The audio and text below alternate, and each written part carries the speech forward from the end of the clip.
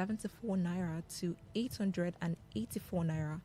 The adjustment followed a jump in oil prices to $84 per barrel, up from below $70 days before the airstrike involving the United States, Iran, Israel, and other countries. Following the increment, filling stations are raised their pump price to a high as 990 37 naira depending on the location. Manufacturers are anticipating improved access to bank credits following recent monetary policy easing after lending Nigerian deposit money banks to the sector dropped to 7.09 trillion naira in September 2025. However, the Central Bank of Nigeria's third quarter 2025 statistical bulletin showed that bank lending to manufacturers fell by about 1.44 trillion naira from its peak within the first 9 months of 2025. The recent monetary policy rate was eased to 26.5% in February 2026, drawing cautious optimism among the real sector operators, especially manufacturers. The data indicated that credit allocated to the manufacturing sector stood at 83.31 trillion naira in January 2025 before declining steadily to 7.09 trillion naira by June. The federal government is implementing what has been described as the largest publicly funded renewable electricity program in the world, aimed at expanding power access through mini-grid solar infrastructure and off-grid electrification projects across Nigeria. The managing director of the Rural Electrification Agency, Abba Aliyu, disclosed this in a discussion centered on the possibility of deploying solar power solution to support electricity supply at the institute's training facilities. According to him, the current administration is pursuing a structured and unprecedented approach to solving Nigeria's electricity access challenges, including a $750 million renewable electrification program expected to catalyze $1.1 billion in private sector investment. However, the initiative would facilitate the deployment of 1,350 mini-grids across the country, including 250 interconnected mini-grid that will supply electricity directly into the national grid. He further explained that the program will significantly boost electricity supply to underserved communities while also supporting Nigeria's transition to cleaner energy sources.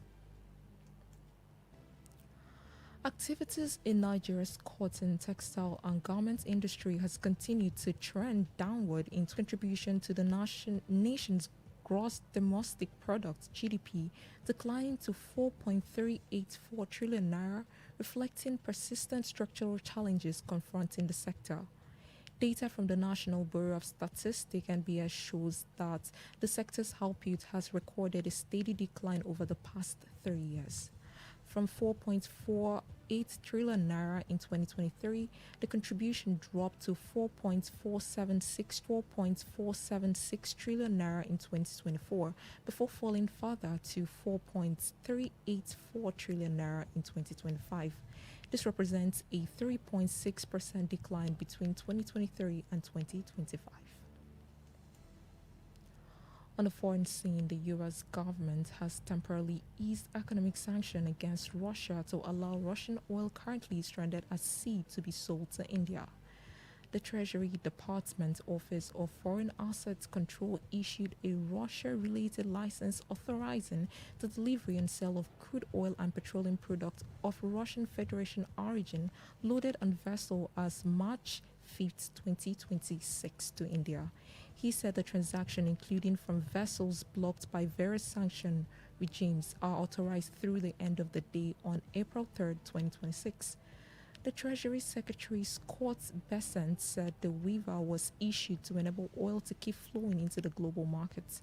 The sale of India will also alleviate pressure caused by Iran's attempt to take global energy shortage, even though India has said it will stop purchasing Russian oil as part of the trade deal with the United States. And that was the news update on Today95.1 FM. Good afternoon. I am Anastasia Benjamin.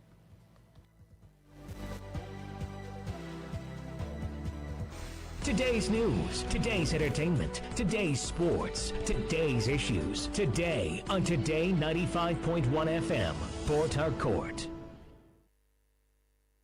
Today 95.1 FM, where news meets insight, sports meets passion, and entertainment meets excellence. Expert analysis from seasoned professionals and our top analysts, informing, educating, and entertaining you. Your voice, your station. We are the voice of the people.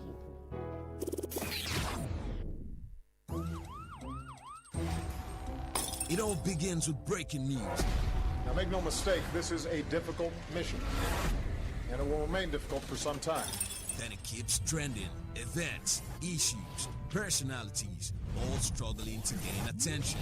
But in the race with deadlines, the intrigues, power play, undercurrents are often missed or underreported. Insecurity here is basically a product of poverty. But not anymore. As the platform on radio steps in to fill the missing links on events, issues, and personalities in the news. I'm not afraid of anybody. Yeah! The platform on radio serves only the hottest topics and trending issues. Only on Today 95.1 FM. 95.1 FM. Port Harcourt. Weekdays, 4 p.m. Get on the platform on radio and be served.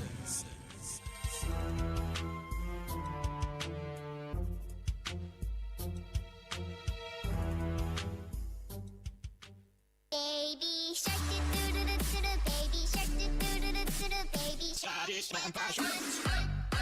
Children are a beam of sunlight. On Kiddies Playground, smart is the new cool. We have interesting activities lined up for everyone, from storytelling to games to quizzes, where you get to win loads and loads of gifts. Do you have what it takes to compete and win exciting prizes? Then don't miss any episode of Kiddies Playground every Saturday at 7:30 a.m. only on Today 95.1 FM, where playtime comes to life.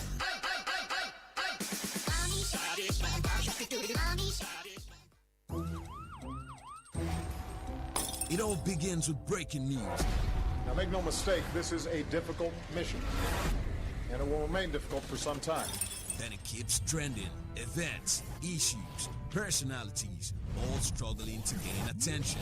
But in the race with deadlines, the intrigues, power play, undercurrents are often missed or underreported. Insecurity here is basically a product of poverty. But not anymore. As the platform on radio steps in to fill the missing links on events, issues, and personalities in the news. I'm not afraid of anybody. Yeah! The platform on radio serves only the hottest topics and trending issues. Only on Today 95.1 FM. 95.1 FM. Port Harcourt. Weekdays, 4 p.m. Get on the platform on radio and be served.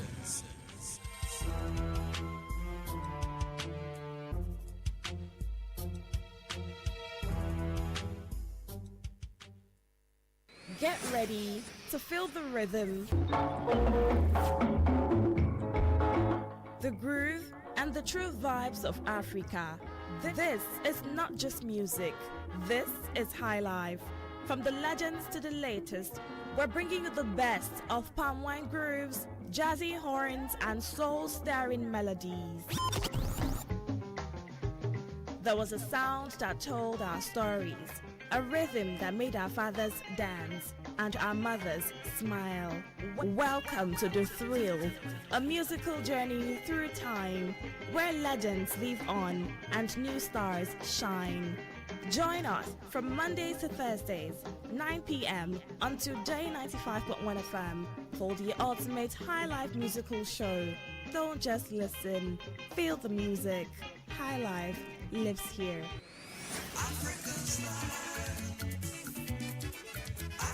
Radio has never been this good. Today 95.1 FM, Port Harcourt.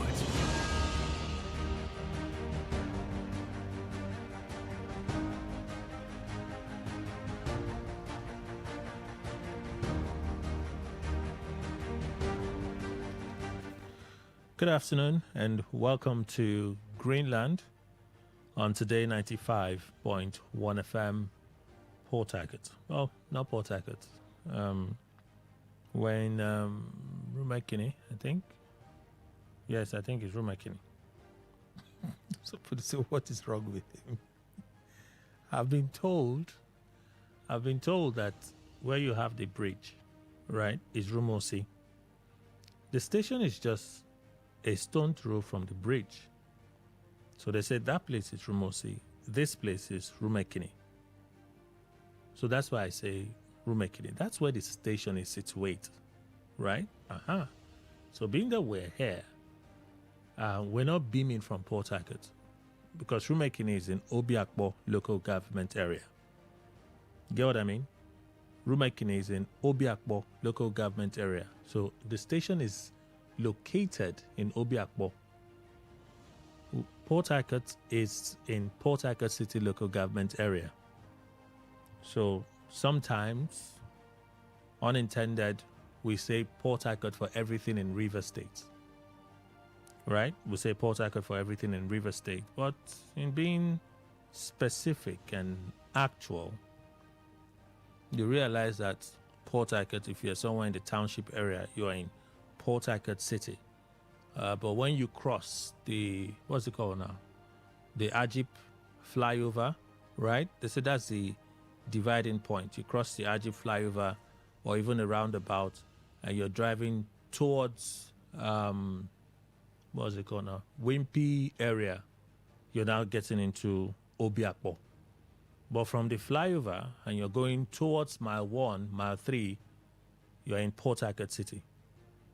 So we're actually broadcasting from Obiakpo, Rumekini, in Obiakpo local government area, River State, to the rest of the world. You know, with technology these days, you do not have to necessarily be in one of those. You can, from anywhere, beam to the rest of the world. And some of you are watching us live on YouTube. You're listening to us via our streaming platforms. Engagements are happening across channels. No one is checking for location and stuff, right? Anyway, just a bit of geography this afternoon. Welcome to Greenland. And Greenland is not geography, but we talk developments in the agri sector. And today will be no different. Kelly Kemenchma is my name. We'll take you through a report. For some time now, we've been looking at certain reports and understanding the implications of those reports. It's not been good, really. Those reports and the breaking down and x-raying of those reports have not shown that we're doing the right things, at least not so far. But maybe, would this inspire hope? Or it will just point us to our realities, which some of you are all too familiar with. But let's go. Let's introduce it. I'll take you through the report. Our guest will join us via the phone. I'll have his assessment of the report and what he thinks we should be doing different if we're really serious about tackling this food crisis. So Nigeria records 5 trillion naira post-harvest losses in 2025. I think sometime in 2025 we had a similar conversation, how to deal with post-harvest losses. The Organization for Technology Advancement of Cold Chain in West Africa has disclosed that Nigeria recorded about 3.5 trillion naira and 5 trillion in post-harvest losses in 2025. The president of the group, Mr. Alexander Isong, disclosed this in an interview with the News Agency of Nigeria. Isong also said the country lost an estimated 30 to 40 million metric tons of food across major value chains.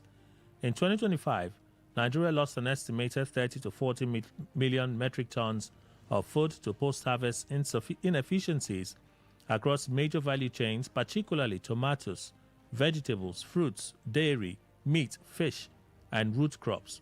In monetary terms, this translates to approximately 3.5 trillion to 5 trillion naira in economic losses. Explaining further, he said the losses represent food that has already been cultivated, harvested, and transported. When such volumes are lost due to inadequate storage, cold storage, poor logistics, and weak infrastructure, the country is effectively losing gross domestic product that has already been created. Farmers already invested in land preparation, seedlings, fertilizers, labor, irrigation, and transport before their products were lost due to weak cold storage and logistics systems. Post-harvest loss is not just an agricultural problem, it is an infrastructure and economic challenge. Also, country director for Nigeria, the World Agriculture Forum, noted that without certified cold chain systems, Nigeria would continue to struggle with food inflation, reduced farmer input and income, as well as limited export competitiveness. He stressed the need for urgent national investment in refrigerated transport, aggregation centers, and modular cold storage facilities to curb the losses. He described cold chain infrastructure as the missing link between agricultural production and economic prosperity. Esong described lack of adequate cold storage facilities as the primary obstacle, which severely hampers efforts to address post-harvest losses. That's pretty much the summary of the report. Let's connect with our guest this afternoon so we can go over it. The heart of it is lack of cold storage chain, okay, and how that is affecting, how much is cultivated, harvested, how long it stays, meaning how profitable the farmers are, and how beneficial, all right, those produce would be for us as a people, all right? That's pretty much what it is. And try to connect with our guest via the phone. When we have that connection, okay, we'll just swing into his views about this challenge. All right. So we have our guest join us via the phone. Let's introduce him and get into the conversation for this afternoon. We have joining us via the phone Dr. Chijoke Okere. He's an agricultural expert, animal scientist with the Agricultural Technology Department, Captain Elechi Amadi Polytechnic, Rumola. Doctor, good afternoon, sir. Good afternoon, Kelly. Thank you for making the time to speak with us. I know you mentioned that you are at a conference presently, so let's quickly squeeze out what we can squeeze out. Post-harvest losses. Let me just we talked about this some months ago, but what's the summary of post-harvest losses? And is this something that is all too familiar within the agricultural space in Nigeria? Hello, doctor, can you hear me? Hello? Hello? Okay. So, did you hear the question? Through the post-harvest losses. Yes, sir. Food production in Nigeria. No, your summary of what post-harvest losses is, and is it a subject that is all too familiar with us here in Nigeria? Yes.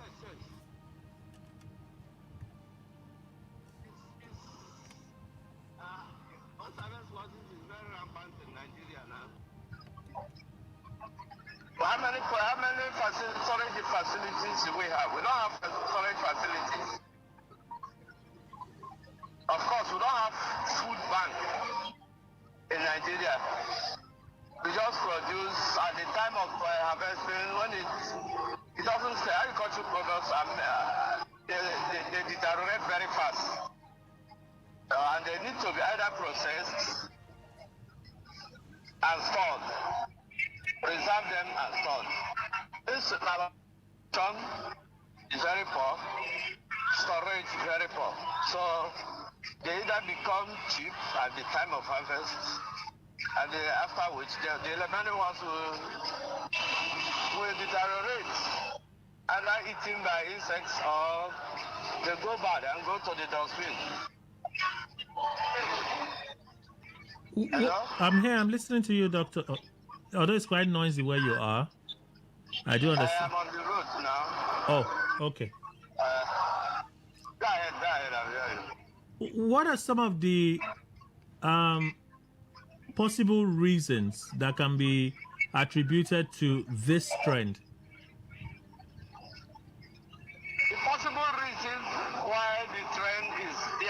that, one, we do not have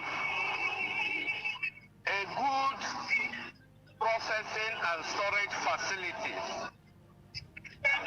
Processing one thing or another. For example, yam.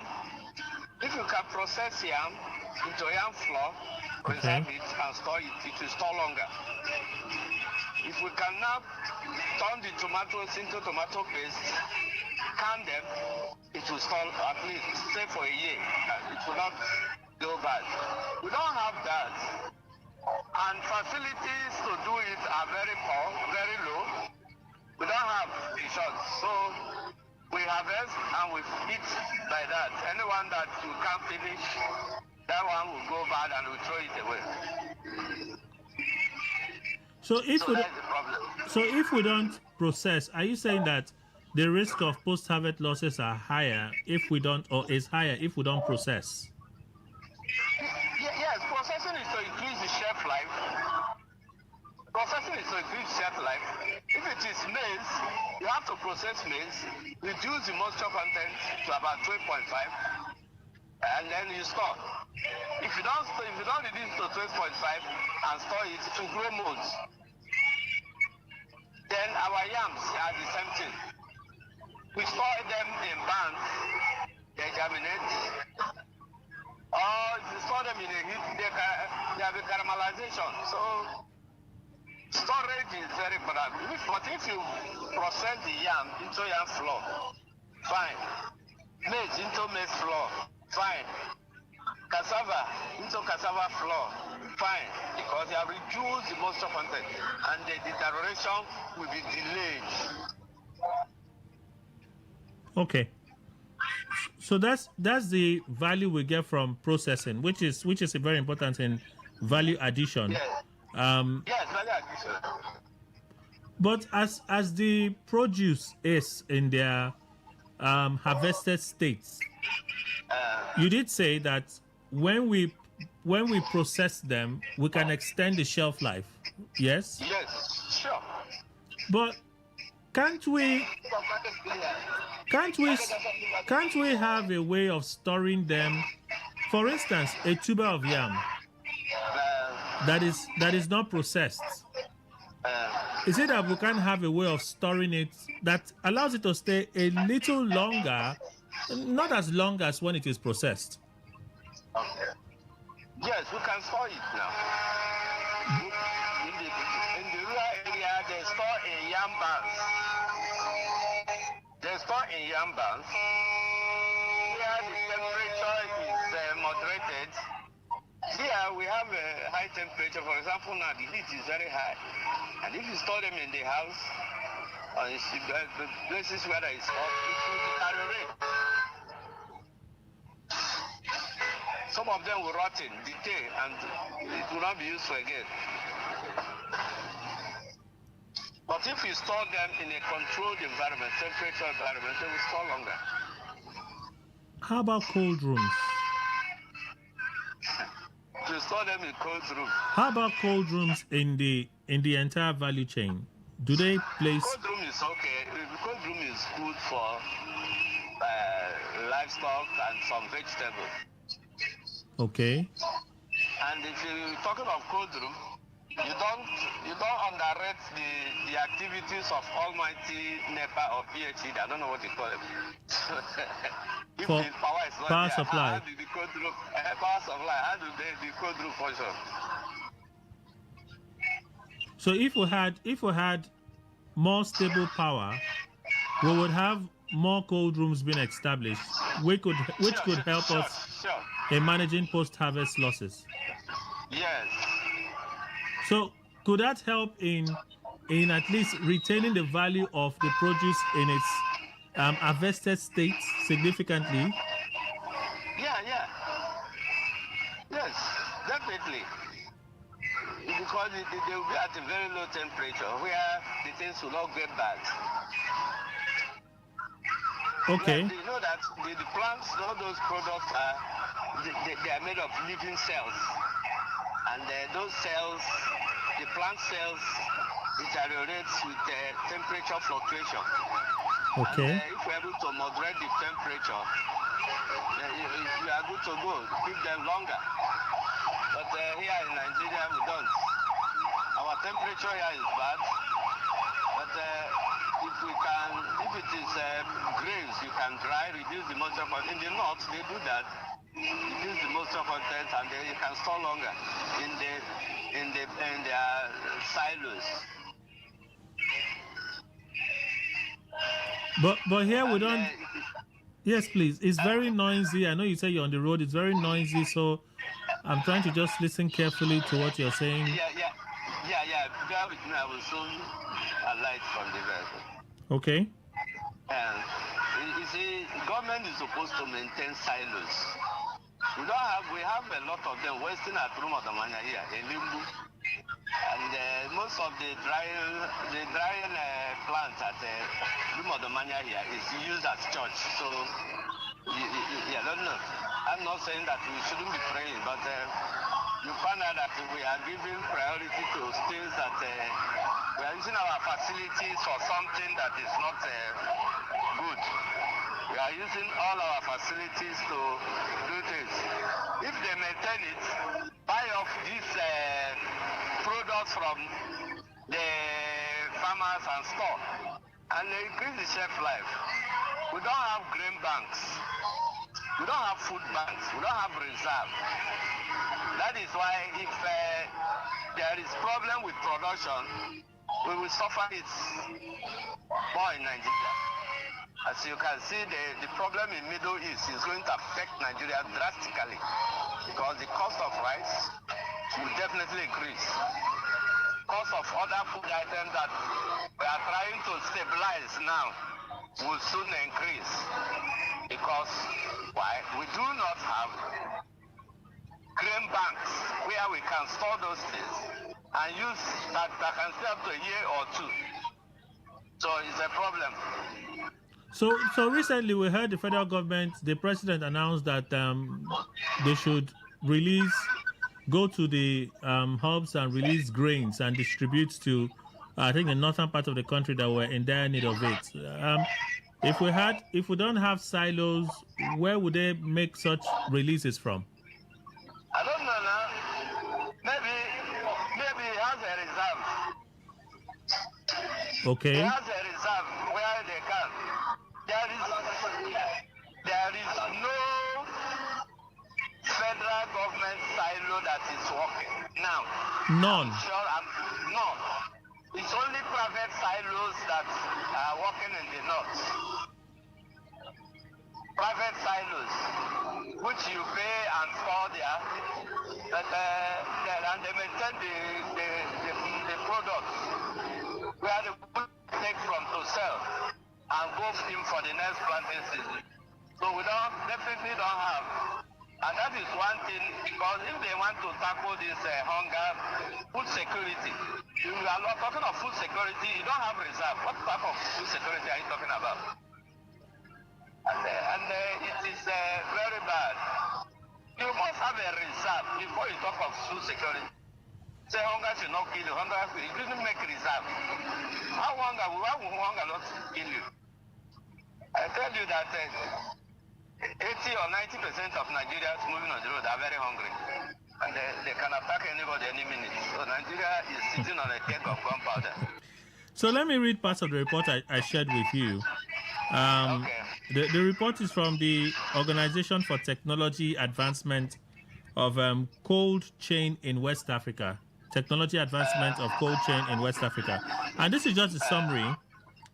The country has lost an estimated 30 to 40 million metric tons of food across major value chains.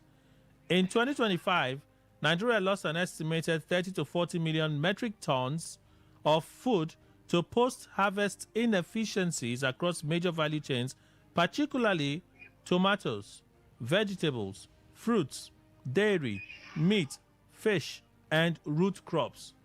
Do you think the numbers are supposed to be higher if it's actually captured correctly? Yeah. I think those people were economical with the figures.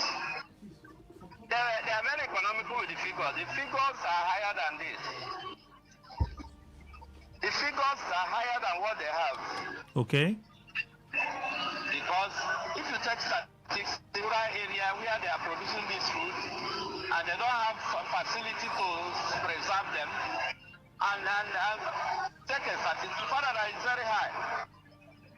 Most of them get rotten. Have you taken a walk to the fruit market or other markets?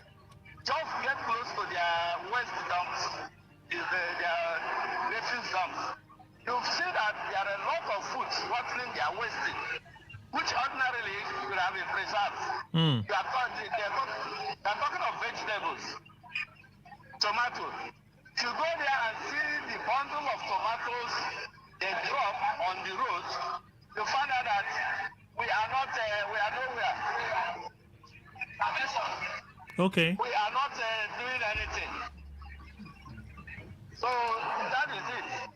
Tomatoes is one of them. And we have to take care and make sure we provide something that will increase the shelf life. If, for example, if tomato can be processed into tomato paste, can it or put it in these things, it will serve us more. So for you, this report is factual. It's not understating the realities. For you, sir, this report is factual. It's not understating the realities.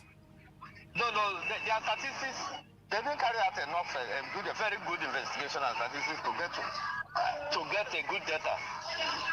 I think their data is very faulty. So you're saying the numbers should be higher, actually? Very, very high. So let's look at an ideal situation. In an ideal situation, what should be happening? From the point of harvest, what should be happening? From the point of harvest, these people should now process the government. There should be off-takers. Okay, from the farmers. Yes, there should be off-takers from the farmers. These off-takers will now carry it and then send it. The government should, even private people should be off-takers. When they produce these tomatoes, I know that they have not produced enough to satisfy their local market anyway, but there should be off-takers who will take it off from them and process it into a form that it will preserve longer. Okay. If we have that, definitely we will be increasing our food production and reduce post-harvest losses by at least 30%. But even if the off-takers were the ones taking the produce from the farmers and they didn't have adequate storage facilities in place, what they are taking will still go to waste eventually. Yeah. You see, before you become an off-taker, you must have made provisions. You have facilities to preserve. Okay. You have facilities to preserve. Or it's even possible that you're a middleman for a bigger company that needs the products that you're bringing for them, which you have collected from the farmers. Yes, and as you are doing it, though, the thing is going to increase. This middlemanship increases the final cost of those food items, but there's nothing we can do. So we manage them. Where is the place of the government? Sometimes when we have these conversations, I try a lot to look away from the government, but it's almost impossible. So if there's no way you can look up away from the government. So if we're looking at addressing post-harvest losses, in an ideal situation, what should the setup be like with government role? What should the setup be like when government is involved? The sector will be very perfect. Okay. Government will take it at a price that the farmers will remain in business. Yes. And then control the price the consumers will take. So the government not participating will make the prices to fluctuate very high. Is it cheaper? Is it cheaper for businesses to set up independent cold room systems to manage some of these things. Can you hear me, sir? Hello, doctor. Yes, I'm with you. If individuals group themselves and open chain of cold storage facilities, would it help this situation? Sure, it will help. It would help. It will help. That's a cooperative. Yes, a cooperative. It will help. It will help. But they still have to deal with concerns about power. That should be a major consideration for them, right? Before they do that, they must have made provision for power now, or the facilities to use. If government were to intervene, which areas would you have liked the government to intervene? The way the government should intervene is to provide enough storage facilities, processing and storage facilities. Because government cannot say they want to control the price. The price when they did not contribute anything. Okay. Government cannot control the price when they did not contribute anything. So it's not possible. If it were before, when government will now give this thing, they now have power to control the price. When you say before, when? At the good old days. Yes. When we have cocoa marketing boards, oil palm produce marketing boards, granite pyramid, the granite marketing board. But now, government is no longer controlling those things now because they are not jumping in. That's when government was giving subsidy. If you don't give subsidy to farmers, how do you get into their business? How do you get into their business? So that is a problem. So in the good old days, farmers got subsidy then. In the good old days, I'm also assuming that government was available to buy off the produce from the farmers. Yes. They buy it and they sell it, either export, and they export it, and they make it available to the regions that need it at a very good subsidized price, and then make sure that the farmers still have something to remain in business. Okay. Do you remember Tinubu saying when he was sworn in, few months after he was sworn in, that storage hubs and all of the associated chains was going to be established in Nigeria? Well, you might have those policies, but its implementation may be our problem. What do you think is the problem of implementing these things from the state, from the federal to the state to the local government? Why are we not having these conversations about post-harvest losses? In the state and federal level, local level. As well as the federal. Yes, they didn't channel whatever they have now. You see, the government are not being pessimistic anyway. We need a proper reorganization and redirection of government and what we intend to do. We don't give priority to the important things. We don't give priority to the important things. We just carry this thing and there is nothing. In fact, if we are to organize our area, our society, you see, you give priority first to food production. The people should eat first. When the people eat, then definitely before you talk of other things, we are giving a priority to more attention to other things that are not human, doesn't have much impact on human beings.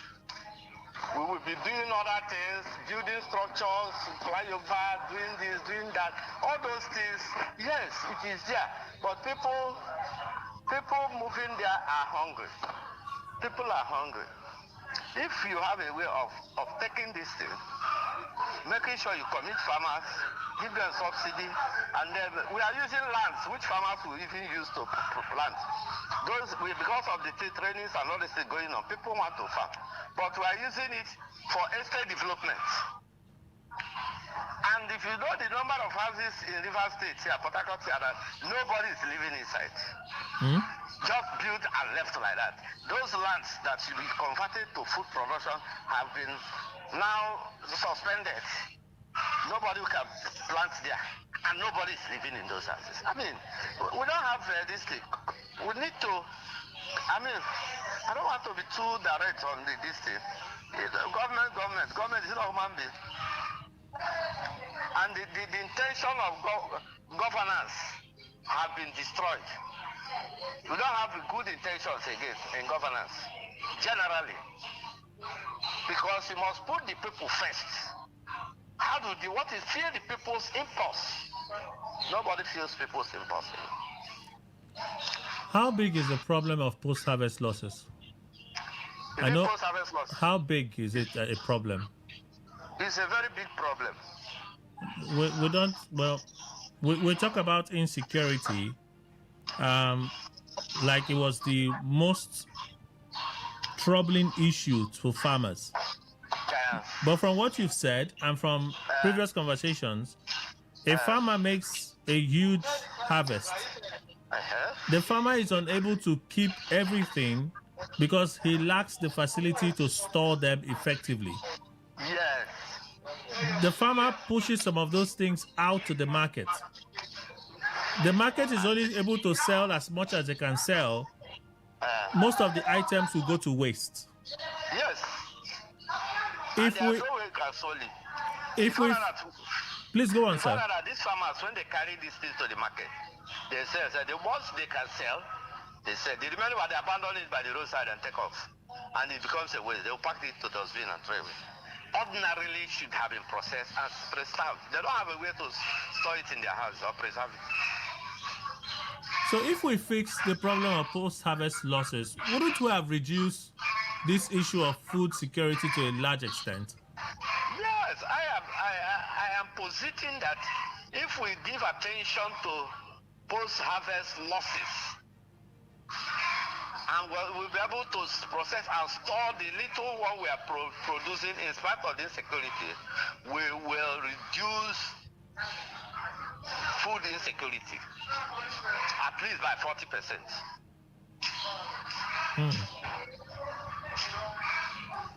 At least by 40%. And you feel that government really lacks the will? They don't think that this is important for us to do at this point? Or could it be that we too are part of the problem? They say the Nigerian factor. Isn't it also possible? The government lacks the willpower. Hello? I'm here, sir. The government lacks the willpower. Why? Because they need to start up something and be passionate about it.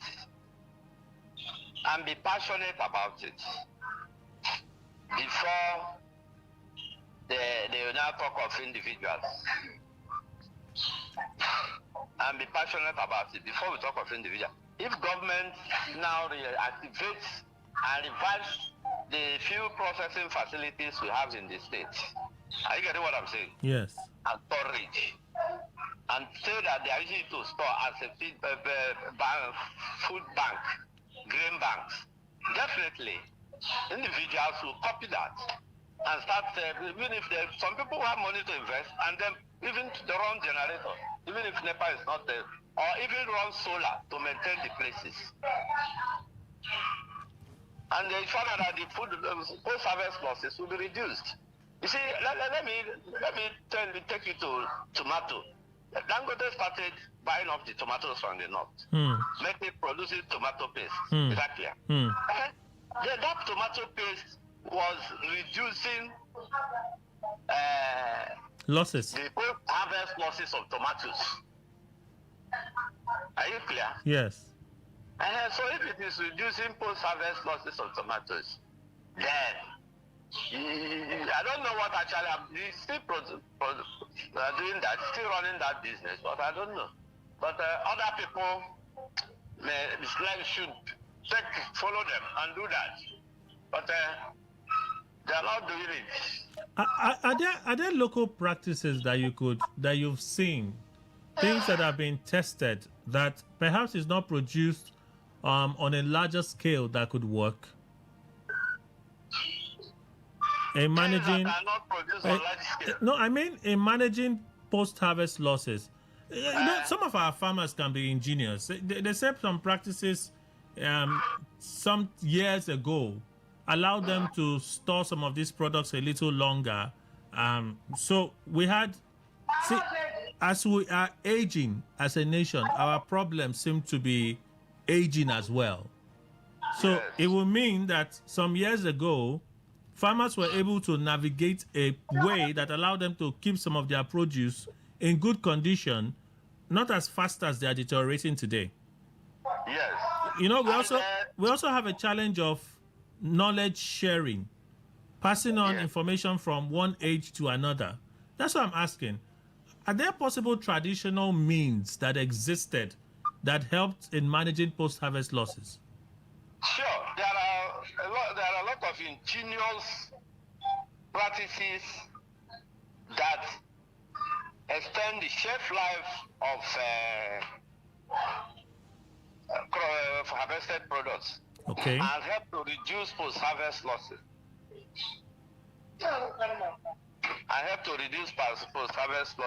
Can you mention a few if you can remember them? And maybe just how did they work? We have creeps, they work very well. We have creeps, we have yam bands, yes. We have drying of tomato. We have this thing, drying of tomato. They dry tomato and grind it. These things help to increase the shelf life of all these things. Pepper is dried. We have dried peppers. Yeah.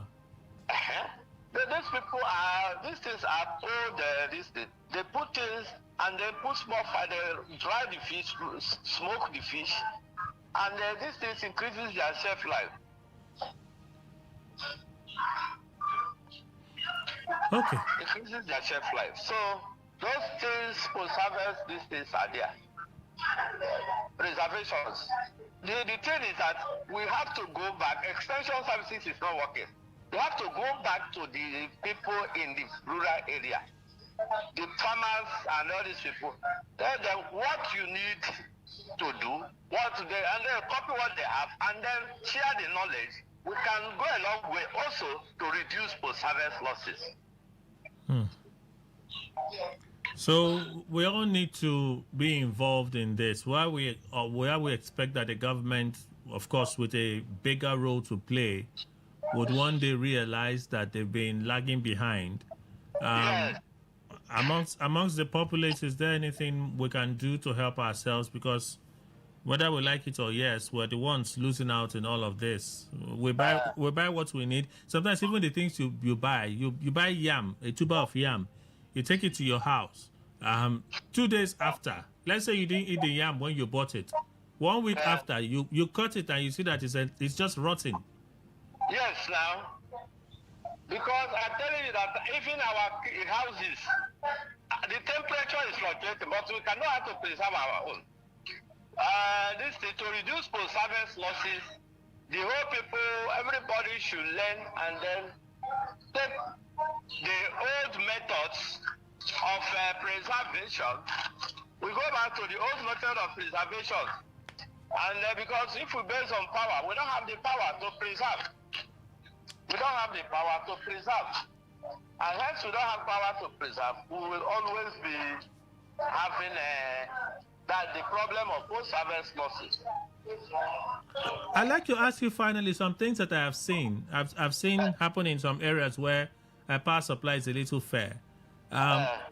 Putting beans in the fridge, raw beans in the fridge, you rarely see weevils. Can you hear me, doctor? Go ahead. Wrapping raw beans and putting it in the fridge, it keeps the beans longer. I've seen that before. Yes. That works. Yeah, it works. Some of them, these things, vegetables, you can plant them, wrap them, and then package them well. They will stay a little bit. It is where people's accommodations are very tight. People buy their this thing, the high temperature in the rooms now, which human beings are suffering. Even the you bought will even deteriorate. If you check, if you buy plantain, put it under in their room or this thing, because of the heat, it ripens faster. Temperature ripens them, so it will ripen faster, and when it ripens faster, it is going to spoil. It is going to spoil when you are not ready to eat them. Okay. Dr. Kerry, thank you for your time. Let me see if we could take some reactions and before we end the show. Thank you again, Doctor. Thank you. Thank you. God bless. So yeah, that's the reality for us when it comes to managing post-harvest losses. Let me hear what some of you would have to say. Okay. So about 5 trillion is what is lost. Established the absence of cold chain network in the value chain is a problem. Cold chain network in the value chain is a problem as well. If we had now, they're even announcing a drop in generation, right? A drop in generation. Rather than 4,500, which is what they've been touting and celebrating as an achievement, we're now we're somewhere around 3,900. The discos are now announcing that the reason that we're seeing less and less power in our homes is because of a drop in supply from the grid. So there's even a challenge of electricity. That challenge is obviously there right now. So do you think as a country we're ready to address the issue of post-harvest losses? Let's see if we can take some reactions before we go. 0810951091. Again, 0810951091. Or you can just send a message to 0701 9339 962. Again, 0701 9339 962. How can we individually ensure that in our homes we can reduce losses? I think we touched on some of these things, but a radio program like this will not allow us to address everything.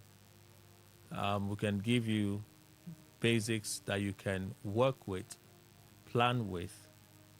Yeah, you can do some of those things with information and see how all of us can contribute to making our situation better. But I remember vividly, last year we had this conversation, was quite damning. This year, the same issue.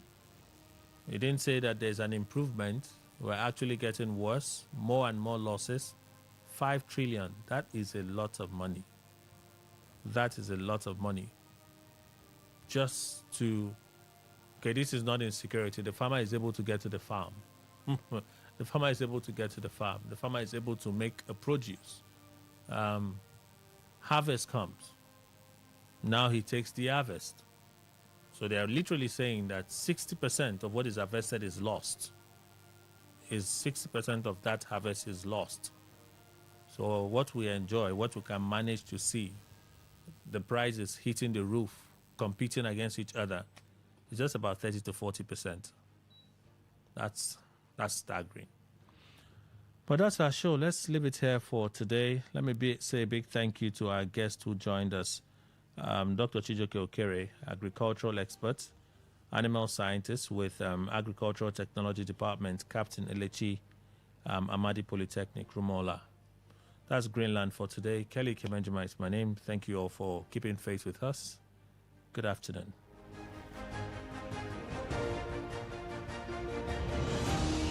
Today 95.1 FM.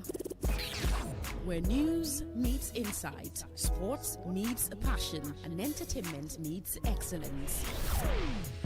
Expert analysis from seasoned professionals and our top analysts, informing, educating, and entertaining you. Your voice, your station. We are the voice of the people.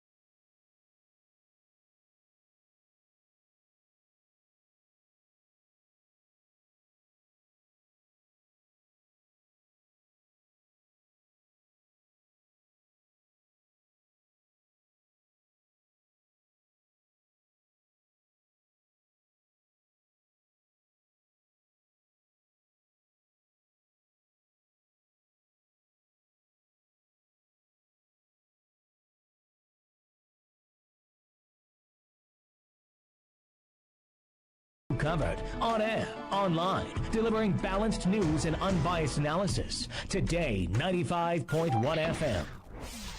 Today 95.1 FM. Port Harcourt. News update.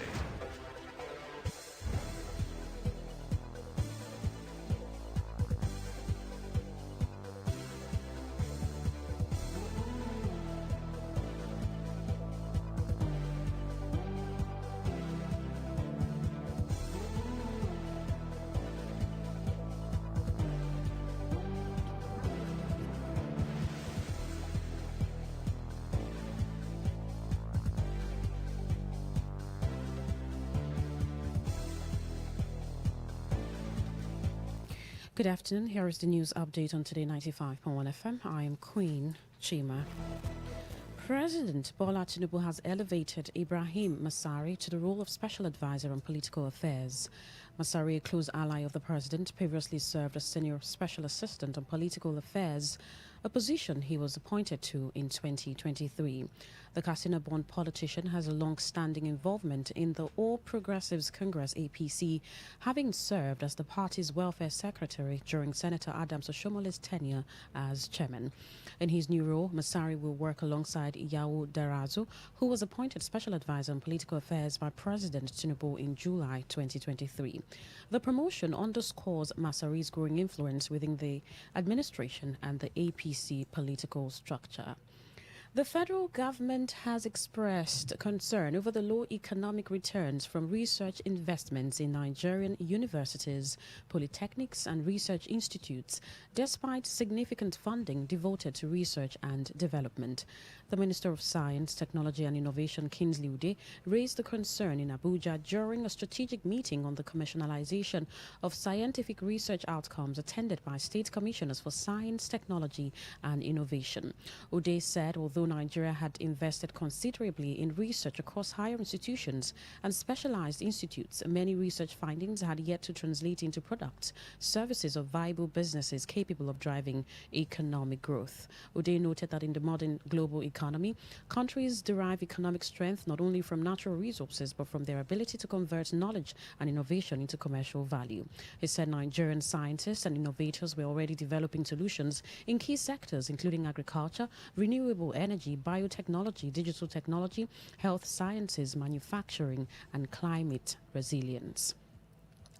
The National Drug Law Enforcement Agency, NDLEA, has clarified that a substantive drug case involving suspended Deputy Commissioner of Police Abba Kyari remains ongoing and is scheduled to continue on March 16, 2026, before Justice Emeka Nwite of the Federal High Court in Abuja.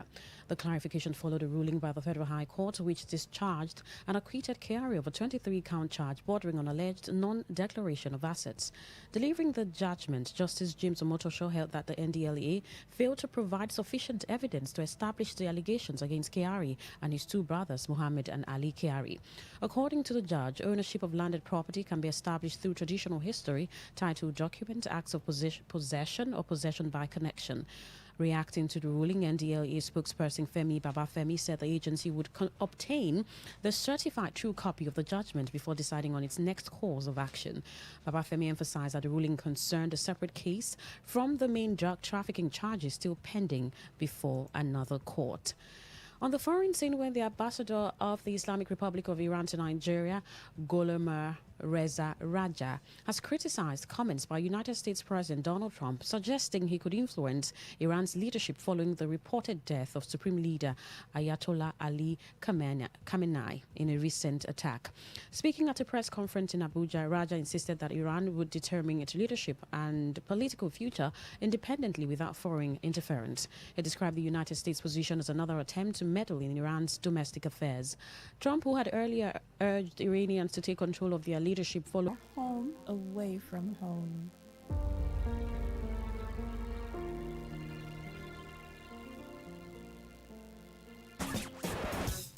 Live your truth. Express your love. Share your enthusiasm. Take actions towards your dreams. Talk your talk.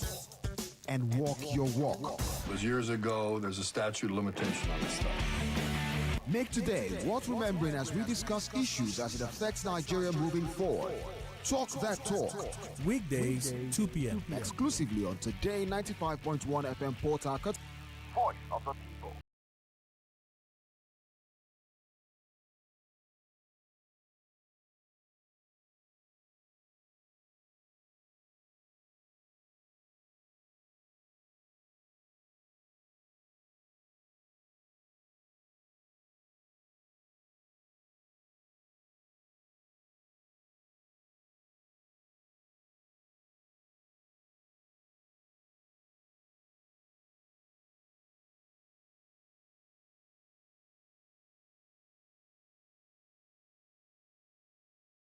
Today 95.1 FM, Voice of the People. It's Friday, March 6, 2026, 7 minutes past 2.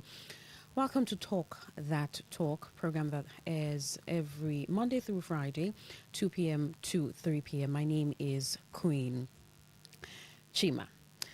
There's a Friday's edition, and that's why we're talking that talk this afternoon. Today we're going to be slightly shifting from our usual Rivers politics, however, to something that affects politics, governance, and the economy. Of course, taxation. All across Nigeria, there has been growing conversation about the new tax reform agenda that's been introduced by the federal government through the Nigeria Revenue Service. But what these reforms really mean for Rivers State is what we're going to be discussing today. Will it affect businesses in the state? Will it change how government raises revenue, how citizens contribute to development? And we'll be discussing all of that. Remember that at some point in the program, you can phone in as we open the phone lines, ask your questions. I remember someone saying on one of our programs that I'm yet to understand this new tax reforms, or how does it affect River State, or what's my contribution to it. The moment we hear taxes in Nigeria, or our brows raise and questions around what's our benefit. Why is government not doing this? Why are we supposed to pay taxes? But taxes are important everywhere in the world. But better understanding this and certain key changes that have been made and how this affects you as a Rivers person is important. And of course, I would not be talking alone, because trust me, if you ask me other questions about taxation and the new tax reforms, I may not give you from a professional perspective. So I have a guest in the studio. She is the Director of Compliance Enforcement, Rivers State Internal, RIRS, that's the Rivers Internal Revenue Service. And she's sitting pretty here in the studio. Rosemary Ibitamuno Orubo. Did I get the name correctly? Yes, Queen. Thank you very much for having me. That made me breathe well. Sometimes we murder people's names, but... All right, that made me breathe well. It's good to have you join us here in the studio. Thank you. All right, let's begin from this. I saw a report yesterday where the Vice President said, let me read his words exactly. Let me get that statement, what he said at an event. Okay, give me a second. I just want to quote him so that... Okay, I'm not getting that information where I kept it. But then he said the new tax reforms are going to benefit Nigerians. And he was saying that it's a new era and Nigerians should embrace this because it's all for their good.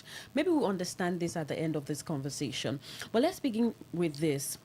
What exactly is this new tax reform? Okay, thank you very much for that question. You know, tax is that, I like explaining from the foundation. Tax is a compulsory payment to the government by every adult citizen of the country, not just Nigeria, every country of the world. It's compulsory in the sense that it's like an obligation on the part of every citizen to contribute to the economy, to the growth of the system or the state. And Nigeria is not left out, right? So the new tax reform, if you ask me about that, it's like there's been some major changes from the previous law, the Personal Income Tax Act, to the Nigerian Tax Acts and the Nigerian Tax Administration Act. There is a huge difference, and those difference is what the regime is all about. And because people have misconception about what it is, they tend to bloat it and try to, confuse people who do not understand what has been done.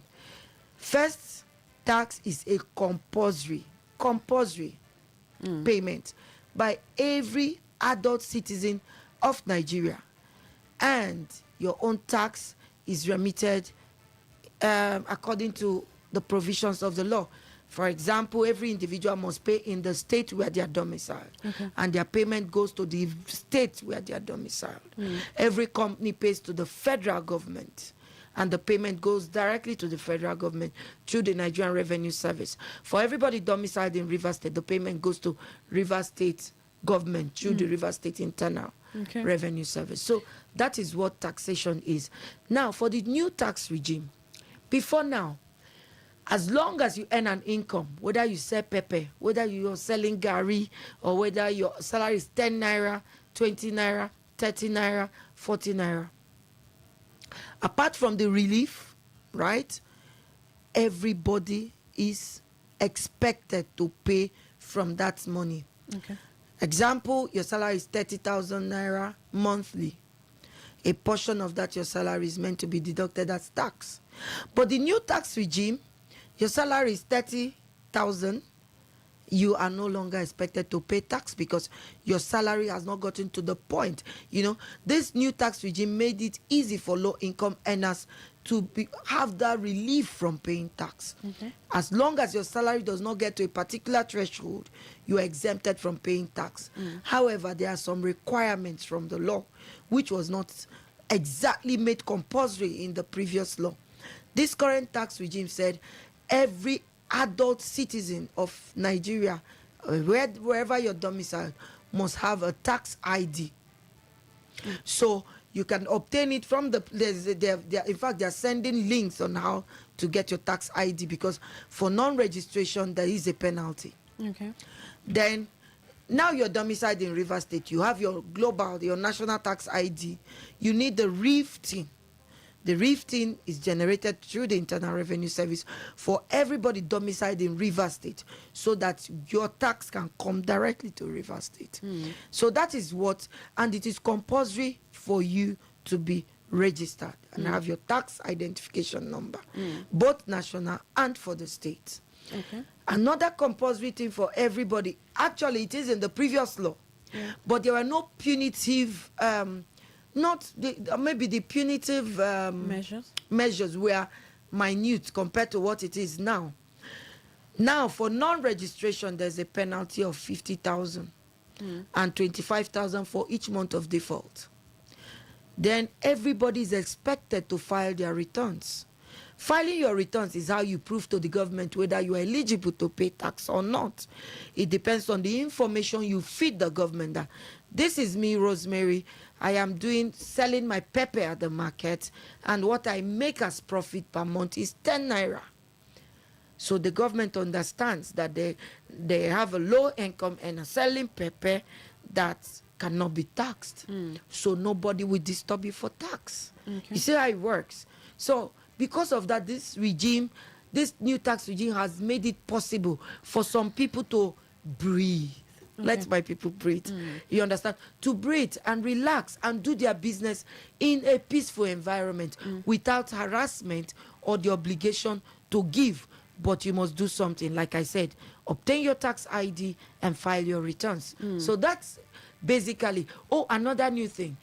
Before now, everybody goes to collect money, they harass you, pay this, pay that. Now it is a crime for anybody to come and harass you. It's a crime for anybody to touch your money. The processes are being automated so that everybody can pay directly to government accounts and allowed to do their business in peace.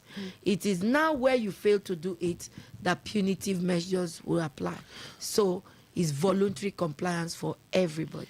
Okay, this program is important because for anyone listening now who's in Rivers State who tries to understand, okay, this is what I owe the government. You've been mentioning the woman selling pepper. Let's continue with that as an example.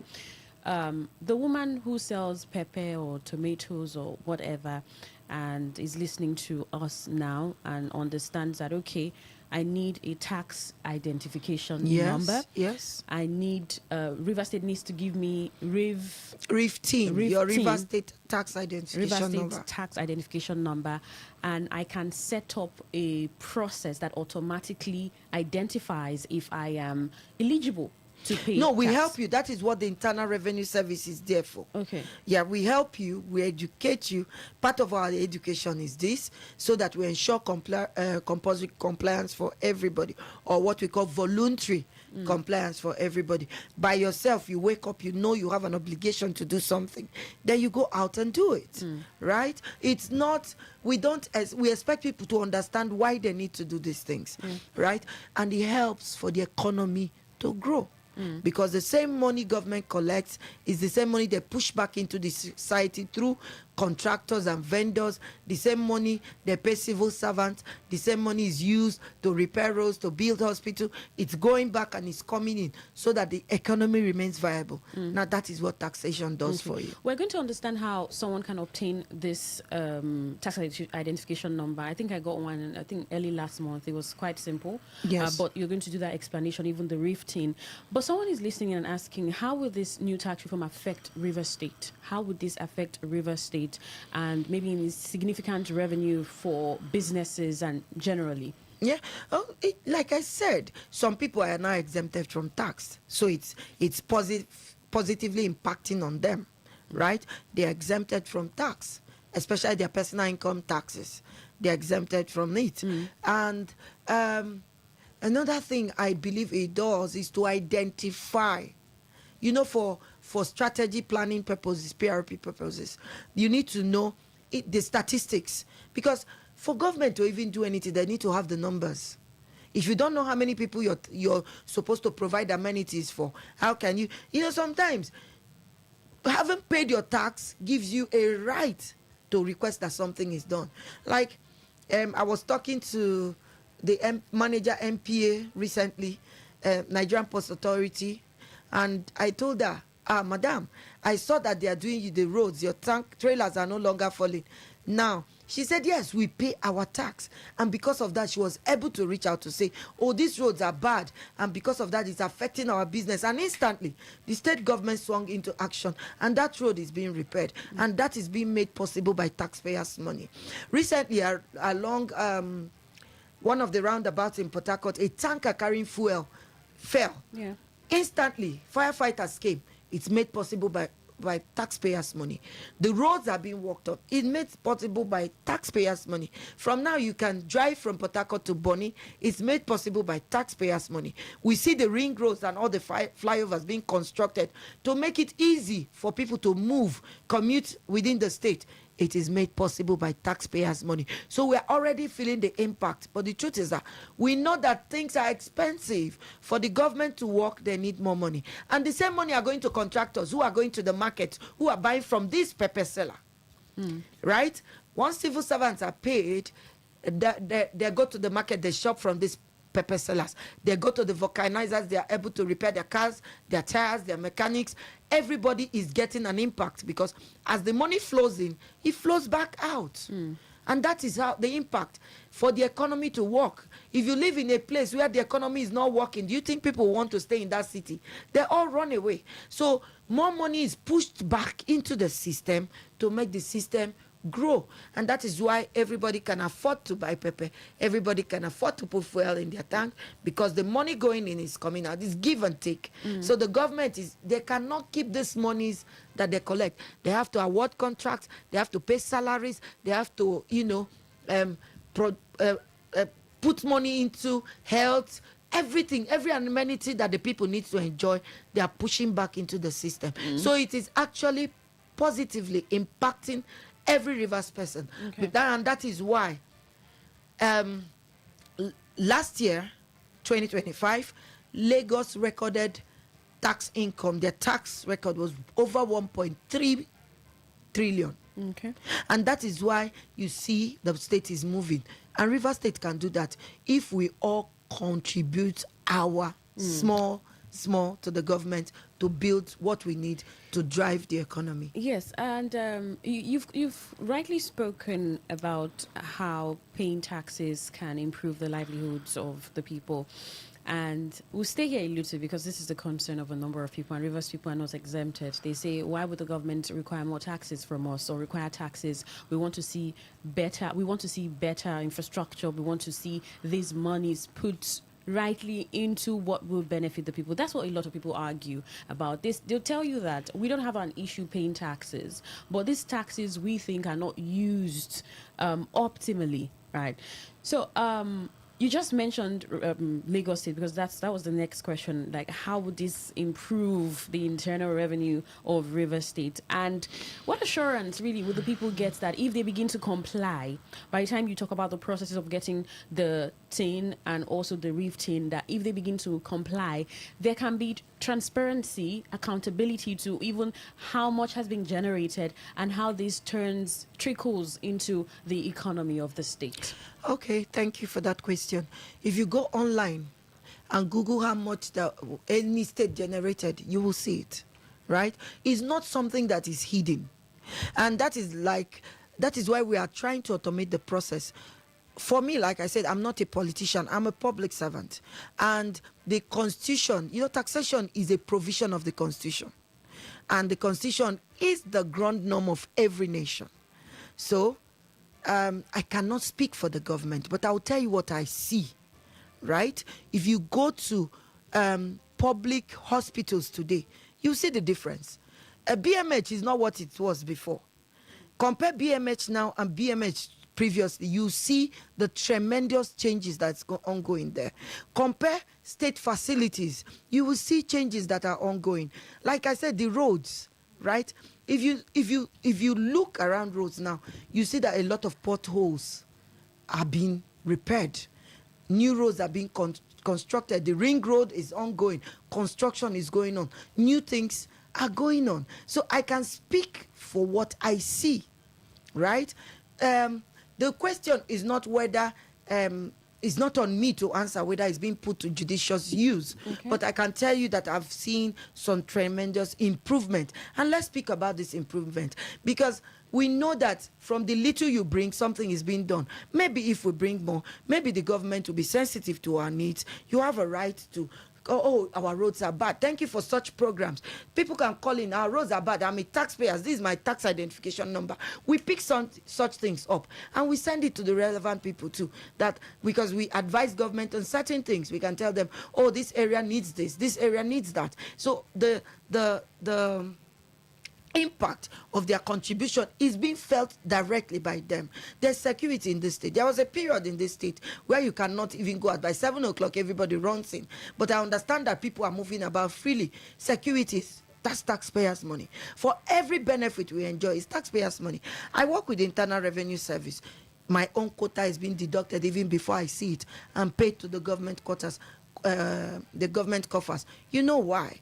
Because everybody is obligated to give to get. You give to get.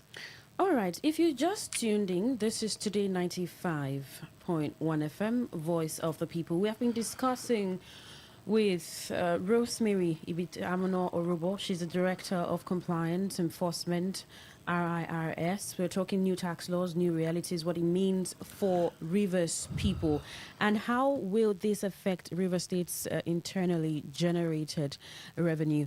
Well, shortly I'll open the phone lines. If you have questions, you can ask us regarding this new tax reform, what you don't particularly understand. Remember that when she started, she did make mention of exemption, which is one area that a lot of people are probably not talking about. The moment you hear taxes, your brows raise, like I said earlier, and you don't even know, okay, what does this imply? How am I affected? So you can ask the questions. But Miss Rosemary, this new tax reforms, of course, which was effective January 1, you talked about the personal income tax. I'm aware of the corporate income tax, the value added tax, the structural changes that happened and all. So about the personal income tax, which states that earnings around 800,000 or less per annum are exempt. Yes. And that a new progressive regime taxes higher earners up to 25%. Are there other areas that people need to know about in this tax reform, this new tax reform? They just need to know the lower you earn, the less your tax. The higher you earn, the higher your tax. Right now, this new regime sets to even look at those who are high earners, so that the low earners can breathe. Do you know, before now, most low earners were the people paying tax. The high earners do not pay except you catch them. Now, processes have been put in place for us to track those high earners and allow the low earners to breathe, so that their businesses can thrive and they can peacefully do business in River State. In River State, what is the Internal Revenue Service doing? We are stopping touts from harassing people. They need to understand that we cannot send you any demand notice written with pen. No demand notice will be written with pen. And if anyone sees something like that? Yes, we've seen some, and they are all fakes. I mean, if someone sees something like that, what should they do? They should immediately call us. We'll give you our numbers. They can call us, they can call the police, or they can come to our office. See, for peace and order to reign, they serve you this demand notice. You can take it from them. You can come to our office and verify it. Right? And let us now understand, some payments are not tax. Some of them are charges, some of them are levies, some of them are fees, and these ones are paid because of the kind of thing you're doing. Okay. And they are all, some of them as low as 1,000 naira annually. Yeah. Annually for a whole year from January to December. Some of them are 5,000 naira annually. Those are not taxes. Those are like what they are like. Let me give you an example. Business places registration. Yeah. It's just a registration that I do business. This is my business, and I do this business in Port Harcourt. Every business is identified and payments directly to government coffers. No person is allowed to touch your money. Nobody.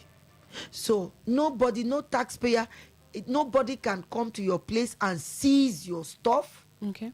Nobody is supposed to harass you, extort monies from you, or force you to pay anything to them. Where such happens, you're supposed to report it. Report them to the nearest police and call our numbers.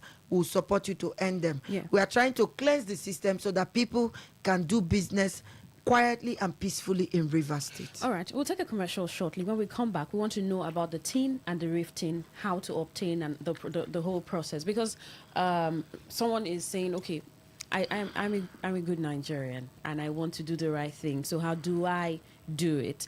And most importantly, I think I would want to know why there's a reef tin and then there's a tin. We'll talk about that. It's Talk That Talk on Today 95.1 FM. As we come back and talk about the reef tin and of course the tin, we'll open the phone line so you can ask your questions and also guidance or even concerns that you have. Of course, you can do all of that on the program. It is Talk That Talk, and I have been speaking with the Director of Compliance Enforcement, RIRS, Rosemary Ibitamuno. Let's take this commercial. I'll be back shortly. To stay with us.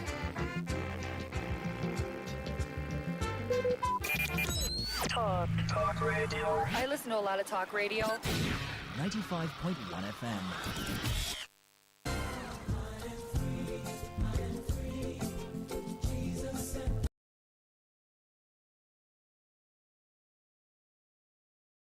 At 8 a.m. on Today 95.1 FM for an impactful and soul-lifting session.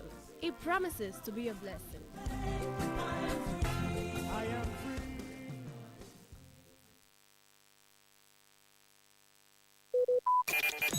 Talk radio. I listen to a lot of talk radio. 95.1 FM.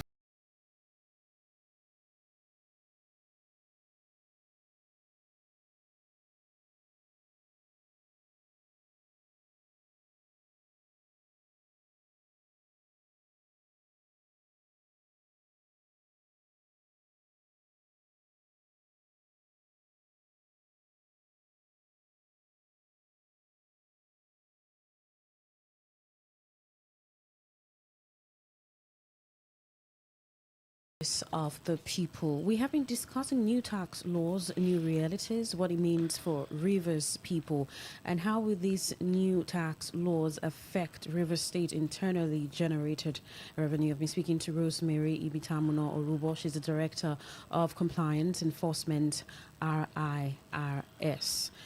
So shortly I'll open the phone lines, but before then, especially so that you can get the information clearly and know how to get your tin, how to get your reef tin. So, but let's begin with this, Rosemary Vitamino. What's the difference between the tin and then the reef tin? And why do you have to have, why is there a tin and then there's a reef tin? Before now, in the previous law, is known as the tin. The tin is an acronym for tax identification number. Now the acronym has changed to tax ID. Okay. And that is the one that every citizen in Nigeria must have. Every adult citizen. Tax ID. But for Rivers State, you know, taxation is based, you pay tax based on where you're domiciled. For people living in Lagos State, for example, they have a number given to them by the Lagos Internal Revenue Service. That's the same thing for Rivers State. There's a number, apart from that national number. Why we give these two numbers is that the first one, everybody is a national. Okay. From the Joint Revenue Service or Joint Revenue Board. It's for every adult citizen in Nigeria. Now, I live in Rivers State, and I do business in Rivers State, how does the Rivers State Internal Revenue Service identify me as living and doing business in Rivers State? It is by issuing me with a RIF-TIN. Okay. But the minute I move to Lagos State, for example, because in my tax clearance certificate, it will identify and show my tax ID and my tax RIF-TIN. So let's say I move to another state and I will use that global. So you are identified as paying tax wherever you go to in Nigeria. That your tax ID covers you, that you're paying tax. For us, is to make the job easier. So we have the tax ID that identified those that live and do business in Rivers State. So it's just something that is generated automatically, free of charge, no payments. You don't pay. You can generate it online on our Reef Tamis platform. You can generate it using the website. You can generate it using the Joint Revenue Service website. You can generate it. Sometimes there is a link going on, but go online and just, you can ask Google, how do I create my tax? It will give you the option. The links will be there. And once you do it, just key in your information and the thing generates automatically for you. For the RIF-TIN, the same thing apply if you go to our platform, our website, riversbirs.gov, or come to our office. You know, what we try to do is assisting people and teach them.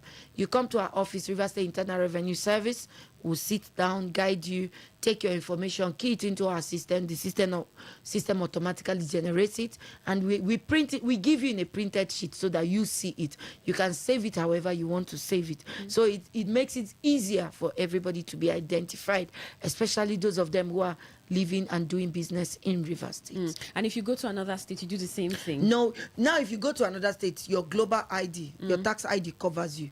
You use it, right? That is if you decide to live in that state. If I decide to move, I don't need to change. Right? I don't need to change my tax ID. My tax ID for every part of Nigeria I go to, it is my tax ID. Now, if I relocate and leave Rivers State and go to another state, that state will now and tell them, oh, I live here now. I'm doing business. They will not identify you as somebody living there and doing business too. So each state actually put this in place to identify those who are living and doing business in their state, because you cannot tax somebody, for example, who lives in another state and doing business there. And if he has a company here, let me give you an example. I have investment in Port Harcourt. I own a company. I'm a director in company A, for example. But I don't live in Port Harcourt, right? I live in Lagos. So because I live in Lagos, but while I run a company in Port Harcourt, the people working for me live in Port Harcourt, but I live in Lagos. So my tax, my personal tax, is paid to Lagos State. But the taxes of everybody working for me and living in Port Harcourt is paid to Rivers State. You see the difference? So I could own a company in any part of Nigeria, but the people working for me, their taxes are paid in the state where they live and work. But mine is paid in the state. So I can have 10 companies, for example, in 10 different states. But I pay just to the place where I live, and it's not now where I do my business, where I'm domiciled. That's why they say taxation is based on where you're domiciled. Right? Let's talk about those penalties you mentioned. Yeah. Because, there has to be penalty so that people can also understand the importance of taxation and paying these taxes. If by the end of 2026 we have a number of people who have not even got their TIN or even RIF-TIN, what exactly did you say would happen to them again? Okay, let me start with the RIF-TIN. Okay. If you do not pay for your tax ID and we catch up with you, or you do not obtain, it's free. Your tax ID is free. Your RIF-TIN is free. You don't need to pay anybody to get them. But if you do not pay, that is where the problem is, and we catch up with you, or you do not obtain them. Let us leave the payment aside just to obtain, which is free. Nobody is charging you for it. If you do not obtain it, there's a penalty of 50,000. Every month? No, for catching you at all for not registering is 50,000. The next month is 25,000. You add it to the 50. The upper month is another 25,000. until, so everybody has between January 1 and March 31st to obtain for free their tax ID. Between January 1 and March 31st, we are still in March, so they have time. After March, penalties begin to apply. Now, for example, if you don't comply and we catch you in, say, 2027, we'll start from 2026 to calculate. So, and the truth is that if you register, you might end up not paying tax. Yeah, because because of your income. Your income. Yes. Okay. So, but it's important that you have. So it's compulsory that you have a tax ID. Very compulsory. It's compulsory for everybody to get it. All right. And it's free. Nobody charges you both for your tax ID and for your RIF thing. The next place where we have a penalty is for non-filing. What is filing? Every year, between the 1st of January to the 31st of January, every company and business ought to file their annual returns with the tax authority. For example, the River State Internal Revenue Service. You're supposed to file your returns. Filing your returns is simply a way of telling the people, this is the income I made last year, and this is how much I've paid, or this is what happened to me last year and I couldn't pay tax. So it is the information you bring to the government to tell them why, what is happening, or whatever information that you need to give them. You're showing us what you earned and what you pay, or whether you're not supposed to pay. Okay. Now, for non-filing of annual returns for company that did not comply from January 1 to 31st January is 500,000 naira. And subsequently 100,000 naira every month. For individual that did not comply, for example, Queen, you did not comply, you did not file your returns, it is 100,000 naira and 50,000 naira for every month of default. Okay. So that is where the problem is. Now, where you don't pay your tax at all, assuming we've done all the calculations, it's important too that everybody understand how to calculate their tax. You can do it by yourself, or you can go to our platform and key in your information in the tax calculator. We have it in the system. It will calculate and tell you how much you're supposed to pay. Where you don't know, if you come to us, we'll show you how to do it. We'll do it for you and tell you how much you're supposed to pay. It's actually very simple. So now, if you don't pay, there's penalty. By the time we calculate it, let's say your tax is 50,000 naira. There's a penalty of 10% of that money.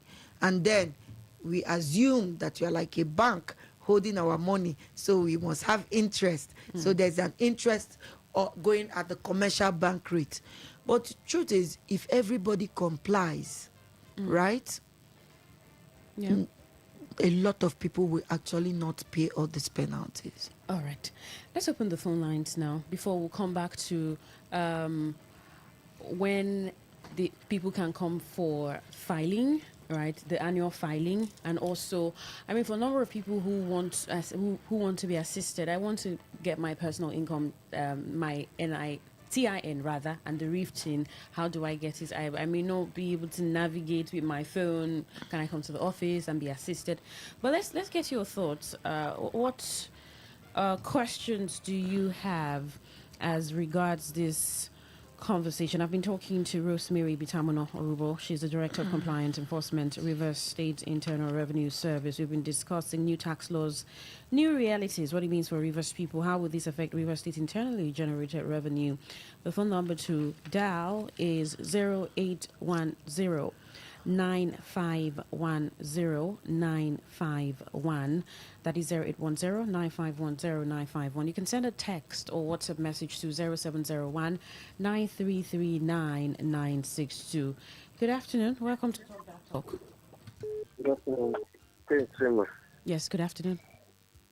This is Emmanuel calling from Port Harcourt. All right, Emmanuel, go on, please.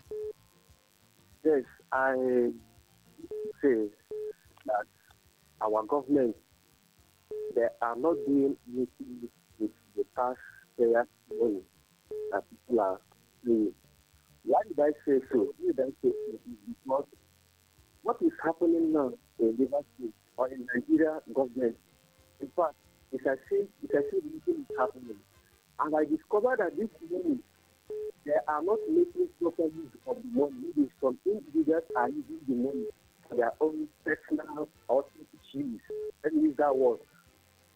Now, if truly government is using the money, government will create a little environment, employ people for people to get work. Knowing that at the end of the day, those people that we are employed, pay their tax. So when they pay their tax, they get money. Like now, if government is really using the money, people are paying for tax to the state or the country. Now, for example, my place, I'm from the state, precisely. Now, our zonal hospital is the way and make left. All right. People not paying tax there. Many are paying tax now. What is our government doing with our tax today? Okay, you've asked the question. Good afternoon. Welcome. Yeah, good afternoon. Yes, good afternoon. This is Honorable Chris. All right, Honorable Chris, go on. I greet your guest. I have important question to ask her. Supposing I'm not doing anything, even governments, they are not even care about me. You mean that is when you set up a business for somebody, you can ask for return. You didn't set up any business. You didn't give your child money to start up business. You are expecting money. You want your child to go and steal? Okay, so you want government to set up a business for you? If government can offer money, offer loan to people now, they can pay tax. This one, you are not giving them anything. You want them to pay tax. So from where do you want them to get money and pay tax now? Because even Bible says, anybody that you are working and you don't want to pay your this thing, but this one, government, you are not paying anything. You are not giving your citizens anything. You are expecting them to pay tax. You want them to go and steal? All right, to pay Honorable tax. Chris. I beg you. Welcome. Good afternoon. Hello. Yeah, can you turn down the volume on your listening device, please? Hello. Good afternoon. Good afternoon. Go on, please. Okay, yes. I want some questions regarding this tax thing that is being discussed right now. Please ask. Okay. I have two questions. One is if somebody is working in a very small business, like a woman business, and they are deducting small tax from that person, how does that person get to prove to the government that he has been paying? Or is the person going to pay after paying something out of the small income they're paying? Is they also going to register the internal revenue to pay another tax before you get identified as a taxpayer? That's the first question. The second question I have is if someone is still looking for a job and is not doing anything, how does he key into this tax program and then be a free citizen and nobody will charge him for tax? All right. Not tax anything. All right. Good afternoon. Welcome. Hello, Lizzie Queen. Good afternoon. Yes, good afternoon. Yeah, Reginald from Tegochi. Please go on, Reginald. Greeting to the madam in the studio. Let me ask this thing now. Like Chris asked. If I am not doing anything, if I am not working, and I don't have any small business doing, then what is my stake in this as an adult citizen? Then am I supposed to pay the tax? That is one. Then let me also look at the issue of this new tax laws now. We have been paying tax, personal income. We have been paying tax through our phone, our banks, and all the rest, including other personal income tax that we have been paying. And we have not been seeing what government is using it for. Madam, of a truth, you are praising government for what they are not doing. I don't know where you come from, but I come from a chain here. Come to a chain. Come and see the state of our schools here. Come and see the state of our roads here. Come and see the state of our healthcare system. These are basic things that government ought to do for the people that they are not doing. And you are here praising them for what they are not doing. Are they going to start doing what they are not doing that people know they are not doing it here? All right, you've asked the question. I am from She's going to Ike, give a I'm response. using my particular place as a typical example of what I'm saying. All right, Reginald, quite noted. Right. All right, let's since it's been a number of questions, let's my guest give responses to some of the questions that you have asked. All right. Okay, thank you. I know two of those questions said something about if I'm not doing anything, should I pay tax? If you're not doing anything, how can you pay tax? The law only requires and made it ID and to have your tax rifting, just your tax identification number, and then file your returns. That's how you tell government, I'm not doing anything. Then you'll be giving there's nil tax to pay. Nil tax to pay. So when people say, if I'm not doing anything, please let me answer that question. If you're not doing anything, no, you're not supposed to pay tax, right? But you have to have a tax ID. It's just like a social security number. There are places you go. If you don't have this number, so that is the number that identifies you and the state where you live. Yes, if you're not doing anything, when you come, we will assist you and tell you how to file your returns to tell government, I am not doing anything. Or that I am a low-income earner. My salary is 20,000.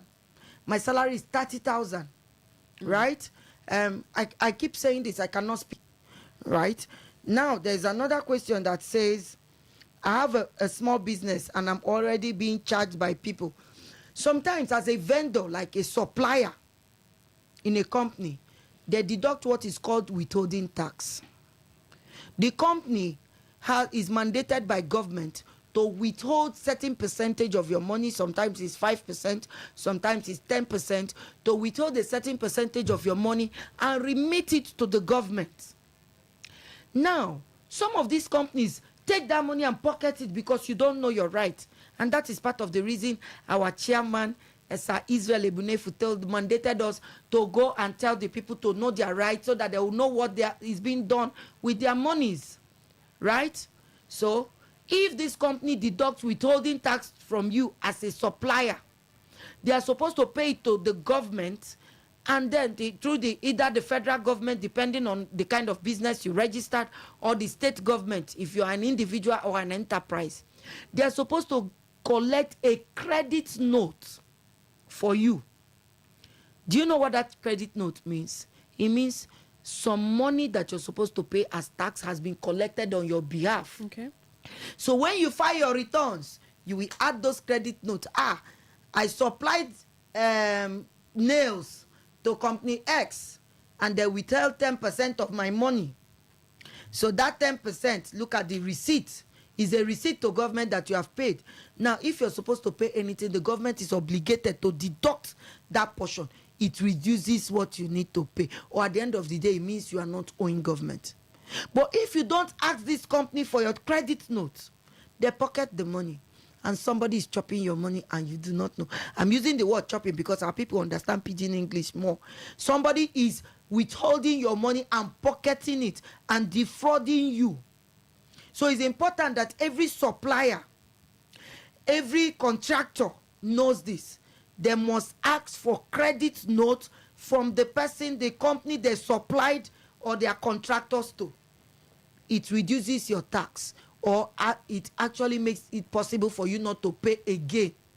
So all businesses should note that. All right. Now, somebody said they have been paying tax. Let me answer, sir, you have not been paying tax at all. For you to say they are deducting taxes from your phone.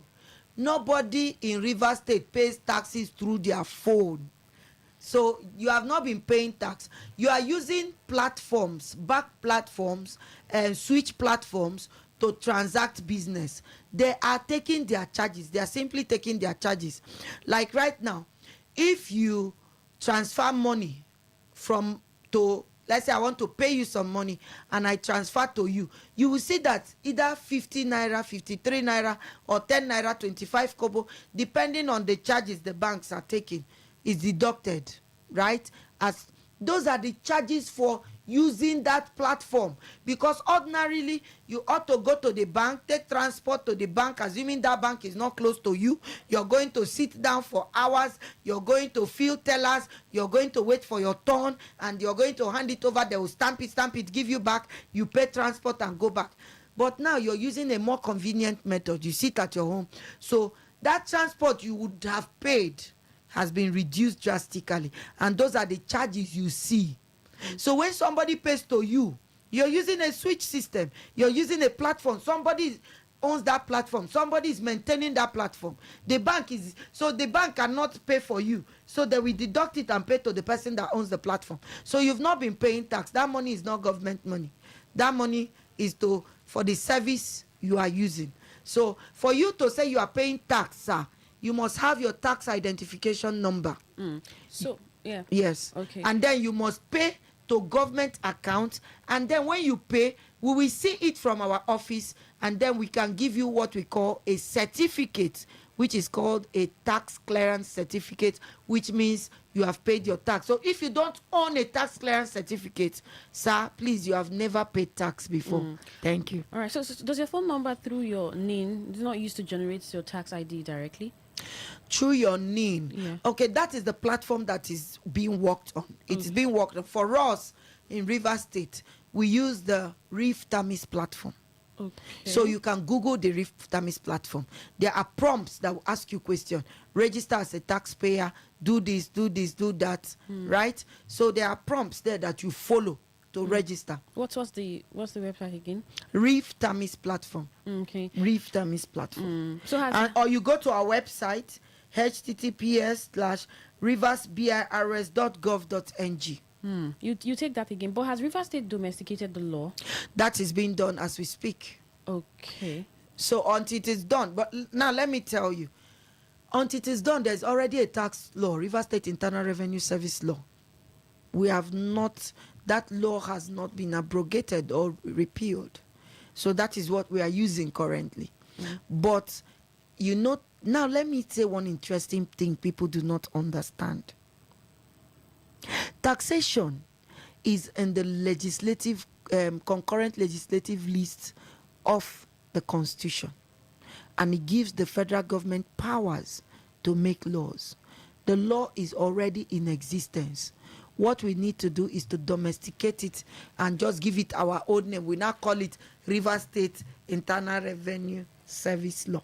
Okay. It's the same law that it's just domesticated. The House of Assembly will look at it and then adopt it and sign for it to be applied in Rivers State. Currently, we are applying our law, Rivers State Internal Revenue Service Law 2021, which is being used currently.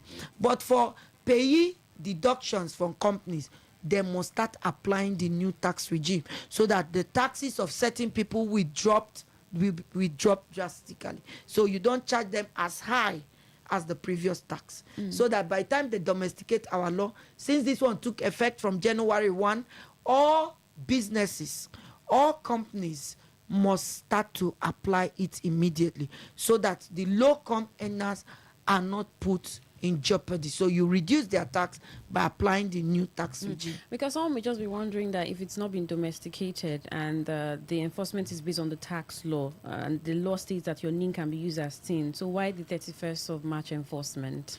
No, like I said, 31st of March is a requirement of law. Okay. Even in the old law that we are using, 31st of March is for individuals to file their returns.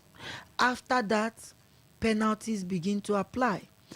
31st of January is for all companies. As I speak to you, all companies that did not, we even gave them 2 weeks grace. We showed them love, and it ended on February 14th. The law says 31st of January, but the Rivers State Internal Revenue Service extended it to 14th of February to give companies the opportunity to comply. Like I said, what we advocate for is voluntary compliance, assisting our people to do the right thing and to thrive in their businesses. Okay, so in a minute, as we wrap up, what's the assistance you're offering? They can come to the They can office. come to our office, the River State Internal Revenue Service, located at plot GS1, Transamadi, close to Modakat. They can come there at any time. There are people on ground as you enter to immediately assist you, do the right thing. And where you are being harassed or extorted, we have, and you cannot and you can reach us immediately, or if you can go to the nearest police station and report, and you can contact us. We have the powers to arrest right now. You can contact us on our numbers 090-4269-5681. I'll take that again, 090-4269-5681. You can equally reach us on 081-5475-7369. 081-5475-7369. 070-6333-7954. 070-6533-7954. All right. Thank you so much, Rosemary. Thank you. Tamuno Urubo, Director of Compliance Enforcement, RIRS, River State Internal Revenue Service. Maybe there should be some jingle placement and advertisement, even on the radio, so that people can get to understand and also stay compliant, especially since they may want to avoid penalties. Yeah. All right. That is it. Talk that talk on Today 95.1 FM. Thank you once again for coming. Thank to you the very studio. much for having me. All right, 3 p.m. The sports crew here will be here for updates in the world of sports. Afterwards, 4 p.m. news updates, the platform, and so much more on the dial. It's Today 95.1 FM. I'm Queen Chima. Good afternoon.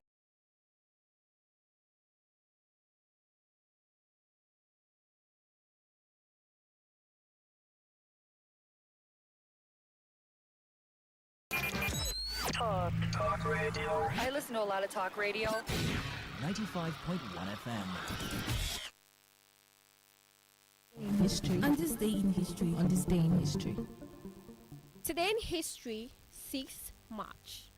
In 1946, Ho Chi Minh signed an agreement with France which recognized Vietnam as an autonomous state in the Indo-Chinese Federation and the French Union.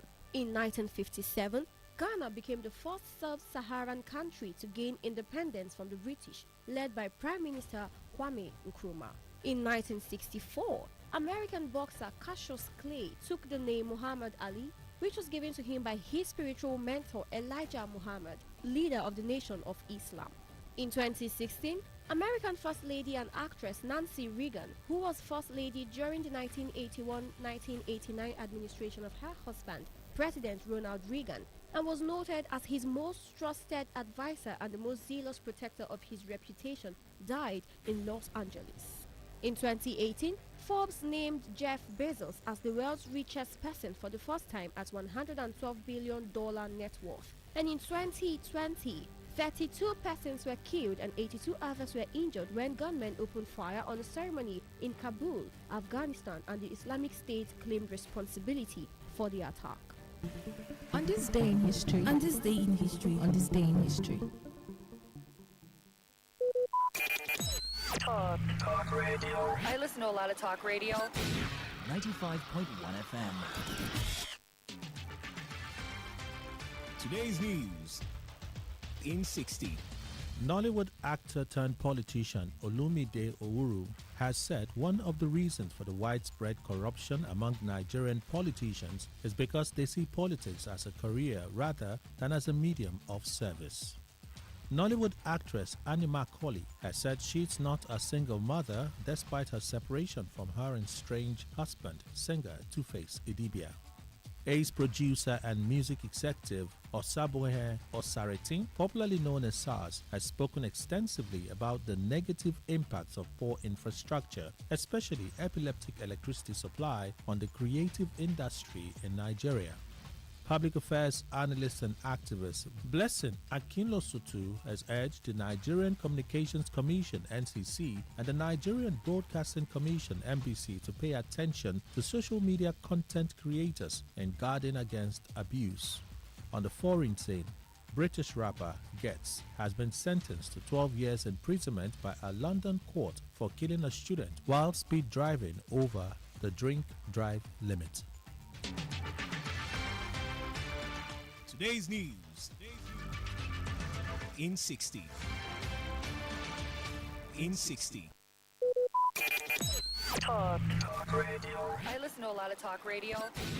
95.1 FM.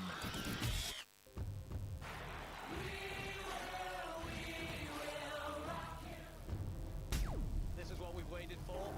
The showdown. The fastest men in the world. Hearts racing. One light, two lights. They're backing off and backing. Pulse rising. Who will come out on top?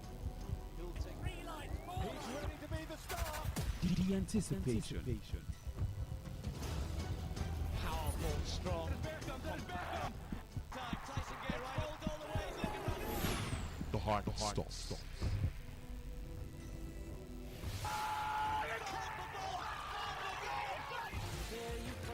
Catch the sports game on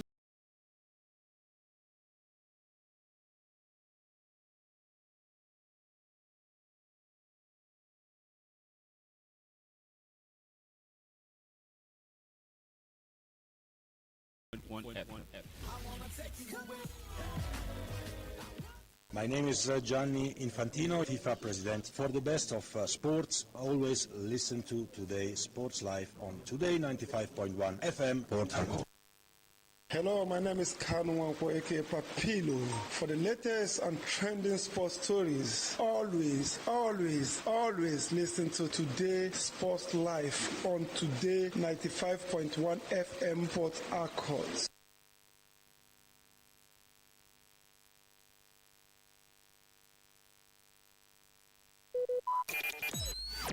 Talk radio. I listen to a lot of talk radio. 95.1 FM.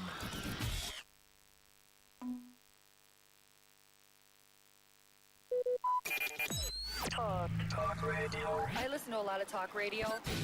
95.1 FM. Alright, all you need to know about this one is that 95.1 FM? Such a unique style. Maybe home is somebody's smile when they look at you for the first time. Maybe home is being a home to something you love and adore with all your heart, and that is what life, friendship, and love are all about. Maybe home is listening to all of your favorite shows on Today 95.1 FM. We create memories. We inspire comfort. We are the voice of the people, and we are home away from home.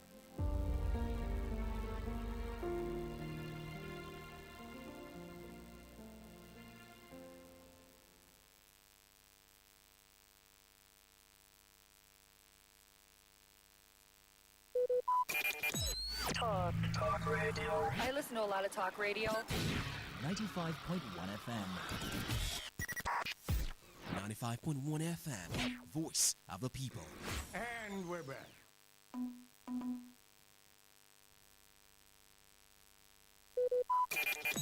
Talk radio. I listen to a lot of talk radio. 95.1 FM. My name is Gianni Infantino, FIFA president. For the best of sports, always listen to Today Sports Live on Today 95.1 FM, Port Harcourt.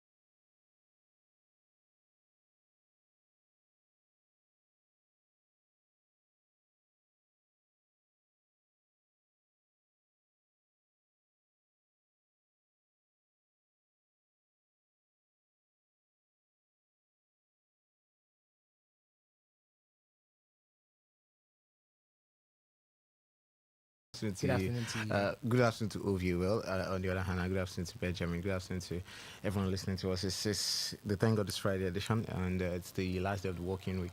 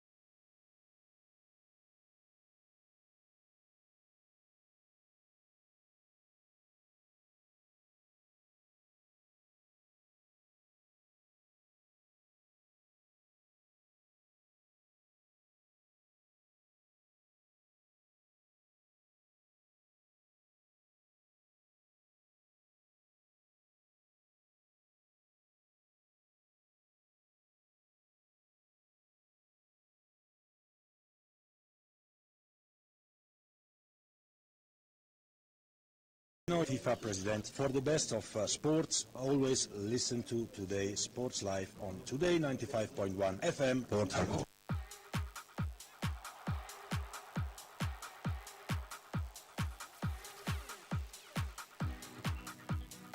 All right, I will start off from tennis. We're focused on every round of the BNP Paribas Open at the Indian Well is what we are looking at today. The veteran milestones and the rising stars are dominating the conversation.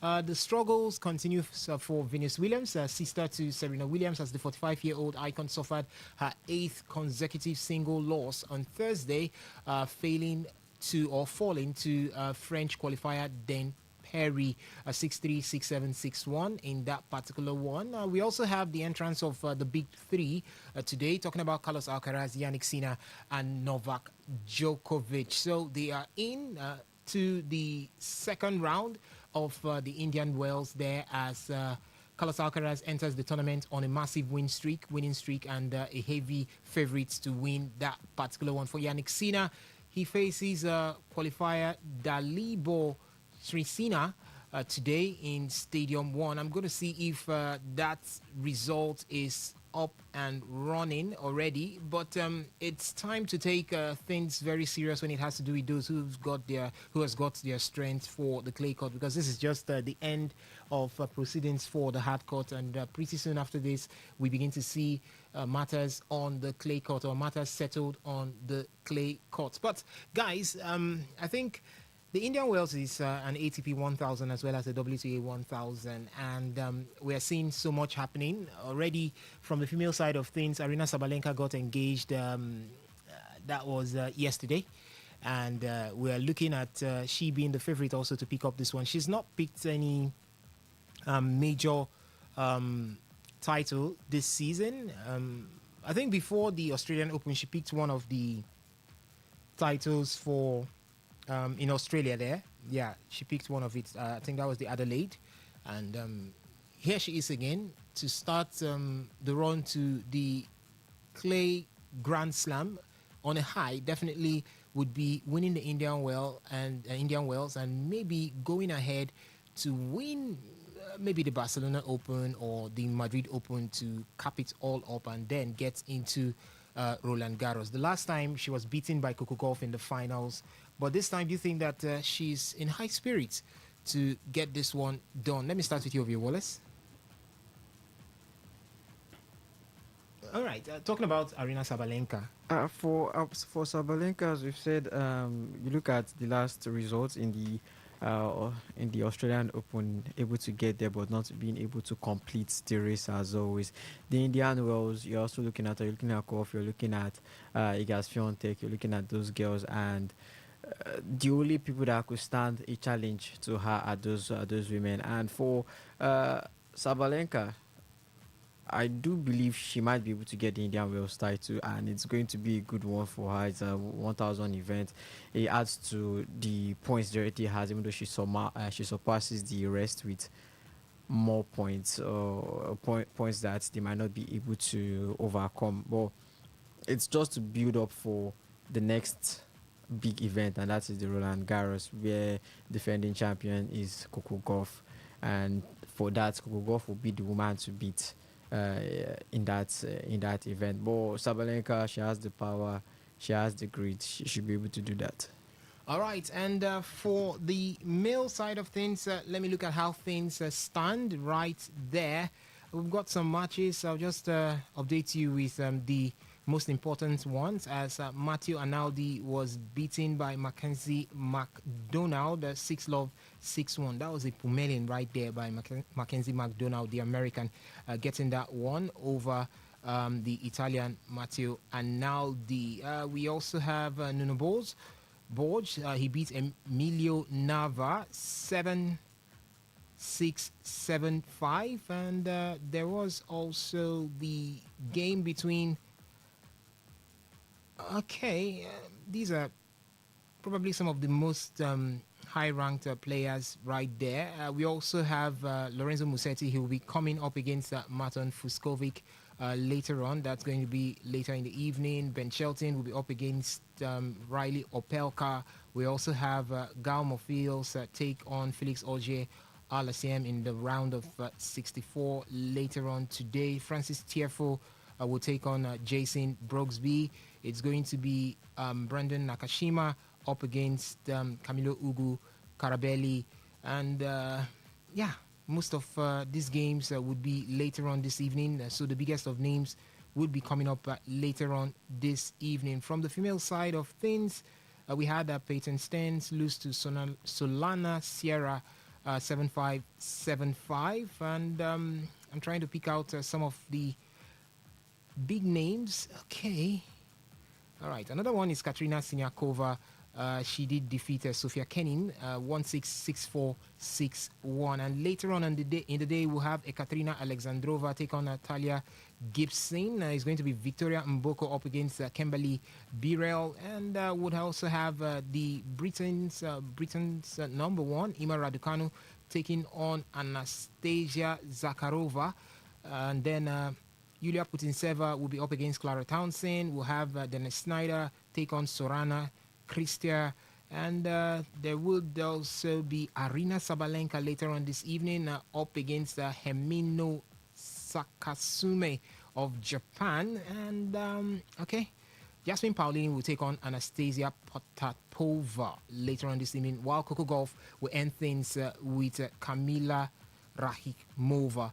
Yeah, these are some of the games to expect in the round of 64 at the ongoing Indian Wells. You can keep a date with it, and definitely we'll report it to you maybe from Sunday, where we have the marathon edition of Today's Sports Live. And before we leave tennis, let me let you know that there is also that back and forth when it has to do with the proposed 5-setter in the female side of things. Yes, what that simply means is that there is a proposal that the ladies will start playing 5-setters in the Grand Slam when it has to do with the quarterfinals and above for any of the Grand Slams. And it's got a divide right there. Some are in favor, some are against it. World number one, Arina Sabalenka, is in favor of it. She said it's going to improve her stance because of her physical strength. Yes, she said it would improve her stance based on her physical strength. For Iga Swiatek, she He said no, it's going to add too much of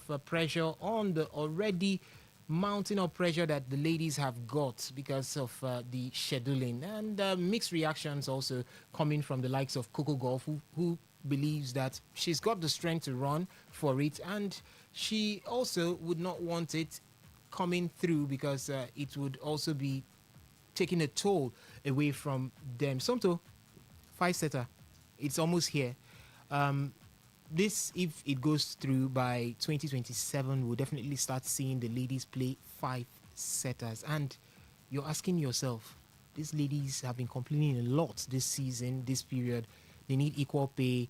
They're complaining about the scheduling. You're seeing so much of injuries, and they aren't as strong as the guys. If the guys can break and conform, can fold to the pressure of playing continuously, and now you're here increasing what the ladies will be going through. 5-setters in, you know what a 5-setter is? It can break the best of tennis players. We've seen 5-setters come through for Yannick Sinner and Carlos Alcaraz of recent. We've seen Rafa Nadal go all the way with Novak Djokovic in a 5-setter. And you're asking, why should it be for the ladies? Is it something that should stand or should just be reverted?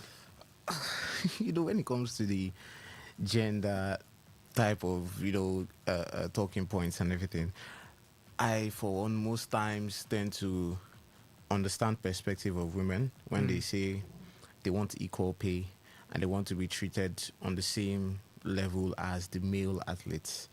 But here's the issue: these male athletes, like you said, can at least find a way to go through 5 sets. Some who cannot do it, maybe they retire and all that, but they can go through 5 sets. Women, on the other hand, I do not think their physical nature is wired to sustain or emit the amount of energy that men can.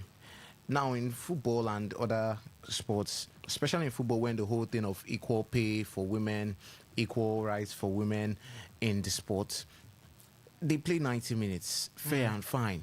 But you don't necessarily attract the lure which investors or other people might want to say, oh, they actually want to commit into a certain level financially in the male sport. But in the female side, yes, it's coming up and every other thing. They play 90 minutes. But then, when it comes to a sport like tennis, it is not like football. Every sport is distinct and unique in their own way. For women playing 5 sets in tennis, they are complaining already about the schedules. Them playing, let's say, a matches that will span 4 hours. That is not going to be sustainable for long, but they want to be treated on the same level. So if you want your pockets to equally reflect what the men are doing, then your energy levels has to also sort of reflect on that. Because right now, we keep on saying sport is almost on the same level as business, despite all of the passion that goes to it. So if you can get those energy levels and sustain it, good and fine. You get the equal pay and you get all of these. But when you clamor for these things, they want to, you say the people that control the sport want to do something that actually is value for money. All right. So we get to hold our horses and watch what happens right there. 2027 seems to be the date set for that particular one. Are we going to be seeing the ladies go through 5-setters? And if that happens, who does it favor? I said world number one, Arina Sabalenka, has already thrown her weight behind that in favor of it. And you know that Arina is one person that has got the strength. At some point, some persons even targeted her, saying that she has got a high level of testosterone, and that's one of the reasons why she's dominating the female side of tennis. But at this point, what more can you say? What works for you is what you definitely want to support. Let's talk Formula One before we move ahead. In Formula One, officially this weekend, we'll have the 2026 season. Starts with the opening Australian Grand Prix. For the Australian Grand Prix is already up and running. We've got the practice sessions this Friday. Local hero Oscar Piastri, talking about local hero, he's from Australia, so he's the local hero there, and he's racing for McLaren. He topped the second practice section, that is the FP2, with a mega statement, lap finishing 0.2 seconds ahead of the field. For Mercedes, they've got a strong showing. They've shown strength already from the chart. George Russell and Kimi Antonelli have put in an impressive long-run data. And for Ferrari also, they are showing that they've got it within their sleeves as they had a 1-2 finish in the FP1, that is the first practice session. For Lando Norris of McLaren and Max Verstappen, the struggles continue. Lando Norris in FP2 finished 7th after a gearbox issue. In FP1, Max Verstappen went off track at turn 10, and that shows that this season it no go easy at all. Yes, it won't be easy at all. So that's what we've got coming from the practice sessions, and we're looking at major technical talking points. The active aerodynamics, we're going to be seeing the X mode, which is the low drag force for the straight, and the Z mode, which would be the high downforce for the corners. We'll see it come into play, and we'll see how well the drivers can handle this one. So we just cannot wait to see what's happening, or what will be happening come on Sunday right there in Melbourne. Ovio Wallace. From the first practice and from FP1 and FP2, I think we've seen a lot of excitement from all the cars. Looking at the number one driver, as you said, the man had a gearbox failure in FP2. He only completed 7 laps.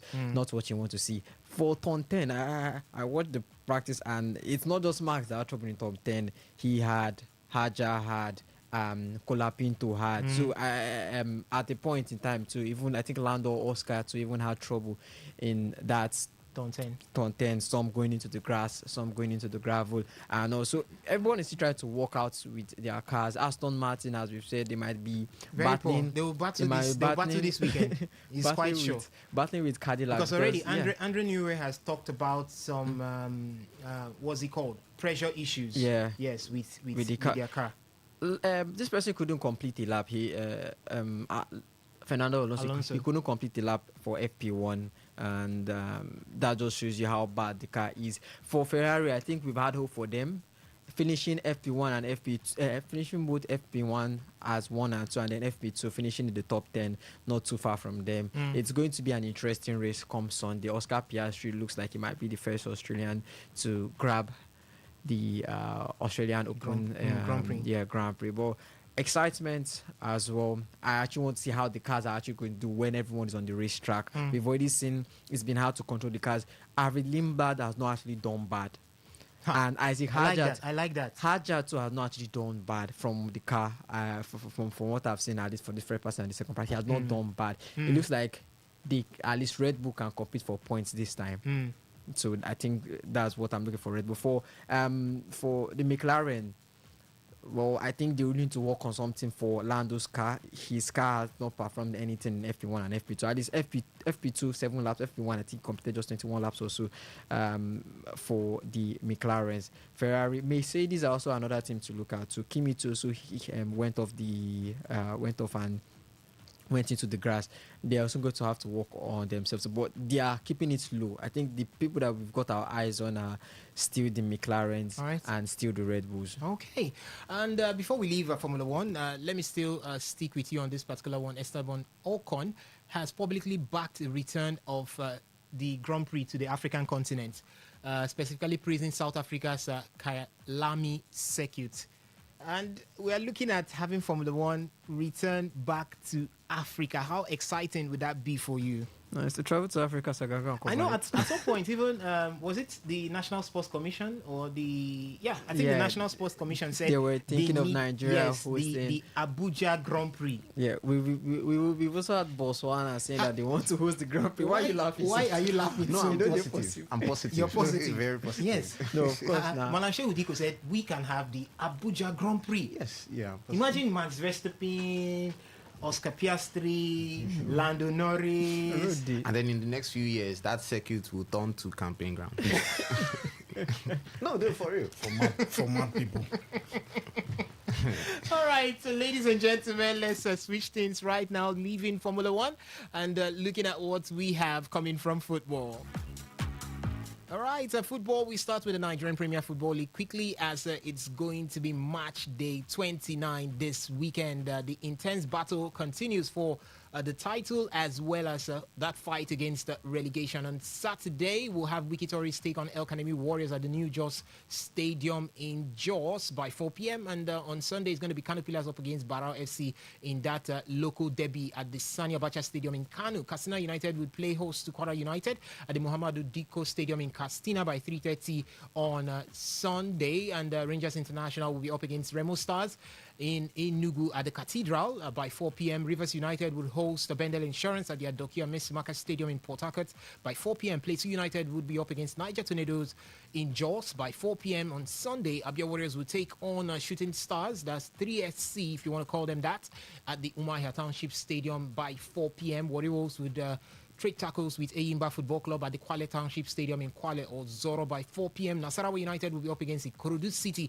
at the Lafia City Stadium by 4 p.m. while Kun Kalifat would play host to Bayelsa United at the Dananyam Stadium in Owerri. Before we skip from the MPFL, let me let you know that Wiki Tourists have appointed Evans Ogenyi as head coach and technical advisor until the end of the season. He replaces Abdul Meikaba, who resigned in February. Shortly after being axed from his role in Kano Pillars earlier this season, Evans Ogenyi is back and is back strong. Where do we have Wiki Tourists on the table? Are they fighting relegation or are they close to the relegation water? 16th. Yes, fighting relegation this time, Benjamin. And they have given, why do they always give coaches huge tax? When the team has fallen into the gutters, then you now ask them to come and bring this team out of the gutters so that when they fail, you nail it on them that probably they don't know their onion. Well, you as a coach, you should know what you're going into. You know, you have to look at the situation and say, I can do it or I cannot do it. For Evans Ogenyi, is an experienced coach in his own right. So I think Wiki Tourists are not here. They are 16th on the table, not very far from the relegation. They could survive. They could be relegated. You know, Remo Stars too, they are actually fighting for their own lives. You know, so it's the battle of relegation is heating up actually. Lots of people, Bara FC, Kano Pillars, Remo Stars, Wiki, you know, any of from 16th down, from 16 to 20 could be relegated, you know. So Wiki, they are trying to get, they've got a very good home record, you know, this season. So lately, February, they've got, you know, before they let their coach go, after they've had some couple of wins in that, in the Tafawa Balewa Stadium, if I'm not mistaken. Tafawa Balewa Stadium. You know, early this year, they've secured wins over Remo Stars, Kano Pillars, and the drew against Nasarawa United. Wiki is playing in Jos. Yeah. A neutral ground. Yeah, due to Kraval the renovation. The renovation in their stadium. So I feel that everybody's trying to tighten up their seatbelt. This is the few games to go, so they want to keep their house in order and avoid relegation. So I feel this is a good move for them, for an experienced manager like Evans to actually go there and then, you know, take over from the previous coach that was there. I think it's a good one from the management of Wiki Tourists. All right, okay, and we move to the Super Eagles of Nigeria, where ex-Super Eagles coach Austin Eguavon has bagged a FIFA leadership diploma after 20 months grind. The former Super Eagles boss and current NFF technical director Austin Eguavon graduated from the FIFA prestigious technical leadership diploma program, and we say this is another feather to his cap. One man who, if anything happens to the Super Eagles, he has to step in. The best thing we can do for him right now is to have him get more knowledge so that if he steps in, he can continue from where whoever left stopped and keep the team floating afloat until we get someone new. After all, he's been doing his job, his due diligence, qualified the Super Eagles of Nigeria for that AFCON 2025. The AFCON 25, the African Cup of Nations 2025. He did that in grand style, even before that final game against Rwanda. But we fell short in the World Cup qualifiers, which wasn't his fault entirely in that particular one. But good one here for Austin Eguavon and the Super Eagles of Nigeria. Let's talk about the foreign scene as... yesterday, Tottenham Hotspur were beaten 3-1 at home to Crystal Palace after having Mickey van der Vet sent off in the first half. That loss leaves Spurs 16th in the league and without a win since December, while their relegation rivals, West Ham, Nottingham Forest, picked up valuable points this week. For Tottenham Hotspur boss Igor Tudor, he says despite the nature of the defeat, he believes more than before. I don't know what exactly he's believing here. He just says he believes more than before. I don't know if he's believing that they can still escape relegation or they will sink deeper into relegation. For striker Dominic Solanke, he says that the team needs to fight, while former Chelsea winger Joe Cole said that there was no bite, no anger, and that it feels like they have given up. Let me come to you, Somto, on this particular one. You saw Tottenham Hotspur yesterday against Crystal Palace, and it looks like this is not going to get better for Tottenham Hotspur. No. Is it a direct flight to the championship right now? Because for those who traditionally follow English football, you know that on a bad day, in a bad season, even if you were to go through it all, you might just finish mid-table, finish in 13th for a top 6 team. But for a top 6 team to be somewhere around 17th, it's not a bad day. It's not a bad season. It's a culmination of whatever has gone wrong in the last few years getting to a boiling point. It is no surprise that the biggest managers in the world have come to Tottenham Hotspur and they all share one common sentiment. They don't understand what's going on at that football club. From Antonio Conte. They almost blamed it on Ange Postecoglou last term. They did blame it on him. And for a man who, at least at the end of the season, got you silverware, you could say throughout the season was not enough.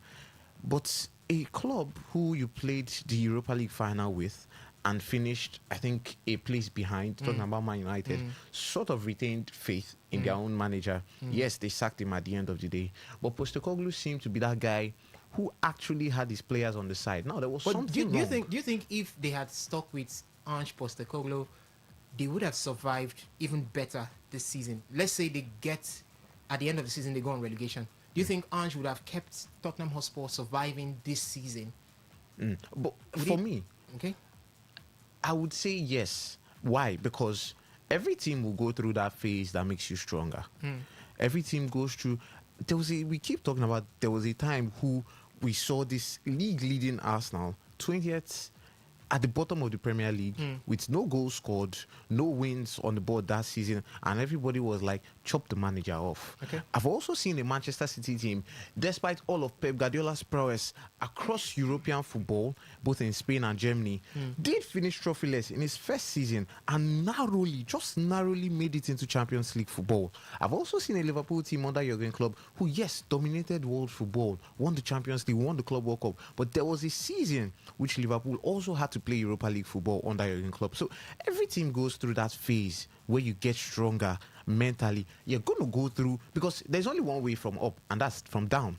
So for Tottenham Hotspur, I feel like for all the top managers to come there, not make a difference, it seems like the ownership structure is having issues. They've changed some of the men in power. Daniel Levy and some of his cohorts have gone. At this point, I don't know, for the Tottenham fans, it's almost like they just need fasting and prayer. Way it's going on as it is. Because me, I cannot understand what to pinpoint. In situations like this, when the going gets tough, you get praying. The violence taken is by force. Bam. Be violent. All right, so that's for Tottenham Hotspur, ladies and gentlemen. But before I give you what to expect this weekend, let me let you know that the Premier League has announced the nominees for the February 2026 awards. That features the Player of the Month as well as the Coach of the Month. For the Player of the Month, we've got Victor Gyökeres of Arsenal, Nico O'Reilly of Manchester City, Dango Ouattara of Brentford, Antoine Semenyo of Manchester City, Benjamin Sesko of Manchester United, and Virgil van Dijk of Liverpool. And for the Premier League Manager of the Month, we've got Keith Andrews of Brentford, Michael Carrick of Manchester United, Pep Guardiola of Manchester City, and Arne Slot of Liverpool. Guys, quickly, let me get your predictions. Who gets to win it? We know that for the player analysis, Gyökeres has scored 4 goals, while O'Reilly, Semenyo, and Sesko were recognized for their high impact in the unbeaten runs. For the manager analysis, Carrick has had an impressive form, 3 wins and 1 draw in the month of February. Pep Guardiola and Arne Slot have also maintained a title contention. I don't know for Arne Slot, but for Pep, yes. Yeah, so that's one of the reasons why they're there. So, guys, let me get your thoughts. I'll start with you. Who do you think should be taking the manager of the month? For me, I think it's going to be Pep Guardiola taking it. For the player, I think it's going to be Semenyo. All right. O'Reilly. O'Reilly. I don't want to do this too. Okay, and for Benjamin? Gyökeres For the player of the month? And Pep Guardiola for manager of the month. Okay, and we've got Somto. Pep Guardiola. Sorry, no, I'll start with player of the month. Victor Gyökeres. Okay. Yeah, Gyökeres takes the player of the month. Okay. For the manager of the month, yes, statistically. You can't Pep. give it. But for Don't let me say what Manchester United and Michael Carrick to be happy, because I saw something that Man United will not play a game in over the next 10 days while their mates are playing Champions League, FA Cup, they are traveling. United players will stay in their house and be training. So let Carrick just take manager of the month. Let's compensate him. Carrick for the manager of the month. Ladies and gentlemen, what's your take on who wins the player of the month and the manager of the month for the month of February 2026 in the English Premier League? The nominees have been dropped already. As for the player of the month, Victor Gyökeres, Nico O'Reilly of Manchester City, Gyökeres of Arsenal, of course, Dango Ouattara of Brentford, Antoine Semenyo, Manchester City, Benjamin Šeško, Manchester United, Virgil van Dijk, Liverpool. And for the Premier League manager of the month, Ket Andrews of Brentford, Michael Carrick, Manchester United, Pep Guardiola, Manchester City, and Arne Slot of Liverpool. So quickly, let me update you with what to expect this weekend before we go to the phone line. For the FA Cup, we'll be having the 5th round. That's the reason why we won't have English Premier League matches this weekend. It starts today, Friday. Wolverhampton Wanderers will take on Liverpool by 8 p.m. And on Saturday, Mansfield Town will be up against Arsenal. Wrexham will take on Chelsea. Newcastle will take on Manchester City. And on Sunday, it's going to be Fulham up against Southampton. And Port Vale would take on Sunderland. Leeds United will take on Norwich. And on Monday, we'll have West Ham United take on Brentford. In the Spanish La Liga, today expect Celta Vigo to take on Real Madrid at the Estadio Abanca Baleados. And on Saturday, Osasuna will take on Mallorca. Levante will take on Girona. It's going to be Atletico Madrid up against Real Sociedad at the Metropolitano.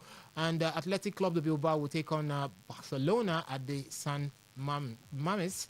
And on Sunday, Villarreal will be up against Elche. Getafe will take on Real Betis. Sevilla will take on Rayo Vallecano. It's going to be Valencia up against Deportivo Alaves. And the Italian Serie A would give us today Napoli taking on Torino. And Cagliari will take on Como 1907 on Saturday. Atalanta will take on Udinese. It's going to be Juventus up against Pisa. And on Sunday, we'll have Lecce take on Cremonese. It's going to be Bologna up against Hellas Verona. Fiorentina will take on Palma.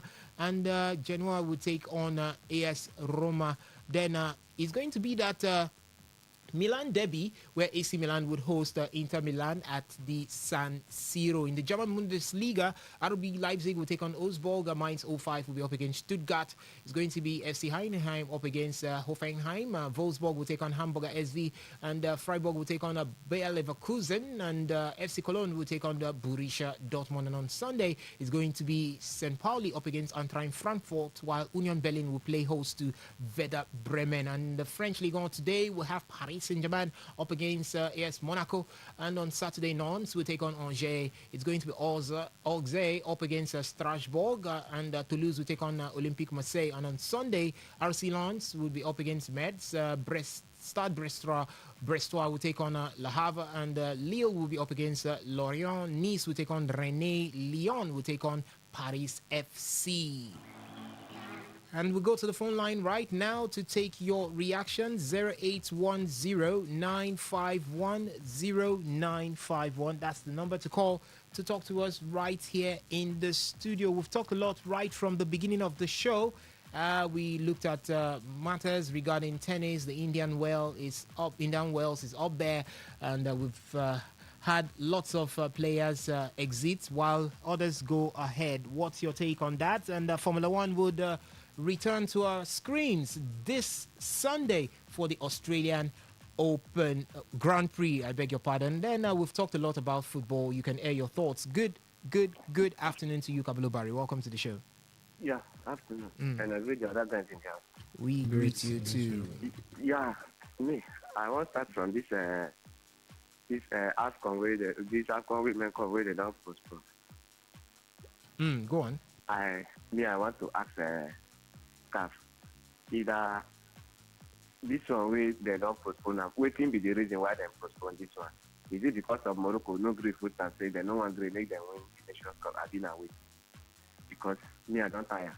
We be say every time they will carry this thing they give only one country, make them host them. For me, my own suggestion with me I get, if I think get to give this card they say, all the federations waiting for this Africa, all the 52 federations waiting for this, waiting for Africa, make them tell them say so years like this, all the federation both west, make them keep like 6 or 7 stadium where they will use and host all these tournaments, so that only one country nobody host and then they will expect make them carry give them, make them win up when they know deserve winner. So if they give them say so years like this, you get so about 3 stadium like this. If I no get a CAF sanction that federation, me I for like them. By then our country football or anywhere will forfeit of notice so years like this, not do this thing, you go answer query. Or you go stop to play for FIFA or you go stop to play for Nations Cup. Anyone would me and feel this. If they do like this, maybe some of our federation then go stand up. Because we are not know. Just look at Nigeria. Nigeria not get set up to host Nations Cup, both for women and men. Even though for some people you don't get. And then we call ourselves the giant of Africa. Which kind of giant way we don't even get one stadium. We say they will host a bad competition. Then every time we think we do for this Africa. Now this guy he don't come and business now put for inside football. They follow Morocco, they do business. He get stadium for your own country. Why not do the business? Make them host. Must Morocco host everything. And when Morocco no pay winner and go come back say they no go pay winner. Why they be like this? Make Africa people take up people because now all these things they make the white people they always do that on us because we don't feel stand up on our own. Why this kind of thing happen like this? I don't like it. Then for our own match this weekend, Liverpool. This is our own coach. That man, I can take that deal. So this is our boss. This night, I'm not sure say Liverpool feel in that ball. Alright. And slot. I don't know what thing they want. I just fire for that man. Then for our Premier League this weekend for Nigeria. As a Rivers United, I wish they win, but another and slot day for this Rivers United again. So it will just make me just fire for. Don't be tired. Thank you. No, I will tired because you know go feel the sit down. As Rivers a day like this now, you got a year negative result. You go play for 10 matches. But Rivers United defeated El Kanemi Warriors during the week by 3 goals to nil. You all said they were not scoring more than 1 goal. Throughout the year at the Rivers United, see, they always talk no part of Nigeria where they lack talent. All right. Now for football, we get local people who go score ball for this Rivers United. We did for this Rivers State. But brother and sister know something. They keep us like this. And until when we don't leave all this, our brother man no man. Nigeria football not go anywhere. We will see that. Right. Rivers United for over how many months? Now this year, the difference is like 3 goals for 1 match. Now instant, but we will be Rivers because we get talent everywhere. So we got 3 goals for 1 match for over how many months? We will come there. Happy for we are. I don't like happy. But all right. I pray this weekend we win. All right. Thank you so much for your thoughts right there, Kabulubari. You can keep calls coming in 0810-951-0951. We've got this message from the WhatsApp portal. It says a code has been cracked. Everton beats Manchester United with 10 men. Newcastle beats Manchester United with 10 men. What does this mean? To beat Manchester United this season, just play with 10 men. Ernest from Uji. Thank you so much for your thoughts there. Good afternoon to you. Welcome to the show. Yeah, good afternoon. My name is Andy. I'm calling you from Alakaya. Andy from Alakaya, welcome. Yeah, I think we have to regard what's it called? The Player of the Month. Bro. I can hear you. Go on, Andy. Oh, okay. It dropped off there. You can do well to call back, Andy, and let us know your thoughts. You wanted to comment on the of month for the month of February in the English Premier League, as well as the coach of the month. We've got this one here from WhatsApp that says, good day, Sam. Okay, this isn't for us as it stands right now. Back to the phone line. Good afternoon to you. All right, drop call situation there. Keep the calls coming in 0810-951-0951. That's the number to call to talk to us right here in the studio. You could also make use of the SMS and the WhatsApp portal. It's doubled at 0701-933-9962. Good afternoon to you. Welcome to the show. Good afternoon. Welcome. Yeah, this is my number from Roma. Welcome. Please, I just want to find out something here. Go on. Is it true that the FIFA decision has been taken? Yes, FIFA hasn't really said anything about it, but why we're saying it's done and dusted is because FIFA has acknowledged Democratic Republic of Congo as the Africa's representative in the Confederations playoff, the Federational playoff. We'll call that the playoff of the Confederation. Okay. Thank you so much. Good afternoon to you. Welcome to the show. Good afternoon, my brother. Welcome, Lucky from Abia State. Yes, Lucky from Abia State. My brother, I want to talk about that shifting of that WAFCON. What thing they happen? Yes, I even like what Morocco do. Okay. Yes, Morocco they push Shakara for the team. It's not me. Now what thing I go do?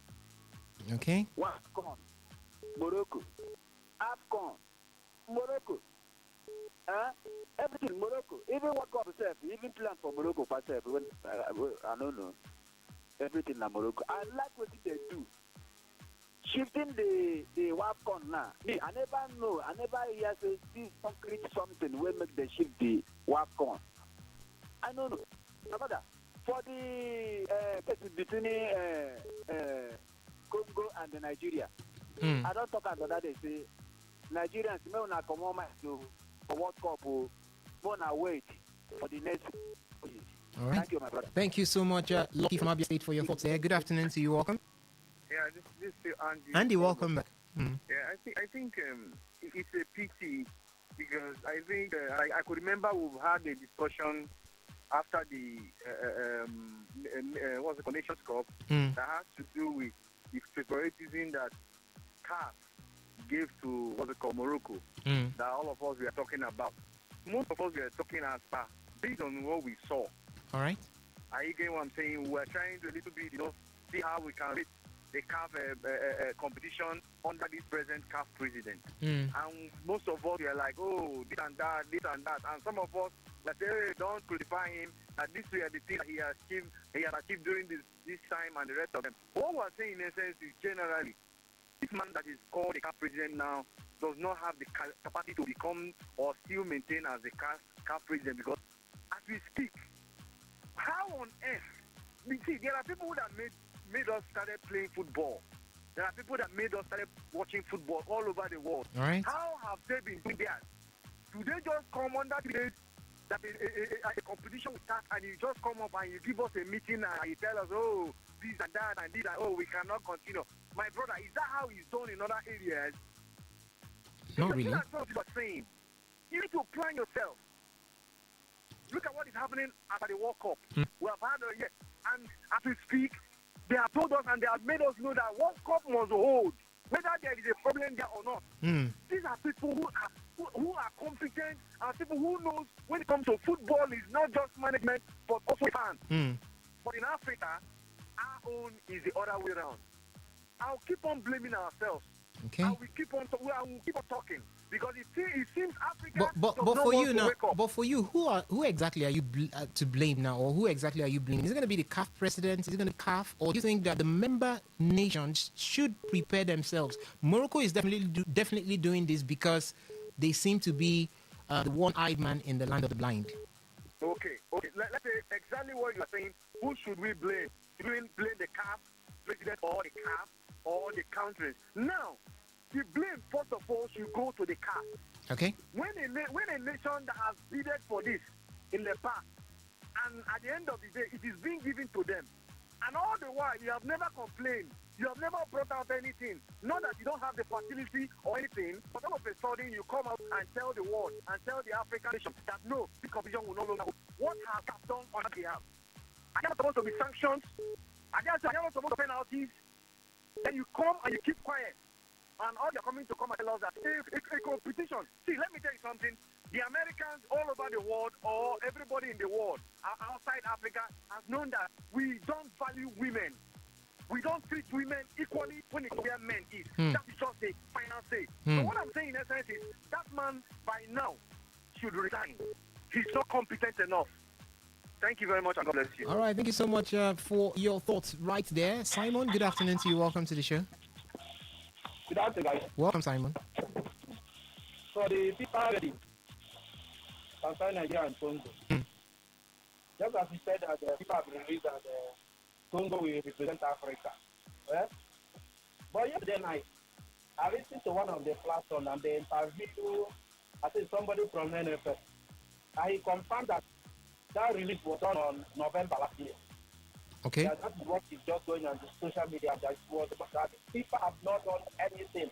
Even if they did anything, to still be on secret, to know better to FIFA. Okay. Now.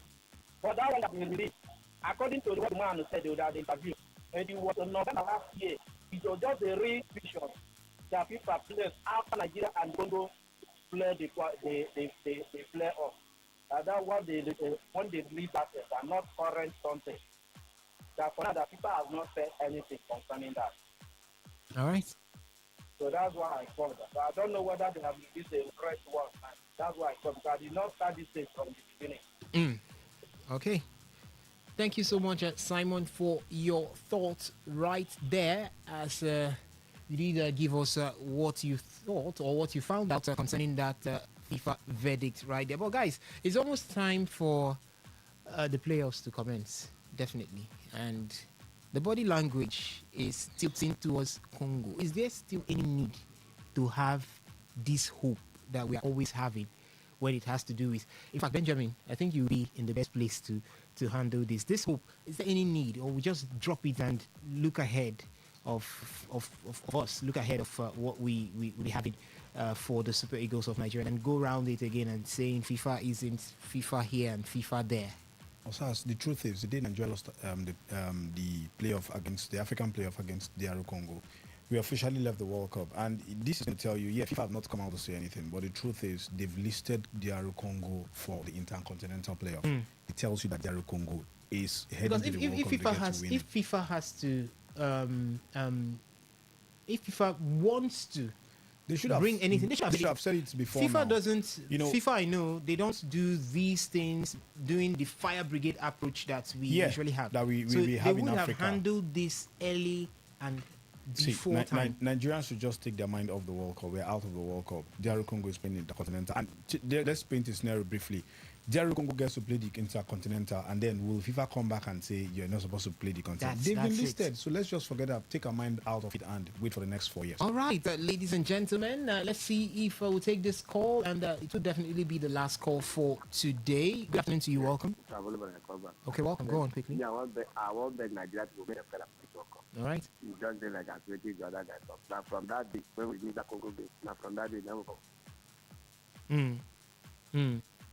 All right, thank you so much, Akablobari, for your thoughts there. And ladies and gentlemen, this is where we draw the curtain on the show. This is a beautiful afternoon. It's been fun and amazing talking to you from this side of the divide. Thank you so much for listening. Thank you also for engaging via the phone line as well as the SMS and the WhatsApp portal. Remember that we'll be here tomorrow from 4 p.m. to bring to you amazing stories coming from the world of sports, or call that football. That's going to be the Saturday edition of Today Sports Live, and on Sunday we'll be here from 1 p.m. to 6 p.m.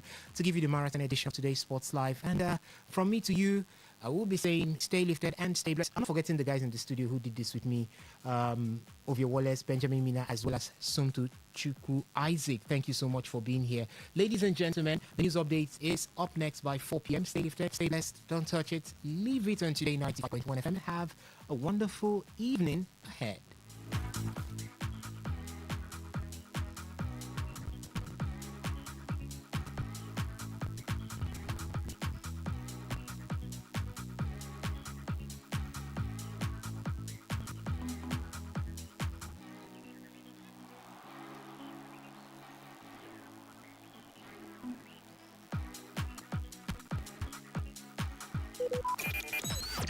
Talk radio. I listen to a lot of talk radio. 95.1 FM. Whether it's happening in Port Harcourt, South, Nigeria, or around the world, we've got you covered. On air, online, delivering balanced news and unbiased analysis. Today, 95.1 FM. Today, 95.1 FM. Port Harcourt. News update.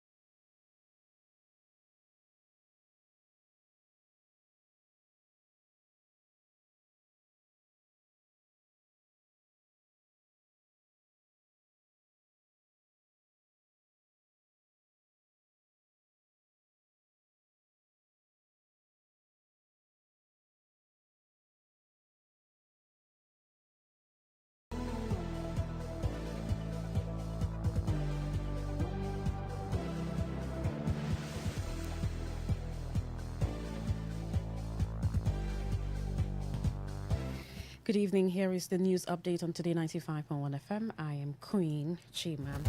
International Electoral Commission INEC has dismissed the viral graphic circulating online which claims that the commission fixed March 26 as the deadline for government officials seeking elective offices to resign.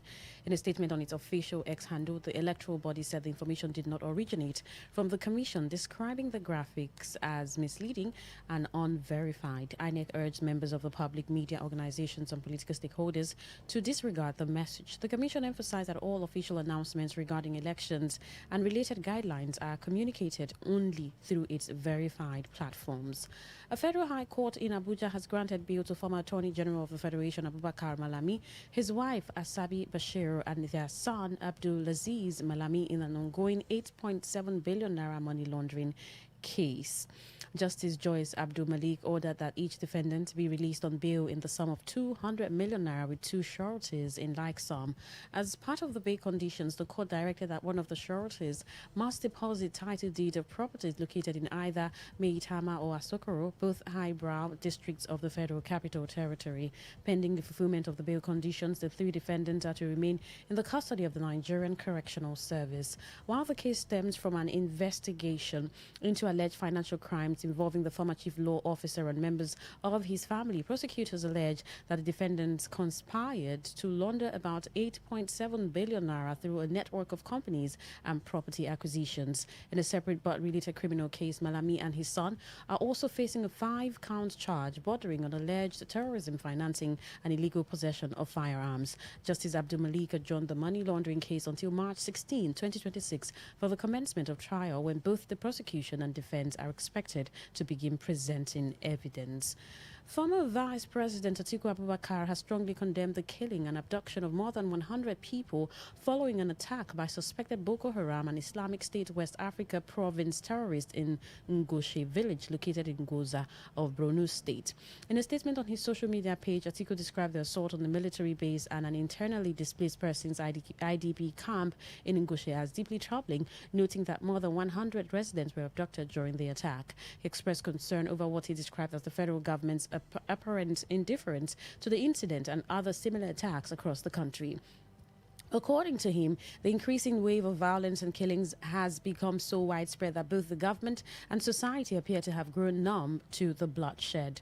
The former presidential candidate also alleged that the current administration is losing its grip on the fight against terrorism, accusing it of focusing more on political opponents and enabling ethnic militia groups rather than prioritizing national security.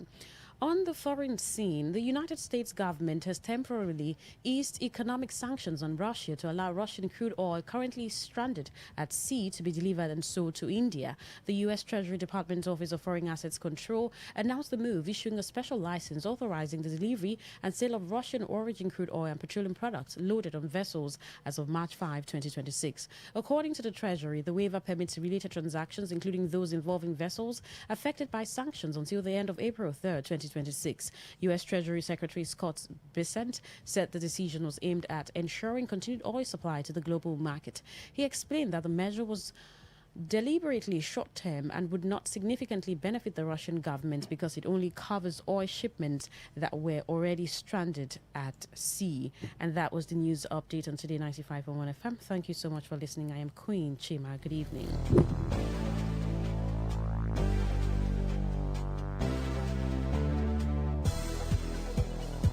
Today's news, today's entertainment, today's sports, today's issues. Today on Today 95.1 FM, Port Harcourt.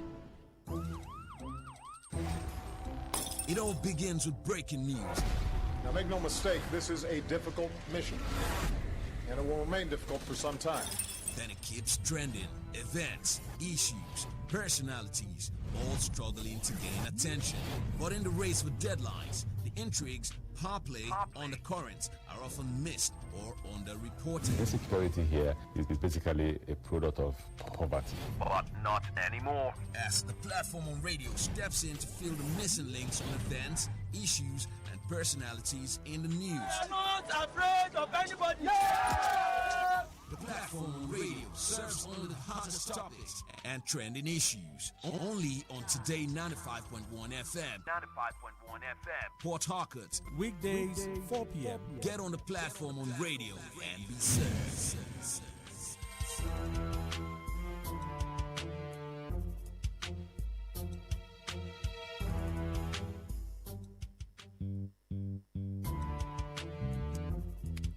All stands, greet. Good morning, sir. Good morning. You're welcome to Jagbajantis High School.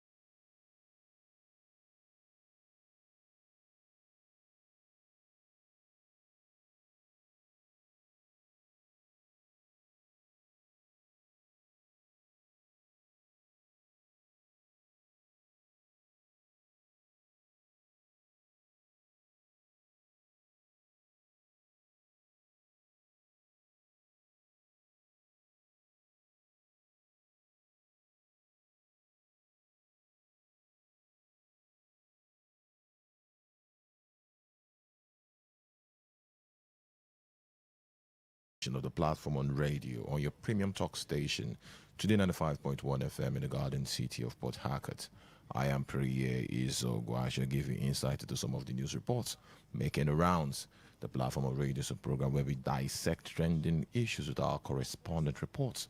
Our correspondent out there sourcing reports from the field, and on this program, we take their reports and have them give us more details. Perhaps you get to hear what is not entirely in the news. On the menu today, Amaechi condemns political violence, calls for investigation into Ubima attack. And the second story, DHRD alleges diversion of local government funds to political godfathers in River State. And the last story, FG laments poor use of research results in Nigeria. So definitely should be interactive. You have to share your thoughts on any of these three stories. But before we do that, connect with us via our social media handle at YouTube Live at Today951FM, at Today951FM, on Facebook at Today95.1FM, at Today95.1FM, on Instagram at TodayFM951, at TodayFM951, on X, formerly Twitter, is at TodayFM951. Listing audio only via the website www.todayfmlive.com. Again, www.todayfmlive.com, and click listen live. So let's kickstart with the very first story.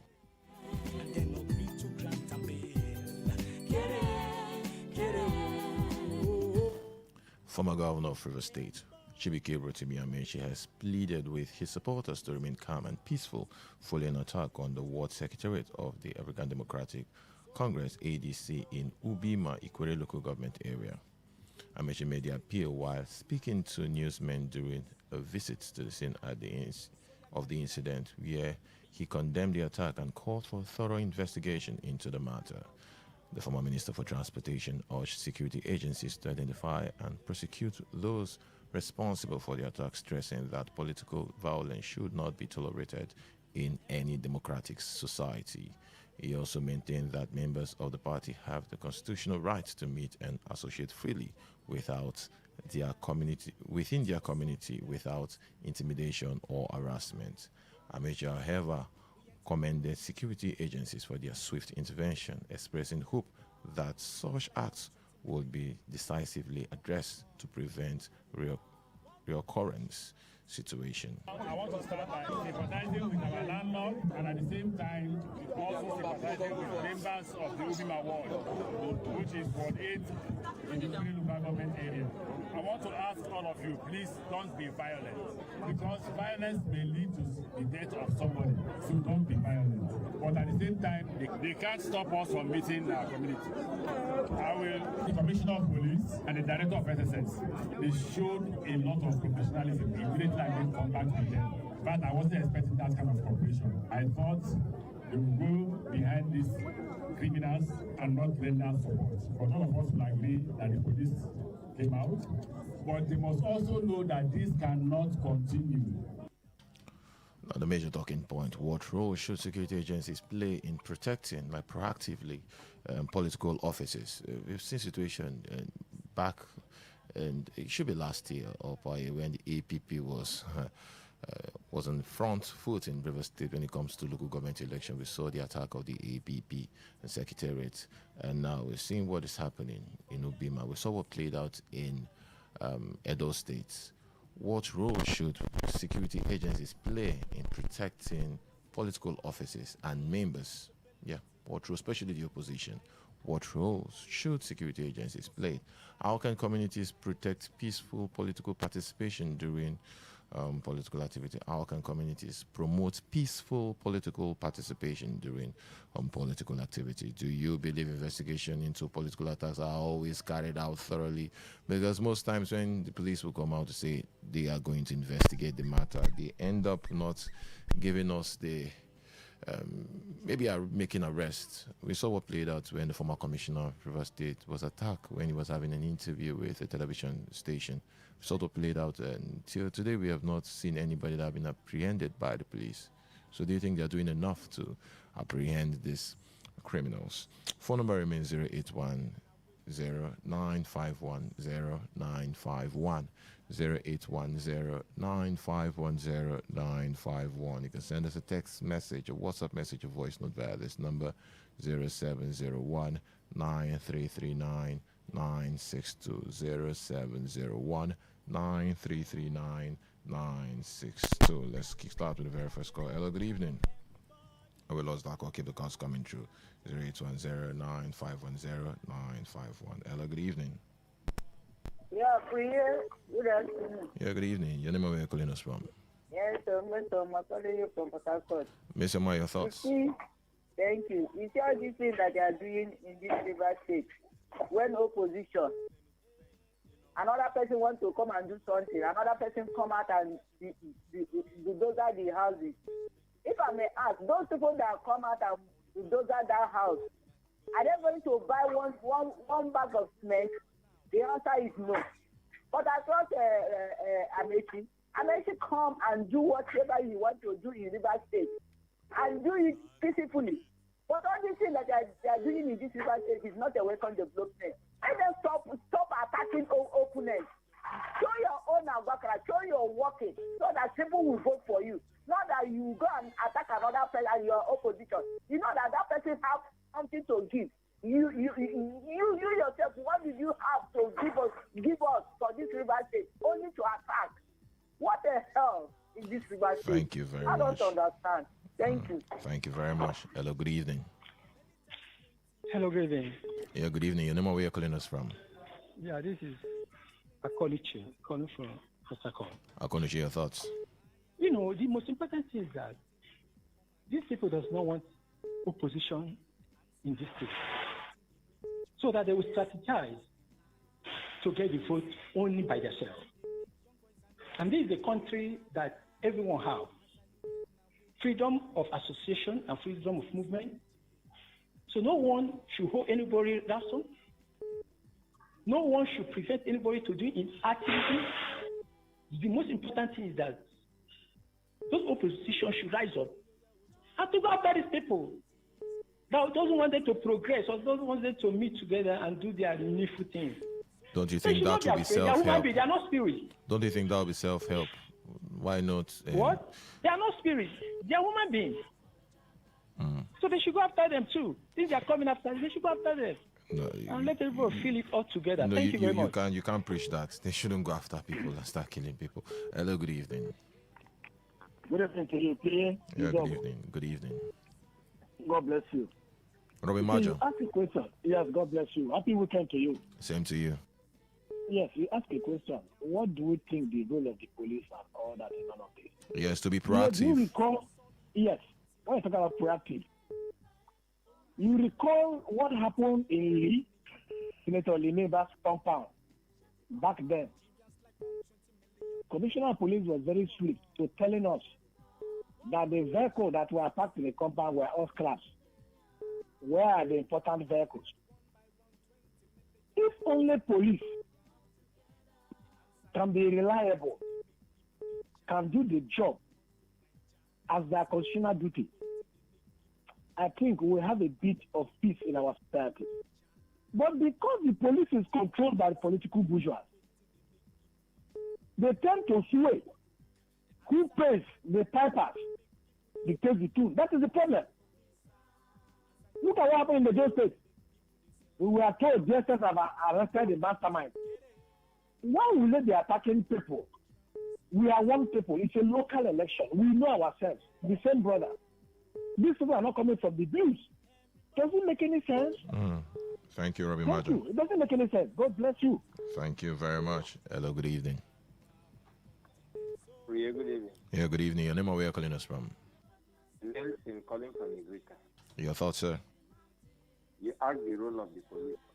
Yes, to prevent it from happening. That's the most important thing, preventing it from Police happening. will never prevent it. On such issue, police, they even though they have the information, Nigerian police will never prevent what will favor the ruling party. That has been the incident in Nigeria. Even though they have the information, they will not prevent it. Question I want to ask: Nigerian police, is it an arm or a branch of any ruling parties in the country. Can the police stay neutral? Because see, even though you will hear they will investigate, forget it. Forget it. That is what the highest thing the police will say, and that is where it will end. But if this thing is against the ruling party, my brother, you would have had invitation. They would have invited many people. Let's hear from Igrisa. Thank you very much. Let's pick this one for move to the next story. Hello, good evening. Hello, good evening. Hello, good evening, the one and only Priye Azogu. Good evening. Bless one and the bad one to the bad police and shine and even men he say that to do violence and the politics. Priye Azogu, you see, the truth is that there can be preventive measure when people are being punished for their crime to serve as a deterrent. But here, this is our country, most especially here in River State. The Supreme Court once told us that the election was like a theater of war. There's nobody there to punish. Here, opposition party wanted to do campaign the state, most especially the popular one in Okrika. There was shooting, Amechi, they pursued them everywhere, but nobody was caught, nobody was punished. Here, Koro, we saw when the dynamic governor was having this thing conflict with his also Oga doing father. People were giving Thanksgiving here in the church, different places. They said the boys who came and scatter and destroy things, they were tearing billboards, doing everything. But they know them all, but police didn't arrest anybody. Thank you very much. If you go and, no, I'm sorry, Priye. No, you've taken 1 minute, 30 seconds. Yeah. Let's move to the next story. The Defense for Human Rights and Democracy has alleged that the re-emergence of local government monthly allocation remittance to some political godfather in River State. The chairman of DHRD, Clifford Christopher, in an interview with Today FM, Sandra Kenneth, claimed that hundreds of millions are given to political godfathers by the 23 local government area chairmen. While describing the situation as a disturbing trend resurfacing in the state, he stressed that it will further destroy the struggling economy and development of communities. It has been revealed from credible sources how monthly allocation is being shared, running into billions of naira to political godfathers whenever the federal allocation to local council drops. Regrettably, when the federal allocation comes, each local government council chairman remits hundreds of millions of naira to political godfathers. Chairmen embezzle theirs, and leftover will be used to pay workers' salary, after which nothing will be earmarked for project delivery. This has caused zero performance on the part of local government chairmen. DHRD therefore call on all those in this act to henceforth desist from these fraudulent acts. Clifford Christopher, while reminding political office holders at the local government level that they are the closest form of government to cater for the need of the rural populace, emphasized that services delivery is now slow. The Human Rights Organization, however, called on local government chairmen to, as a matter of urgency, desist forthwith with such action, just as he threatened to petition them to all the anti-graft agencies and take further legal steps against them. DHRD call on political godfathers to allow local council chairmen deliver on their mandate. The Defense for Human Rights and Democracy, DHRD, is worried over the excessive interference by political godfathers in running the affairs of the 23 local government areas in River State. The activities by these so-called political godfathers is really truncating the service delivery and more so the dividend of democracy at the grassroots. Local government areas are the third tier of government and the closest form of government to cater for the needs of the rural populace, which is now being truncated due to unnecessary negative interference. Do you think the local government funds are being properly managed in your local government? Yes, let's talk about our local governments. Yes, you possibly living in your local government area. With your view, basically, what you see within your community, communities around you, do you think local government funds are judiciously used for the benefit of the people at the top tier of government? Do you think this council chairman, these councillors are doing enough for their citizens within the grassroots level because they are the closest government to the people. If you're in Obiakbo, what's your opinion on the performance of the local government chairman when it comes to day-to-day activities and projects within your council? If you're in Falga, you're in Emoha, you're in Ichie, Okrika, Ogugbolo, Boni, Andoni, Kana, Gukana, Obaibi Mandoni, every part of the state, if you are in the state, tell us your performance of your local government chairman. Do you think they're doing enough using the finance of the local government for their people? And how can we stop this godfatherism thing? A lot of people have been complaining that in the third tier of government is basically non-existent, like they are not doing enough for their people. Do you believe stronger financial monitoring is needed for local government allocations? Yeah. People are always looking at the federal government and the state government when it comes to auditing, when it comes to performance, when it comes to implementation of the budget. Do you think we're doing enough when it comes to monitoring the activities of these 774 local governments across the country? Phone number remains 0810-9510-951. 0810-9510-951. Text messages, voice note via this number 0701-9339-962. Let's speak this call before we go for a commercial break. Hello, good evening. Hello, Priya. Good afternoon. Yeah, your name and where you're calling us from? Priya, I'm Comrade Ari Kabari, calling from Baluku in Ghana. Kabari, your thoughts? Please, on this question, that if the churches of government are actually affecting the people. My brother, what you have in River State and what has come to stay in River State, is a terrorism kind of governance. Terrorism kind of governance. Now look at it this way. The person that would have liberated and prevented this from happening to Rivers people has been caged. The executive governor of Rivers State. They have been caged. More is to come. More will come. Nothing is happening. Thank you very much. Thank you. Let's squeeze in this message before we go for this break. Let's read this WhatsApp message. Yeah. Good day. This was Sam. Did I hear you say 5 men shot? I don't think this is for us. I don't think this particular message is for us. It's not for us. Let's go for a quick break. When we return to the platform of radio, we'll continue. Stay tuned. Join party as how you get now waiting, they making no sense, man. Rot inside the jail. Get it, and then agree to grant and bail. Get it. Don't let anything stop you from being active. But when a severe headache strikes, I always trust Sudrex Extra. Effective relief for severe headaches, muscle pain, and fever. Sudrex acts fast for pain relief and a non-drowsy effect. Safe and trusted for more than 20 years. Overcome pain and win your day. If symptoms persist after 3 days, consult your doctor. You're welcome back. It's to the platform on radio, your premium talk station, Today 95.1 FM. Let's still continue the conversation. Do you think local government funds are being properly managed in your local government? Yes.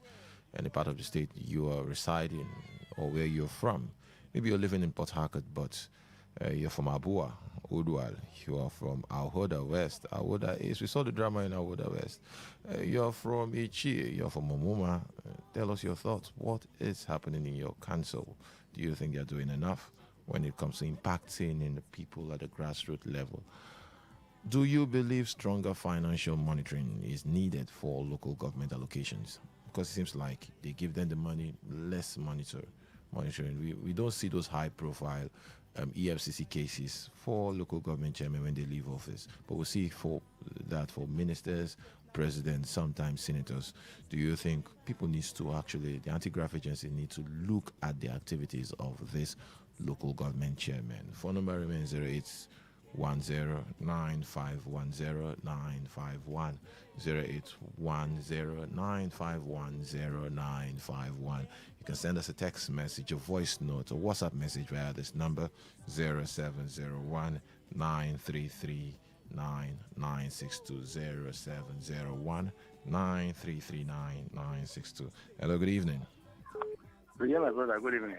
Yeah, good evening. Your name and where you're calling us It's a from? very wonderful topic that you brought concerning local government. My name is Chima Dike. I'm talking from Oguta. So, yeah, Godfatherism isn't the problem of River State. It is Godsonism. Because I do not see where any member of this River State or a child River State will not want a good thing to happen to the state.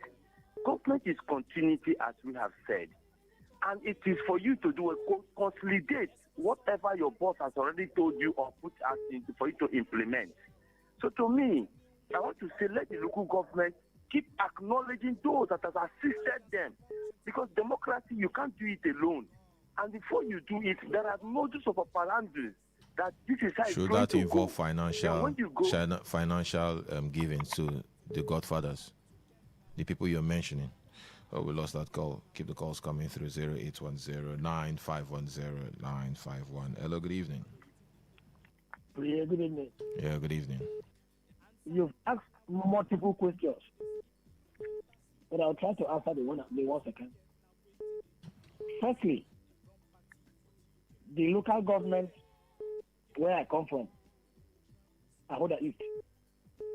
I don't know what is going on there. I don't know what's going on.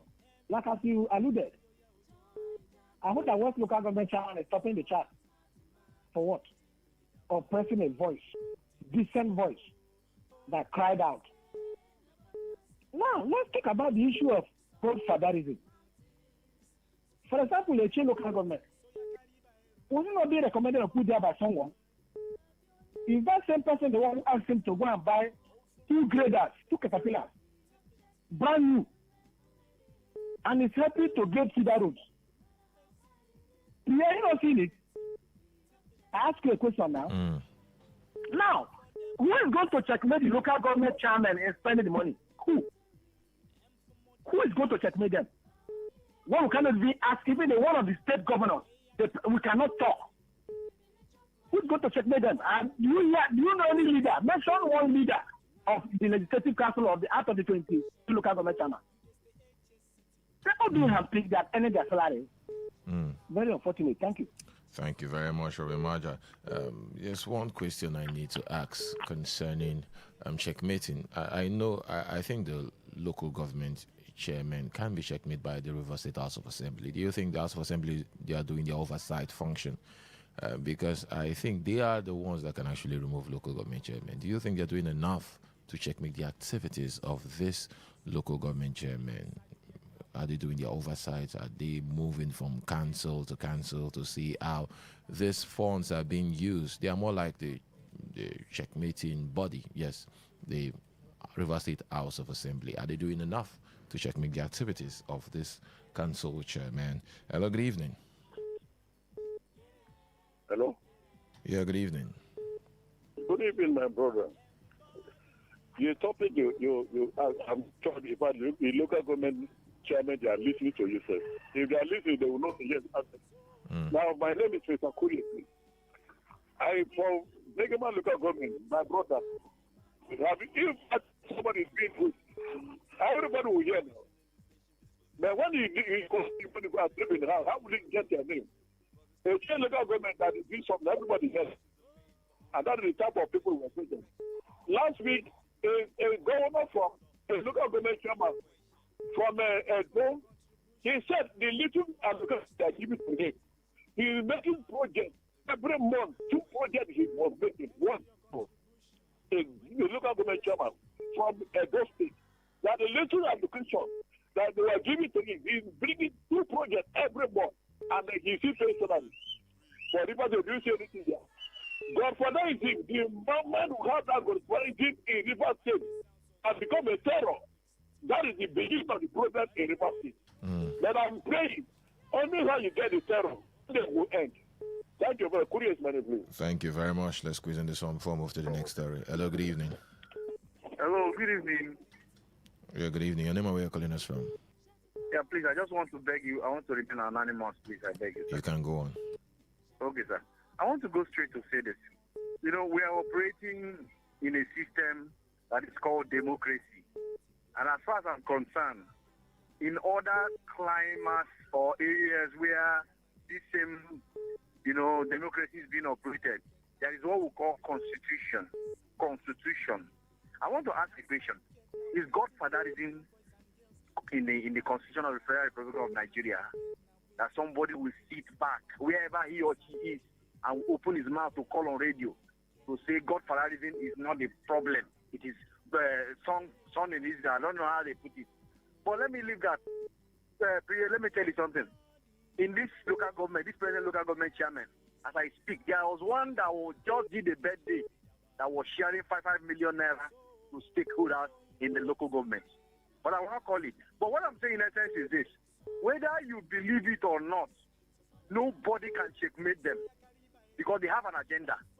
That thing that their godfather told them, that every month, this is where he channel this one, this is where he channel this one, this is where he channel this one, that it will continue until a governor that has the pedigree and that can leave alone to say and decide what to happen. Thank you very much. Thank you very much, and God bless. Thank you very much. Let's move to the next story.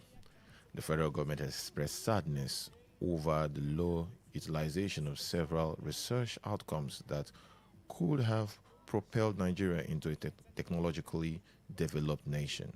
The Minister of Innovation, Science and Technology, Chief Uche Naji, expressed his concern at a press briefing during the 2024 Technology and Innovation Expo in Abuja. He lamented that many research outcomes which could have advanced Nigeria technologically are unfortunately not being fully translated into essential goods and services. Naja, however, stated that the goal of the Expo is to ensure the proper exposure of investor into Nigerian commercializable research results, invention and innovation. He emphasized the existence of profitable investment opportunities in various research outcomes, making any enterprise worthwhile.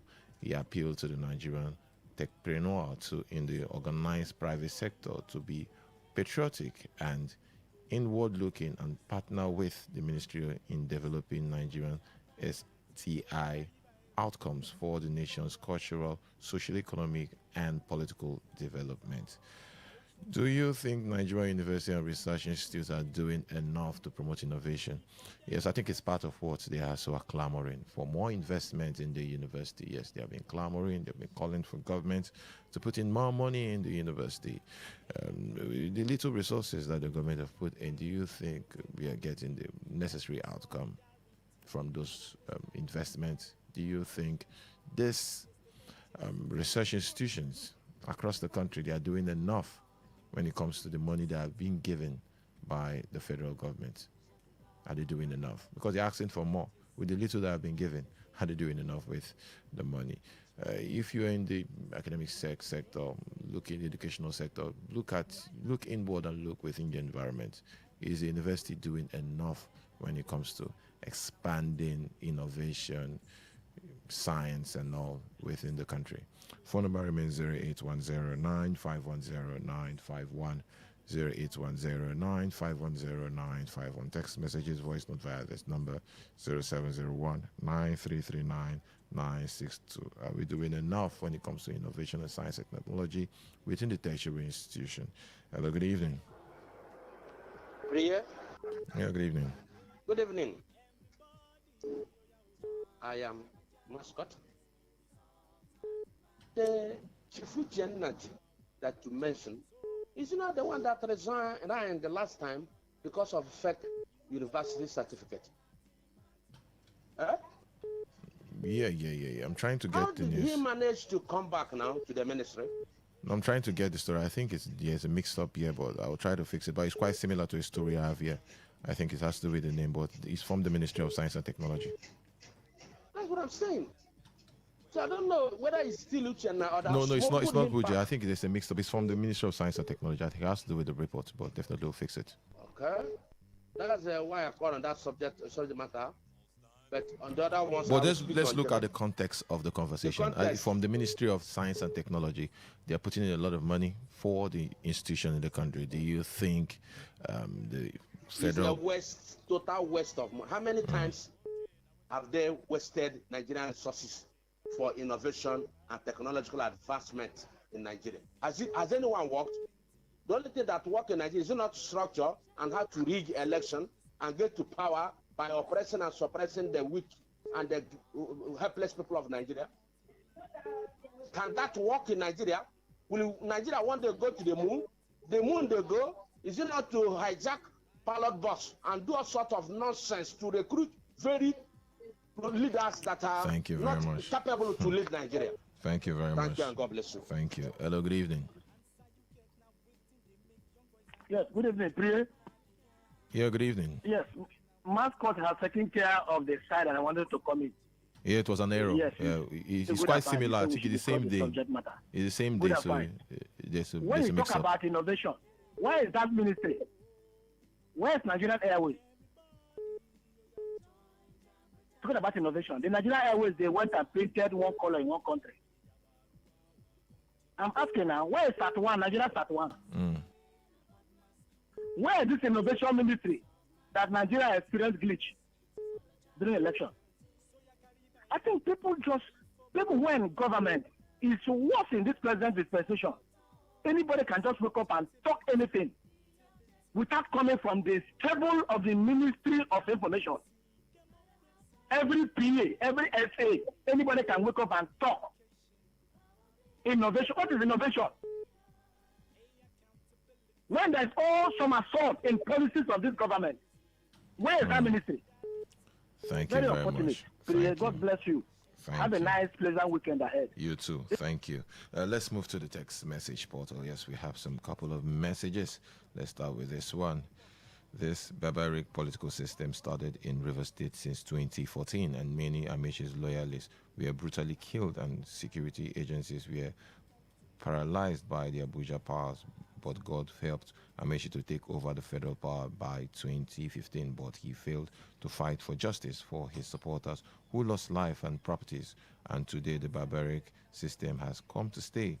What can he do again? My advice is that his few followers should be more careful now. He's a man I like, but I'm mindful. This from Nduka. The next message is unbecoming of the Equatorial LGA of this state. Can't this Equatorial youth know something for once? What are they gaining from selfish political leaders who send them on such deadly mission? Equatorial youth, please be wise. This is from Mr. Larry. This is my own chairman, Honorable Uche Chukwu Obasi Omuma LJ, is doing well in terms of empowerment and constant electricity. We enjoy constant electricity without paying a bill. This from Benjamin Paul. We have this one. I pray this behind the political violence are the elites in power. These boys are the ones shooting the gun. Police is helpless because the order is from above. On the issue of sharing local government money to godfathers, it has been a long time practice. That's why one man will buy phone for everybody just to expect returns. This one, Mr. Lucky. Let's move to the WhatsApp platform. Yes, we have just one voice note. Let's play this.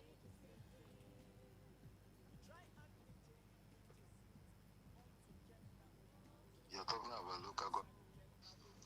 Hello, my brother. Good evening. You're talking about local government chairman. Omoma is the worst. Nothing is going on. No project, nothing is going on in Omoma. Nothing is going on. Nothing. No trip of sound by the local government chairman. No project is going on in Omoma. Omoma is the worst. Thank you. I'm a little bit confused. Someone just sent a text message saying Omoma local government chairman is doing empowerment and there's constant electricity in Omoma. Another voice note is saying a different thing altogether, that nothing is happening. Keep the calls coming through. You can comment on any of the stories we've discussed today, from the very first one, which is Mechi condemns political violence, calls for investigation into Ubima attack. The second story, DHRD alleges diversion of local government funds to political godfathers in River State. And the last story, FG laments poor use of research results in Nigeria. Phone number remains 0810-9510-951. 0810-9510-951. Text messages, voice note via this number 0701 9339 962. 0701 9339 962. Hello, good evening. Hello, good evening, Priya. Yeah, good evening. Your name, where are you calling us from? I'm a son of Furniture. Your thoughts, sir? Yeah.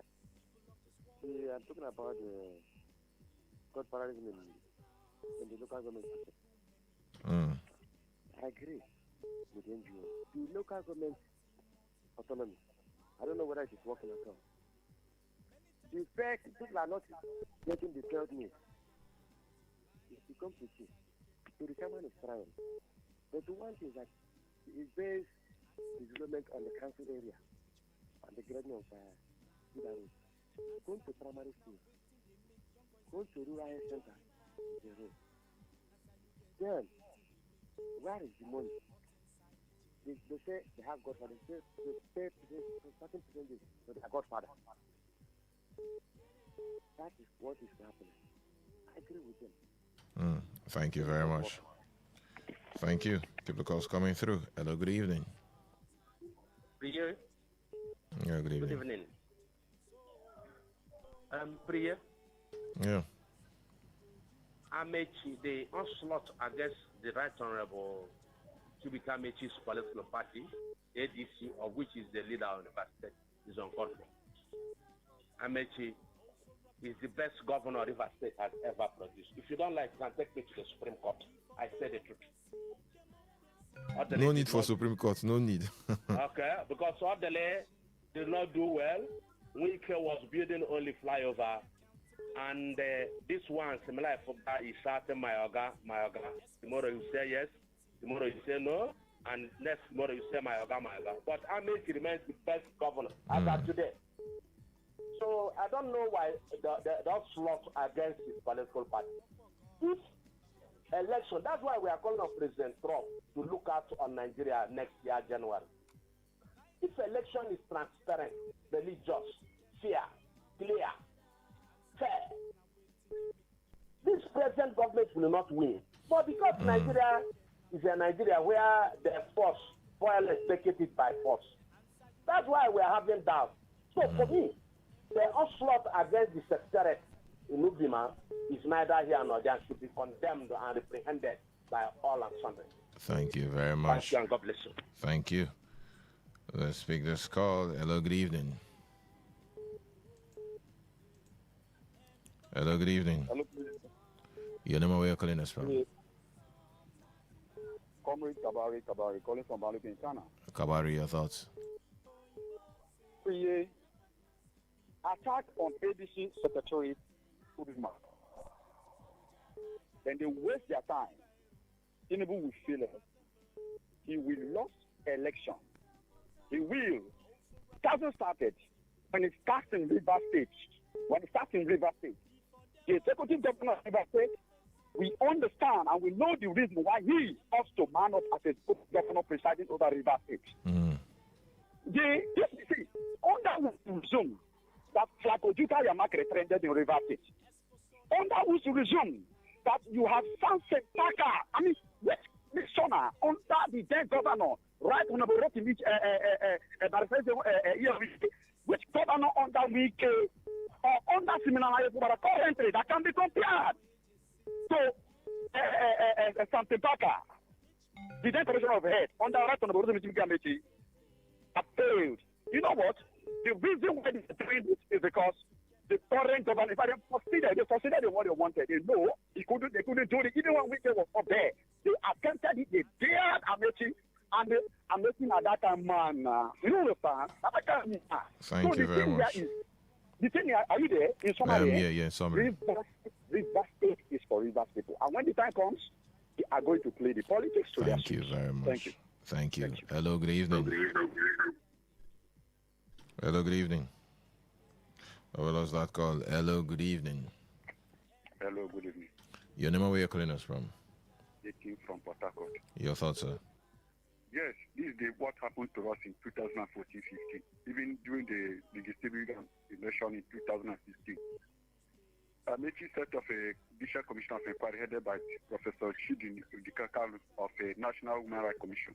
He indicted many of them, many people who are now with Mr. President. The haters of APC, the killers of APC here in River State. River State was turned to rivers of blood. All those people, perpetrators of those evil adversaries, they are yet to be persecuted or brought to book. And I advise Amechi to bring the report, the white paper, those who were indicted to be sent to International Criminal Court or be sent to the U.S.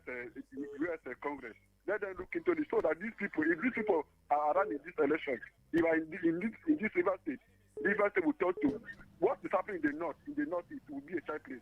What is happening in River State, what is going to happen in River State, is going to be hell opposition that the ADC, we are moved from APC to ADC. If they do this country belongs to all of us, no one has to manipulate the violence.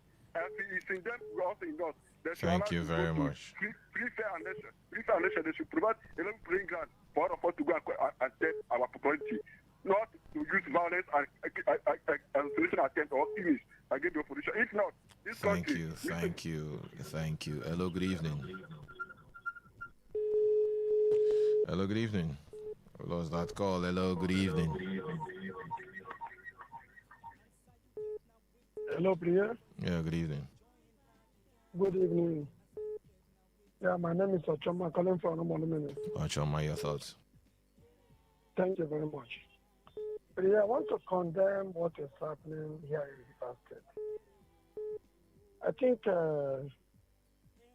Rotimi Chibika Mechi has his right to belong to whatever party he like, like belonging. And those that will follow him also have the right of following him. So for one or two people, because they are close to President Tinubu,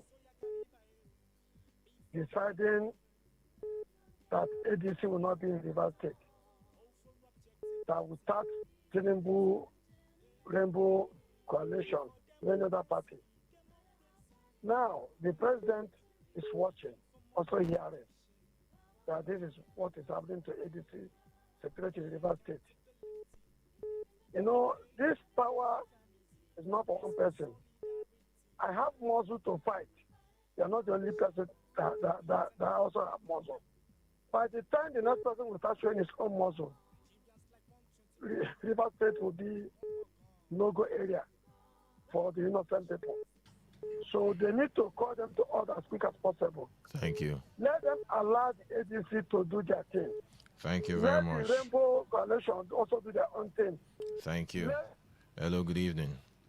Good evening. You know where you're calling us from? Let's keep it in 1 minute so we can accommodate some couple. 1 minute. I'll make it very fast. Okay, my name is Wiki. Yes, I want to talk about the issue of local government administration and Godfather. You can go on. My brother, I am from Omuma. Anybody who tells you that there is anything called project in Omuma, the person is telling lies, 100% lies. We are the people of Omuma. We can tell you what is going on in Omuma. Omuma people are so afraid that nobody can talk. Everybody is so scared. Let me tell you the truth. Nothing is happening in Omuma. In the past 12 years, there is nothing called local government chairman in Omuma. What they have is Godfather, who has held the Omuma people hostage. Bro, as I speak to you, I know they will come and investigate. This is my line. They will come to your station to come and investigate. I tell you the truth. No, that will not happen. That will not happen. Just share your thoughts. Yes, Omuma has no project, anything project by any local government chairman in the last 12 years. Between these 12 years, what has felt like a local government administration was this short stint of the young man, Promised Reginald, who just did That was the only time Omuma people remembered there is something like local government chairman. After that time, my brother, nothing is happening in Omuma. Omuma is zero. Thank you very much. Omuma is zero. Thank you so very much. Thank you. Let's squeeze in this one. Your last caller. Good evening. Yeah, good evening. Yeah, good evening. This is McDonald. Mark, your thoughts. Okay, but when they are saying that godfatherism is not a problem in the state, I don't know where they are coming from. And again, Amechi made a very big mistake. So this attack during 2014, everybody will saw those attacks, and he now became the minister of education. He didn't do anything about it. So the illegality has to come to stay. The local government chairman, they are not doing anything with the money because the person that put them there, we collect all the money from them. So the River State Assembly that's supposed to checkmate them will not do that. But if they have problem with them now, if any of the chairman now start doing out of the agreement now, you see them, they will wake up. Just like the way they did against the governor. You must do this, you are not do this, you know. So it's a blunder. What's happening in the West is and there's no hope. There's no hope. Thank you very much. Thank you very much. Let's squeeze in these two messages. With this one, if political attack against Amechi's supporters can start from Ubima, his hometown, then it means they may not allow him to step down from the airport by 2027, and his supporters all over the state are in for a big trouble more than 2014. This one, Luka. This one, good evening, Priye. Could you believe that nobody knows about the River State in Senate, not until one of them calls so-called governor? It's only where the people of River State know about them. I think it's difficult for me to understand your message. Very difficult. On that note, we call it a wrap on today's edition of The Platform on Radio. The platform is produced by the news department. The platform definitely will make a return on Monday, same time. I am Priye Ezogo. Up next is Waiting They Happen. Good evening. The answer you get now waiting, they make young boys and girls join party. Today 95.1 FM, where news meets insight, sports meets passion, and entertainment. Talk radio. I listen to a lot of talk radio. 95.1 FM. On this day in history. On this day in history. On this day in history. Today in history, 6th March. In 1946, Ho Chi Minh signed an agreement with France which recognized Vietnam as an autonomous state in the Indo-Chinese Federation and the French Union.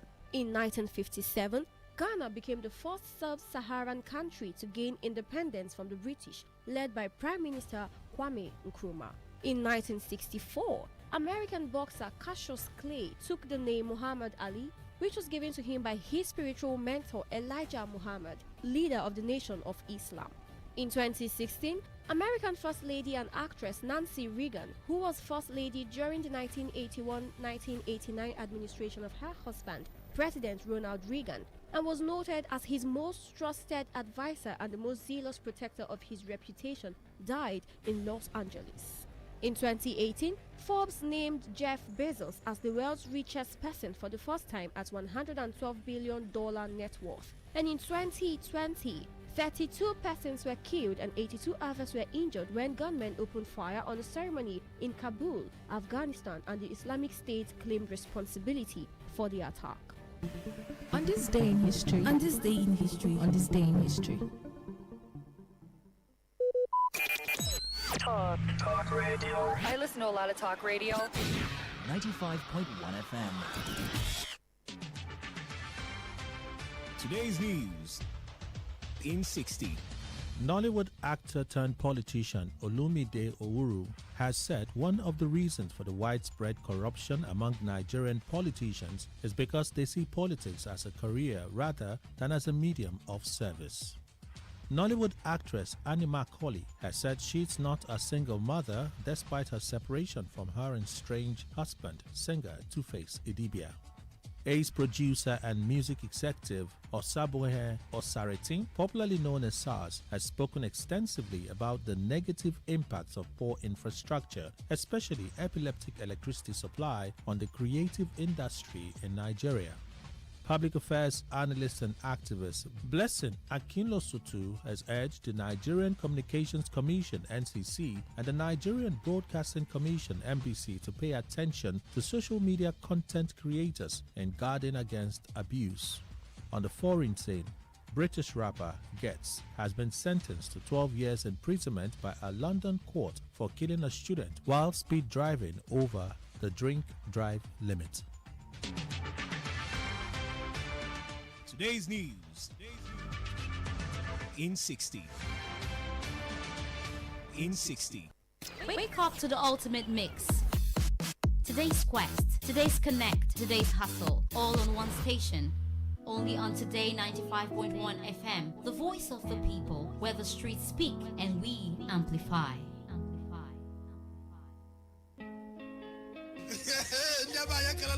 Wetin dey happen lay? They say wahala need finish. Na this one wahala be like bicycle. The thing just dey quick.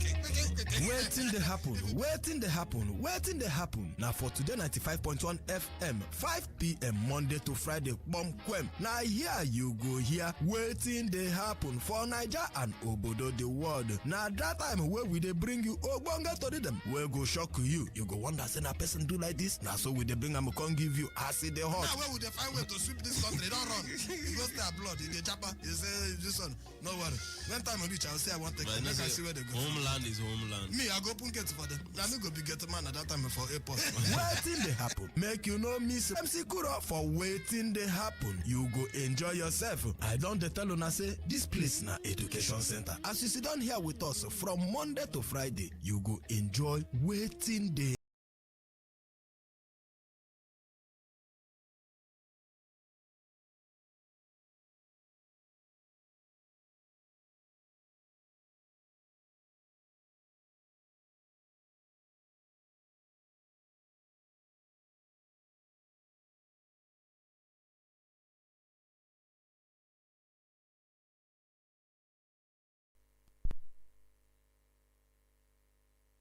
In my house, then I spend additional 30,000, 20 for diesel, 10 for fuel. On the whole, I spend 40,000 every single day on light. It disturbs me a lot. I mean, I'm not working just for light. It disturbs me a great deal, right? Then I listen to people that are all interested in getting into politics and enjoying power. Nobody seems to be bothered about what is happening to the common man.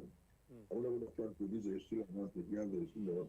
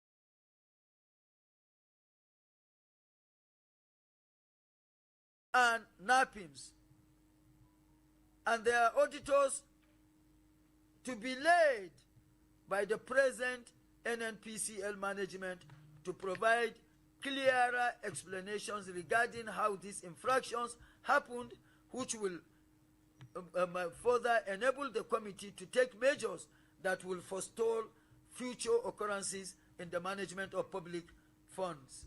Immediate management of NNPC and NAPIMS, here what we are saying, immediate past management is, of course, Mele Kari as the group managing director, Umar Ajia as the chief financial officer, and Bala Wunti as the then GGM NAPIMS should and must appear before the committee and to be laid by the present management with the entire body of the external auditors that served within the period under review that put together this. 4. That the Auditor General for the Federation should carry out forensic audit review of the audited financial statements of the NNPC for the period under review in line with Section 85 of the Constitution of the Federal Republic of Nigeria, 1999, as amended. That, because under ideal accounting principle, it would have been liability subtracted from asset. But in this case, the liability figure is unacceptable to the committee because of the contradictions in the explanations, and also the asset figure, which is the accrued receivables, 107 trillion, is also not acceptable as well to the committee. So NNPC should and must account for the two figures. Then the two figures put together make up 210 trillion. The second resolution of the committee, that the NNPCL should refund to Treasury all production costs charged against crude oil revenue for the period under review, since the NNPC and its subsidiaries, NAPIMS and Co., do not directly produce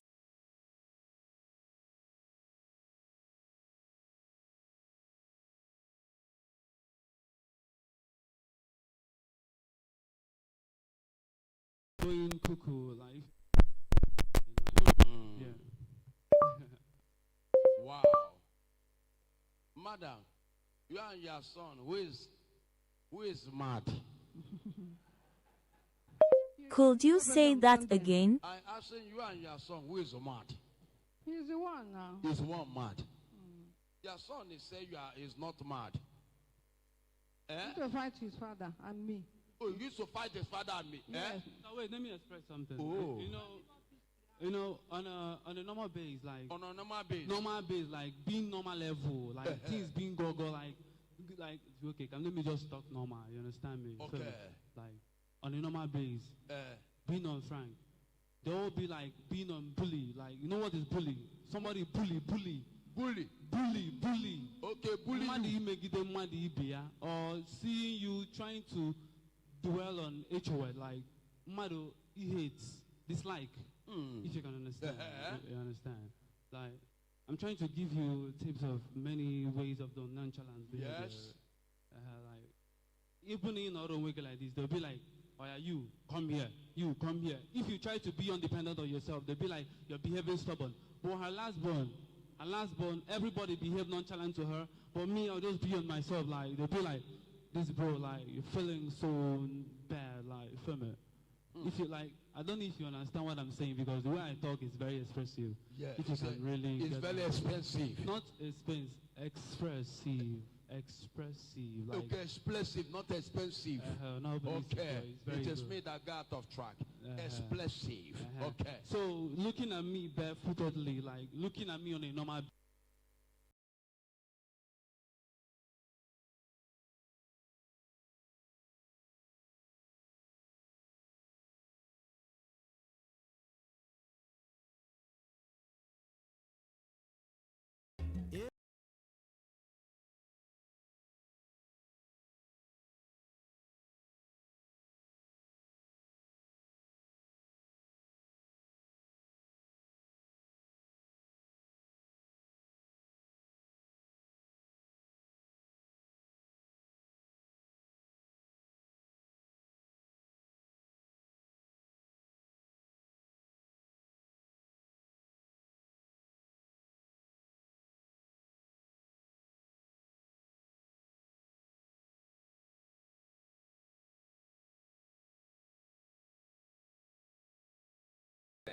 Yes, so we don't come again. Another Ubunga edition of Waiting They Happen for today 95.1 FM. Happy weekend, MCTD. Oh, more happy weekend, MC Justice. The man we don't like justice. I don't like injustice, sorry.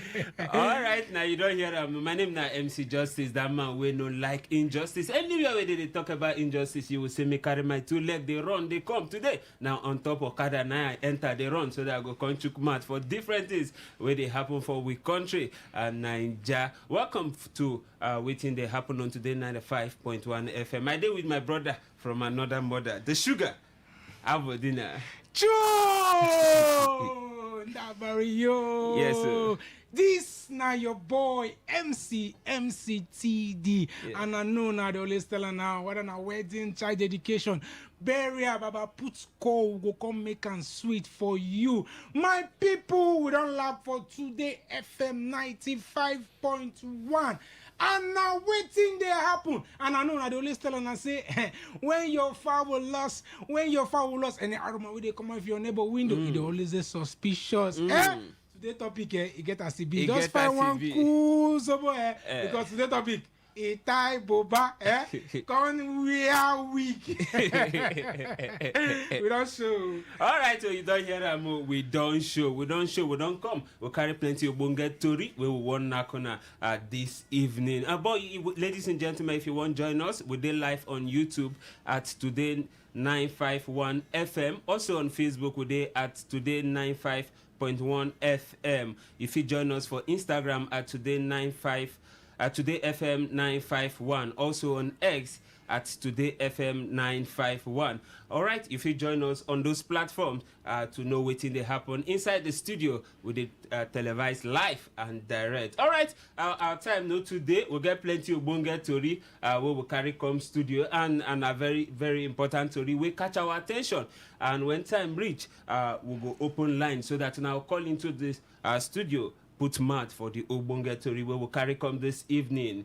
All right, I know they sharply make we start with the first story we will carry come here. If you listen to the earlier audio we will play, now we come and the first one are from the legend, veteran actor, Chief Pet Odeche. In on come out talk say in they spend over 40,000 naira daily to get electricity. In can they ask who they really fight for the common man. In the complaint during interview where in grant for television, in say why Nigeria they get worse every day. Say why Nigeria no they improve. Say it can't be like say Nigeria they waka go backward. Say the country know they better. So I want to ask you, MCTD, how you reason this matter. You agree with our legend, our veteran actor, we say the country know they make progress. You can use one particular case study, will be electricity as a case study. Say electricity self know they improve. Say every day in they spend up to 40 on top to provide electricity for his household himself. You listen to the voice first audio we will play about the president where they promise say by the end of this first tenure we suppose don't get light, steady light, you know. If not, no vote them again. What do you feel talk for all this matter with the grant? FC Justice and country people. One of the pain for this hardship. Now say if you go visit person, as a visitor, maybe they can't serve you food. Their pikin can't carry your meat. Baba, you go laugh. You must laugh. I visit my uncle. Recently, I visit my uncle. I go shop for a house. You know, say I don't say I go see my uncle. Where I did at the table, they shop. Now him pikin carry knife to come stab me. What did shock me now? My uncle, they tell me say, man, no run. Say if I run in Peking go cry. That means my uncle value in Peking emotion pass in my life. You won't make it Peking cry. You see as things don't really red for this country. And you know makes sense. Imagine man where they come out to cry at.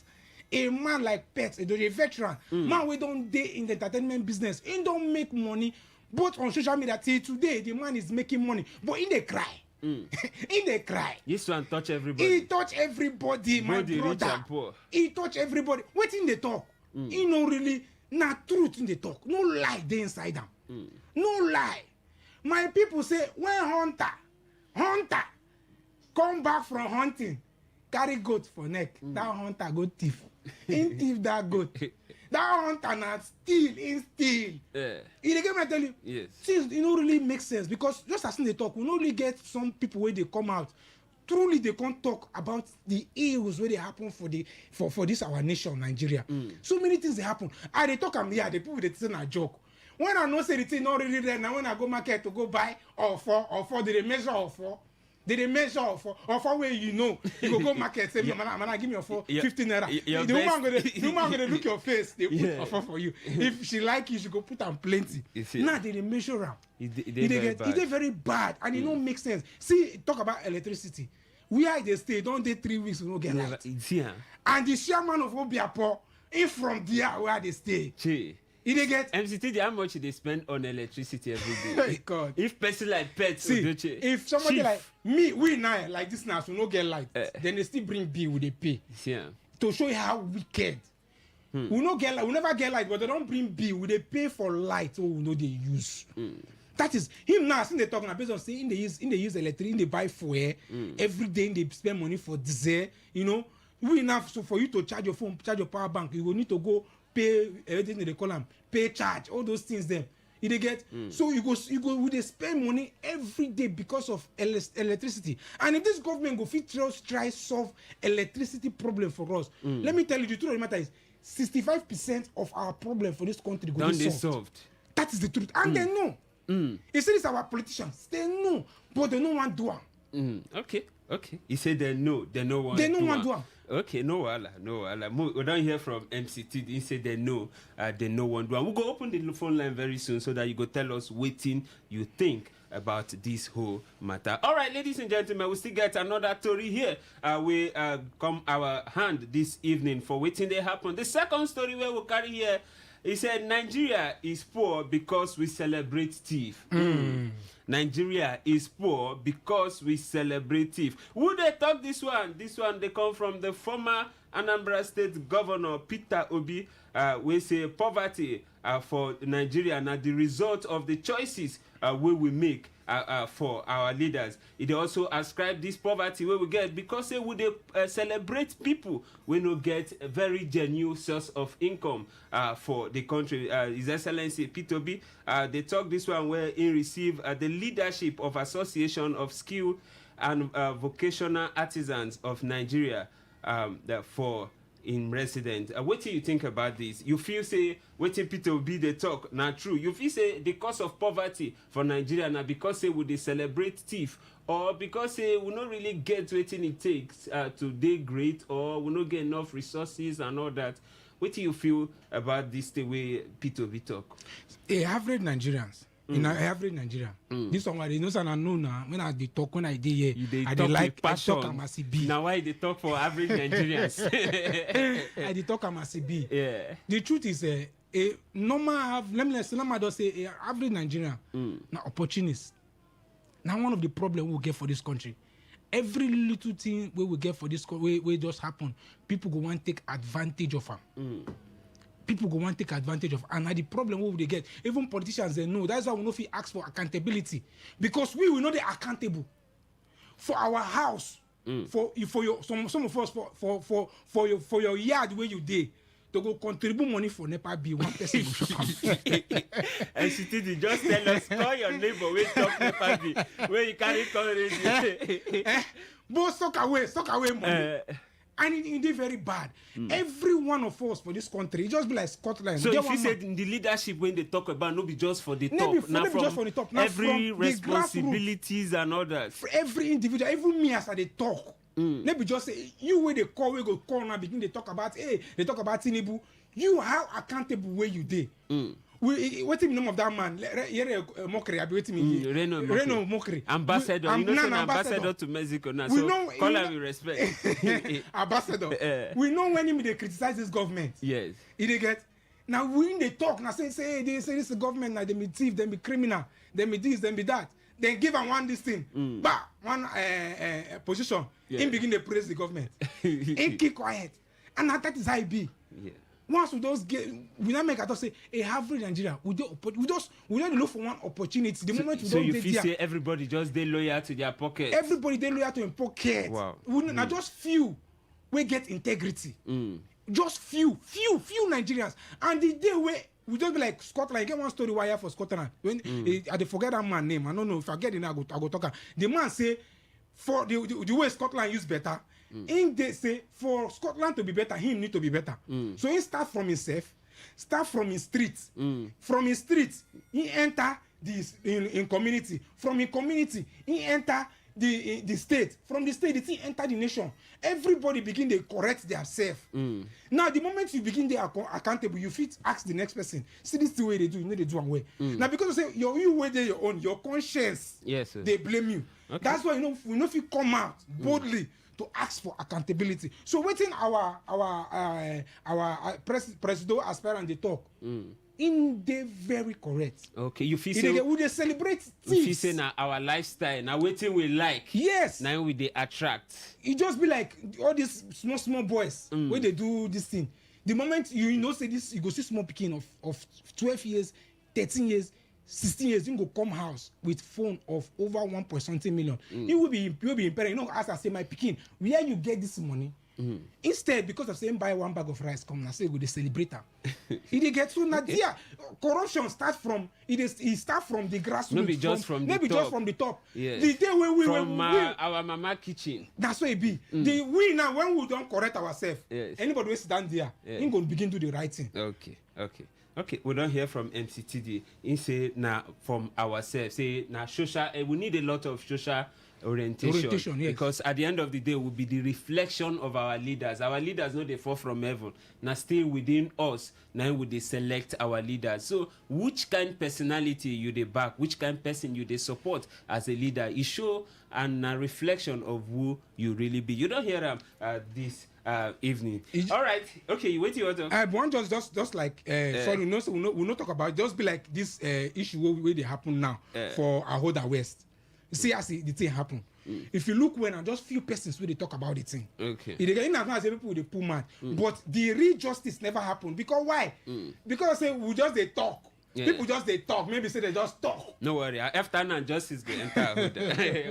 Man go solve their problem. Justice for everybody. All right, country people, make we put mad read the next story. The third story before we open our line so that you go put my tell us whether you get integrity, waiting you feel about waiting His Excellency P2B don't talk. All right, country people, the third story where we carry for here, this one tie rapper. As I see this one this evening, go enter my body. Senate, yes, so Senate don't summon the group chief executive officer, the former group chief executive officer of the NNPC.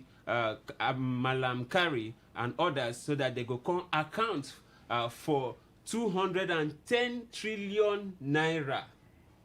210 trillion naira. This news now news where they break this evening all over the social media everywhere. All the news outlets don't carry them. We played the sound bite earlier on where the Senate they they say waiting happen from this period to this period. They don't call on the former chief executive officer Malankari we resigned recently where the president replaced him. Say come back with your team. Come tell us waiting happen to this 210 trillion naira. How it take no match waiting they here and waiting you now they talk. Come give us account of waiting they happen. You feel say this issue where Senate done the raise, they drag so far.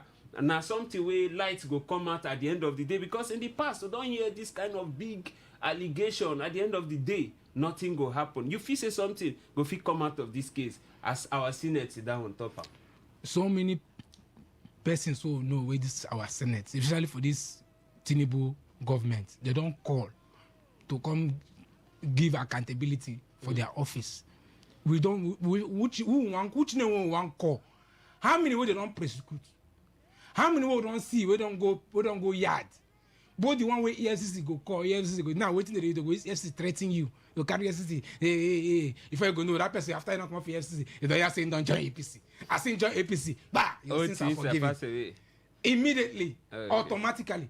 Me, I feel say the reason we make them call this man. You know, say these politicians, then they're very greedy. All of them are then they are, and they know they're satisfied with the money where they don't get. Imagine money where one person allegedly, man don't use that word, allegedly steal 2.210 trillion. My brother, you know how much be that money? You know how much? 210 trillion. My God.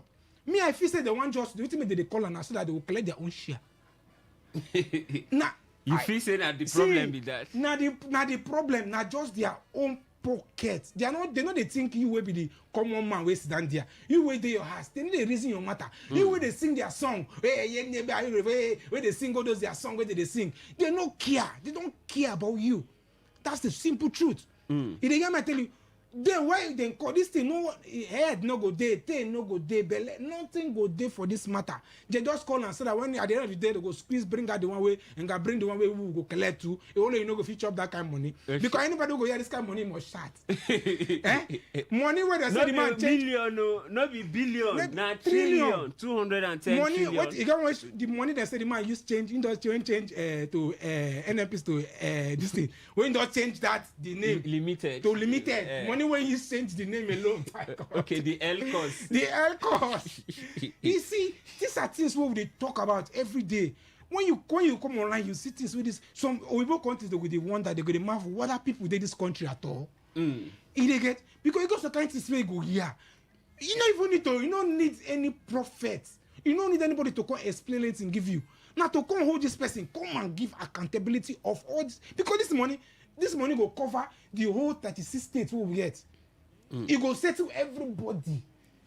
Okay, maybe this money. He said they want transfer this money now for 1 year. They say they do the transfer. No, they 1 month every month at the end of the month. Okay. Say more than 150,000. This money I tell you, it go reach everybody. It go reach everybody, but now one person pocket enter. It is not fair. It is not fair. It's not fair. Okay, you don't hear from MCTD. We they talk about the story.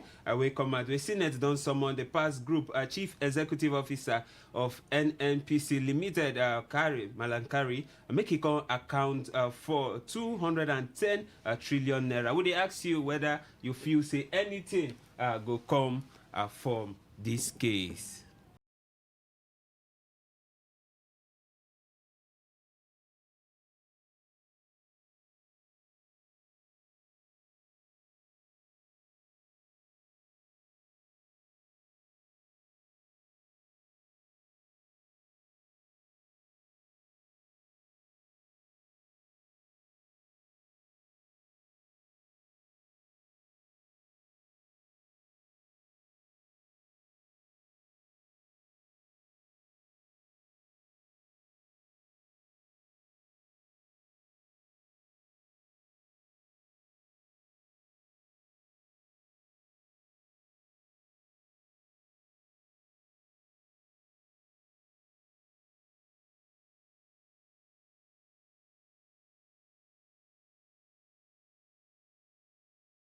Just they join us, you day on waiting they happen on Today 95.1 FM. My name is MC Justice, that man we hate injustice, and I still did the studio with MC TD, the sugar of events. All right, country people, Moku Pumat for the fourth story. The fourth story na story we just break this evening where I will carry say suspected thugs don't set the office of the African Democratic Congress for Ubemia community. They don't put fire for the building for Ikwere local government area of Rivers State, where na the home of the former Minister of Transportation and Governor of Rivers State, Honorable Chibike Amechi. They don't set ablaze. This matter happened this evening. We also hear say some gunmen too no allow get access to in community. We still they follow them. There's so many developing stories for this matter. But we won't look this matter TD. You feel say this matter na political something or na coincidence where this thing just happened all of a sudden or na politics? What do you feel say this thing fits still on the political atmosphere of Rivers State? Because 2027 election they very close by the corner. INEC don't release timetable, and we all know say His Excellency Right Honorable Chibike Amechi now also one of the presidential hopeful for this country, and this thing happening to Ram for a home base where passengers they even enter the town, you know, just to come do one or two mobilization for the party. They don't set up the office of the party for your own community on fire. What do you feel? You feel say na politically motivated, or what do you get talk about this matter? Is it this Tinubu government? This because now we know they fear again. We know they fear again. This Tinubu government. Dinian Melaye say you talk the truth, you die. You don't talk the truth, you die. So make it talk. So better they talk. Always they talk for your own good, because when you die, go heaven. God go ask you life what I give you, waiting you use and do. How many truths where you talk? And now they can't God what would they serve? Now God don't like lie. He no like lie. He say no like people get forward mouth. See, you see this government this government just creates a company. I call them industry, what they call Togri industry. Togri industry, like dogs. Now be the thing where we say youth now don't see us a new job. A new niche. A new lead, a new way of living, a new way of surviving. And if a government is actually doing well, you know, say your policies where they bring up, they actually affect the people. Why will you fight your opponent? Why you waiting? You need to they set up all these things so they see city boy movement, this and that, rural movement, kuru movement. Why is there any need for that? If you they do well, where you know say your government, you get things where you go campaign with, you don't need to worry yourself for your opponent, because people they see your government, they feel the dividend of democracy. They see say this government is doing well. Now because of say this government has zero, nothing at all where they don't do where you go say this thing where this Tinubu government do for this country. Nothing. For data states here, they knock short to Obi. What would they talk here for? What they say data state? Now you don't come River State. Edo State. Sorry, Edo State. Now you don't come River State. To maybe say now just common person. To our former governor, a man like Amechi will be saying a man. Will be now the best governor for this state. No governor don't do what that man do. Now you go take some from your own community because of politics. It's not fair. If you're doing well, you don't need all of those things. You don't need toggery. You don't need touts to they come out, to they pursue people, they shoot gun. When you talk, they'll come carry you. Carry FCC, carry even DSS now don't join. I don't want to even begin before they. But the truth of the matter is this. It don't really make sense. You know, for our state like River State, where say people know say this state na state where na calm state, na peaceful state, na flexing state. Now politics now don't come, make the state now. We don't say peace don't dey now. The peace what we don't what they enjoy now. People now they don't enjoy the peace again now. Now they don't they shoot gun. It don't make sense. Okay. So to our leaders, those of them where they at the top, I beg, as I want to ask Sana, if I know Sana the Yaros, and the Yaros, and Today FM now one of the biggest radio stations in Nigeria. So and the Yaros well, I beg, how are they use sleep for night with all of these things? When are they see? When are they do? How are they use sleep? It don't make sense, my brother. Let's call a spade a spade. This man and man will be snarl. Not like be stranger and reverse man. Why will you shoot at him? Okay. And a very, very, very condemnable act. That act of, certain. We did democracy. We suppose allow every opinion thrive. The beauty of democracy now, where every party go fit operate. You say your ideas, say your manifesto. The better candidate go win. So there's no need to to make River State politically tense, because go favor us. At the end of the day, it go affect the economic well-being of our state. It go make people they panic and all that. So now the fourth story be that Nadia will go draw the line. Before we open the line, I go do recap once again of the story where we carry come studio this evening, so that when I go fit call our lines, then chook mat for the story. The first story where we carry now, story where they come from a legend, a veteran actor, Chief Pet Edochie, where they complain about the power situation of the country. When they complain, say every day they spend 40,000 naira just to maintain electricity for in house. Can they cry? Waiting with the hope of the common man. Why will they go backward? When I agree with waiting in talk. Okay, the second story we will carry now, the one where they come from, His Excellency, the former Anambra State Governor and former presidential candidate of the Labour Party for the 2023 presidential election, Mr. P2B, don't come out talk say why we get leadership issue now because say we dey celebrate thieves. Say Nigeria they poor because we dey celebrate thieves among us. Okay, you agree with them?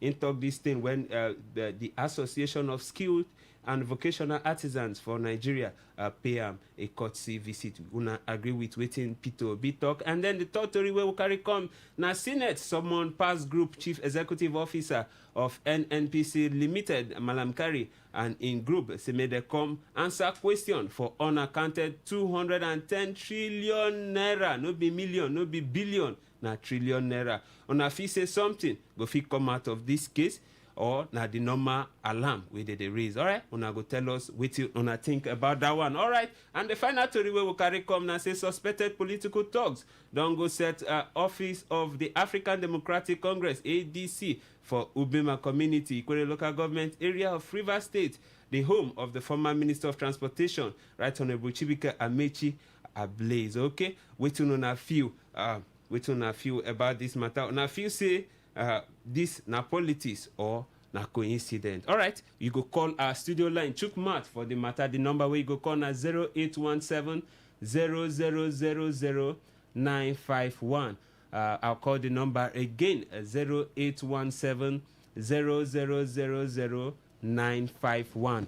The second number where you go call na 081 0951 0951. I call them again 081 0951 0951. Okay, and if you want to send us message for our SMS portal or our WhatsApp line, the number where you go use reach us sharply there at 070 193 39962. I call the number again 070 193 39962.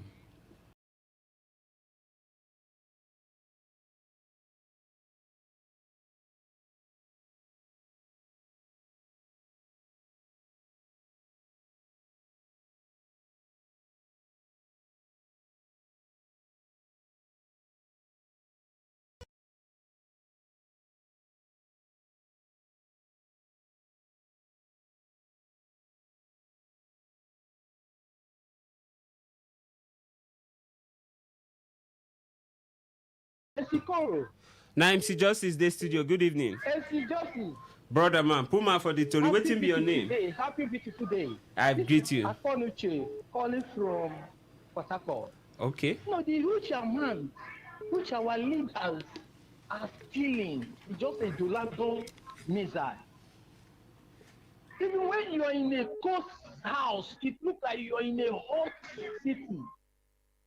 Why is it these people stealing what belongs to us? This money is our money. The money is supposed to give to the citizens of the country. But those few people are stealing this money, squandering our resources, putting us in this condition we find ourselves today.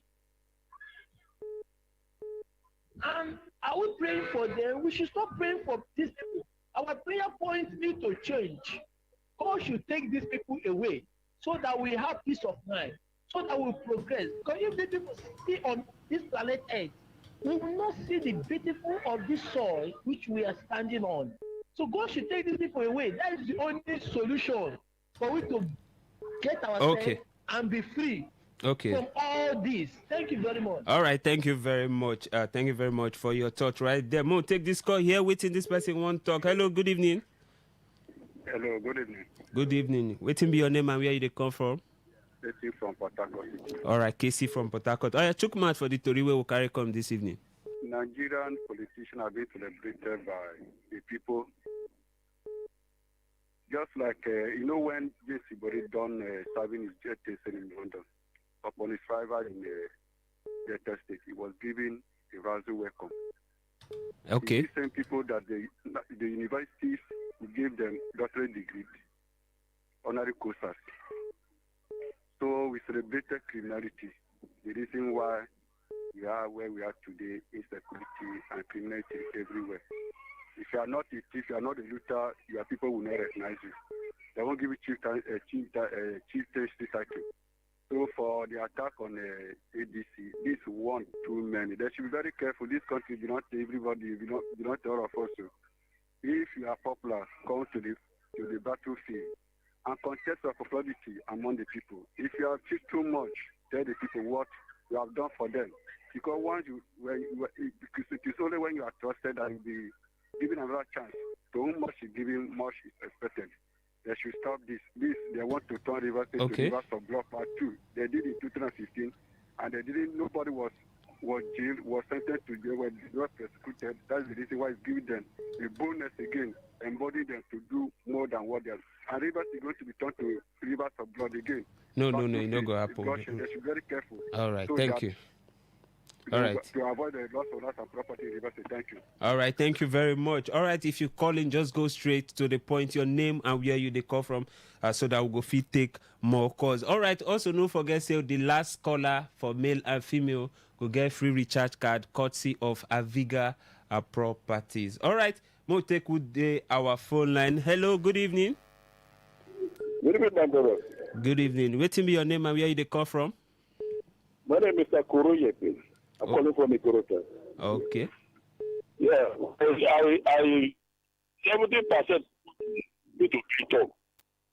Now, if we are celebrating the chiefs, and then the university from all the way to this period of time, is anybody who has given accountability? There's nobody. Then when we go to church, you see how the bishop will praise them. We pray these people who cannot give account. Nobody can say, oh, go and give worship. That is what God wants to do. But they need how far the money come and enter their pocket. That's what they're doing. In the land of Abraham, in 1983, this is what happened to Namco. They eat Namco for producing fertilizer. Namco is the river state. I'm going to come to get that fertilizer here. They eat and collapse the fish. And at the end of the day, what they are getting. How can a human being be there? 270 trillion. Refinery, nobody can give account to how you can repair our refinery. Now we have now. Right now, nobody. As you invite these people, nothing you go hear from them because all of them are involved. All of them, you see the people they are involved. And nothing cannot hear anything. Thank you, that's my take-up. All right, thank you very much for your thoughts right there. Keep on straight to the point. Hello, good evening. Hello. Good evening, welcome to Waiting There Happen. George from Oyibo. George from Oyibo. I took my from the Tori where we don't carry come. We are celebrating criminals, that's how we are like this. Yes, that's what we treat today. Because even if I be talking to you now, before, I thought that's a good thing. And that senior may have got. But since I look into Nigerian politics and I see that only some few people are more than millions of Nigerians. And what one person has been told is can feed more than 10 million, 2 to 300 million Nigerians. So now we celebrate them because they have the money, keep us hungry. Because of the hungry, we celebrate them. Really, we are celebrated criminals. True. The man is saying the reality. Look around, all around the Nigerians. What we are celebrating today is criminals. All right, thank you very much for your opinion right there. All right, Mo, because very soon will come our SMS portals. We'll get so many messages right there. All right, hello, good evening. Good day. Yeah, welcome to Waiting There Happen. How is everything? Everything is fine. Good day. My name is Javan. I'm calling from LMA. Okay, Javana from LMA. All right. Yeah, the question I'm asking is it that the River State cannot do without violence? Why burning the agency office that is just coming up now? What is the problem with our leaders here? And the boys have not even same at all. How much are they giving them to do all this violence? Peanuts. You want to sell your future. It's unbearable. In fact, it's funny. But God will help us in River State. God bless you. God bless you too. Thank you very much. All right, Mo, take this call. Hello, good evening. Yes, and to Justice and TD, good evening. Good evening, brother. Good evening, brother. My name is Thunder, the corner from Takot. Okay, Thunder from Port Harcourt. Oh, yeah, Sunday. Sunday, okay. Yeah. I want to talk of the people where they can't give account. Uh-huh. Go ahead. The one for off the mic, they don't give account. They're gonna try help me because I not get their numbers now for call them direct. Okay. That's off the mic. Whether they don't give account of that one. They still they work on them. Okay. All right. Thank you very much. Hello. Good evening. Hello. All right. What will be your name and where they work from? Call from? Mommy V International from Unity Estate. Mommy V International. Okay. Pumat for the Tory. I want to talk about this electricity of it. Our veteran that said we spend almost 1,000 naira every day. And the TDP,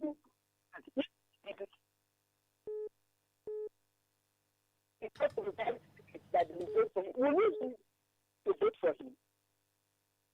That's my question. I think we should stop this. And the same time, this is 200 and the Try. Sorry, your line they break. I think, thank you. All right, thank you very much. Sorry, your line be the break right there. We're not too here waiting you talk. All right, we'll take this call. Hello, good evening. Hello, good evening. Good evening, MCTD. Yes, so MCTD and MC Justice the studio. MCTD. Yes, yeah, good evening, Chairman. My name is Abi Samuel. Okay, Abi Samuel. I call you from Rukpoko. Okay. So more read SMS. Is it that Kiari matter concerning NNPC? That matter go die like say nothing happened. Now no, it's 210 trillion. They just talk and now we hear them. But how the thing go take end? Not so we go take care them. That matter go end without anybody hearing it. And obviously with the celebrate criminals. If all of us, if we know they're hungry, how we go take celebrate? If we go celebrate because we're hungry. Now hunger make us the celebrate criminals. So now hunger they make you the celebrate criminal. Yes. Now what you do? So but that thing still make you get criminal tendency now for you to the celebrate criminal. If you get, I get. What thing go make me go celebrate you? You keep me for hunger. You keep me for hunger. You go better, and that's when they collect for that people they celebrate them. Not be the same federal government money. Not all of us get them. Okay. So if you don't follow them, they give you your own. You begin to do anyhow. But you know good now. You know good, yes. Not be say I support them. You know they good at all. Because if you check now, what happen for Obi man? Not be the same kind of business now where they go born party secretariat. It's supposed to be like that. Okay. It's not supposed to be so. Okay. Okay. Check our light as the legend talk. Say in they spend 40,000 every day. Okay. And if you check the light every day, the thing they deteriorate. They go down every day. Like where I live for room. Okay, thank you very much. Thank you very much for your thought there. Okay, our time no today, so that we'll fit take other calls, get plenty calls right here, and also other messages for our message portal. All right, MCTD, take us through some messages we don't come in. Okay, to our SMS portal, this one say Peter Obi is very correct. Nigerian citizens can't hold their leaders accountable. Instead, they worship them and allow them to use them against themselves to their impoverishment. Prosper. Nine talk that one. Okay, this one say MC Justice and MCTD, good evening. For me, Nigerian problem is full of evil. 200 and something trillion. Oh boy, see money, we don't go. 500 billion for change of name. I go join politics. One law from Transamadi, but her courts. Okay, this one say, good evening, MC Justice and MCTD. I dey laugh when Tinubu is telling Nigerians not to vote for him for second tenure. If him no give Nigerians light, did Nigerians vote for him in 2023? According to you, allegedly, in the first place, is a big joker. Grandma Charity. Okay, we don't hear you, Grandma Charity. This one say, good evening, sir. The evil people knows. This one, good evening, sir. The evil people knows the former transportation minister have a visitation. You don't understand what they talk here. Okay. This one say, good evening, Justice and Co. The NNPC chief executive has exhibited fraud and stealing in the highest order, only to add L to NNPCL. We attract such amount of money. This wickedness is highest order. Where? Well, it will be swept under the carpet. Chris from Port Harcourt. Mogo, our WhatsApp portal. Our WhatsApp, this one say, good evening, MC, Justice and TD. Pet Odochi, you are very right. You are very right. But the reason why I could not provide electricity in my first tunnel is that you people are too happy, shouting, Nepa, every time I bring light. I am good news. Okay. This one say, Sam, it's possible that the small party will thrive based on the popularity of the candidates. Take, for example, Peter Obi. He came into Labour Party when all the big wigs politicians were all over PDP and APC, but he joined Labour Party because of his popularity. He was able to check the entire political landscape in politics. So some new politics, some new party that have no relevance, he can rebuild crowd and masses and become popular to win from us. Okay, this one will end for now. We'll go into. Okay, we'll go end and for there so that we'll take a year message from Aviga Properties. All right, MCTD, hit us. Aviga Property Limited announcement. Country people now, Aviga Property, they sponsor our recharge card segment for Today FM every Friday. Aviga Property Limited, na real estate Obongo company for River State, Port Harcourt. Their office day for number 16 Agodama Street, D-Line, off Garrison, Port Harcourt. Their days of inspection now Mondays, Thursdays, and Saturdays. Time for that inspection now 10 a.m. to 4 p.m. Then say if you come their office any of those days, then get free buses. We go carry you go their properties for inspection. Their estates day for Akromatai, Akpajo, and Rumukrusi. All areas now developed areas. Their promo then say if you buy 5 plots of Aviga Property Limited, you go win food basket. If you also buy 5 plots in their buy and build estate, you go also win free borehole installation. If you buy 5 plots, you go win free solar and also free installation. Their phone number now 091 389 64184. I go call them again 091 389 64184. Their phone number again 091 389 64184. Okay, you don't hear them from Aviga's Properties. All right, we country people. Now here we go draw the curtain for waiting they happen for this week edition. Until next week, Monday 5 p.m., where we'll go return for another special edition. My name is MC Justice, that man we hating justice, and I do the show with MCTD, the sugar of events.